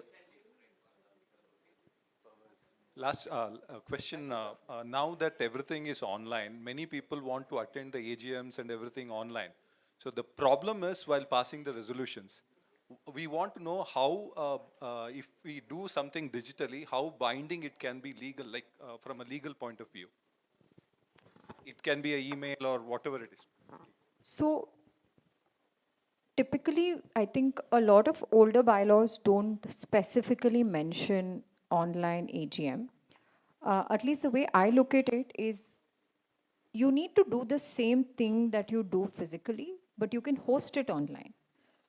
Some associations, what I've heard is they put up the resolution and they give you 4 days to vote and come back. Now, that cannot be done if your bylaw doesn't permit. But on the other hand, instead of, let's say, seating in a room like this, you can say, This is the link, all of you join. We're going to conduct the AGM, but it's going to be done on an online platform instead of a physical venue, and follow the same process that your bylaw allows.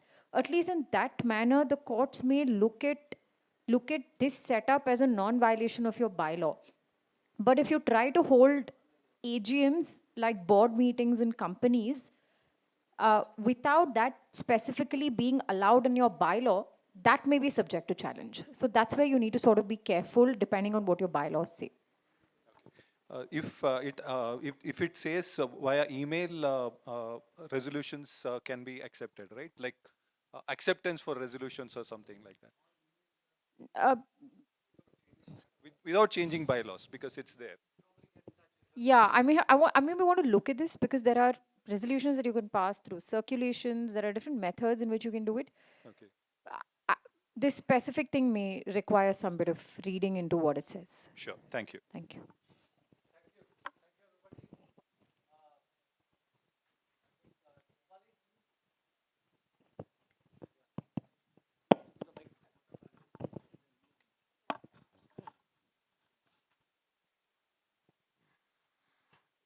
Thank you to all our panelists. I now request Anil to hand over the sapling to Uday sir, Ajay to hand over the sapling to Ramesh Padmanabhan sir, and Suhas to Krishna sir.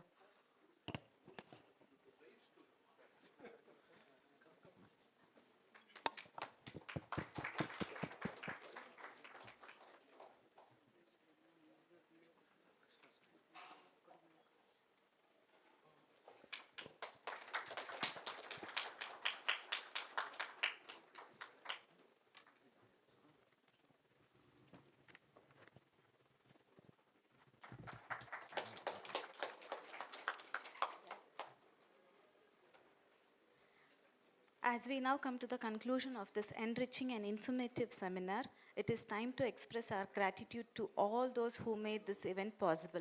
I now invite Mr. Chitrai Doshi to deliver the vote of thanks.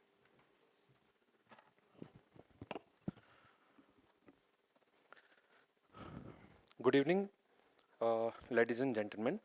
On behalf of our entire organization committee of RWA 360-degree Excellence Seminar, it is both a privilege and honor to deliver the vote of thanks for the today's truly insightful and impactful event.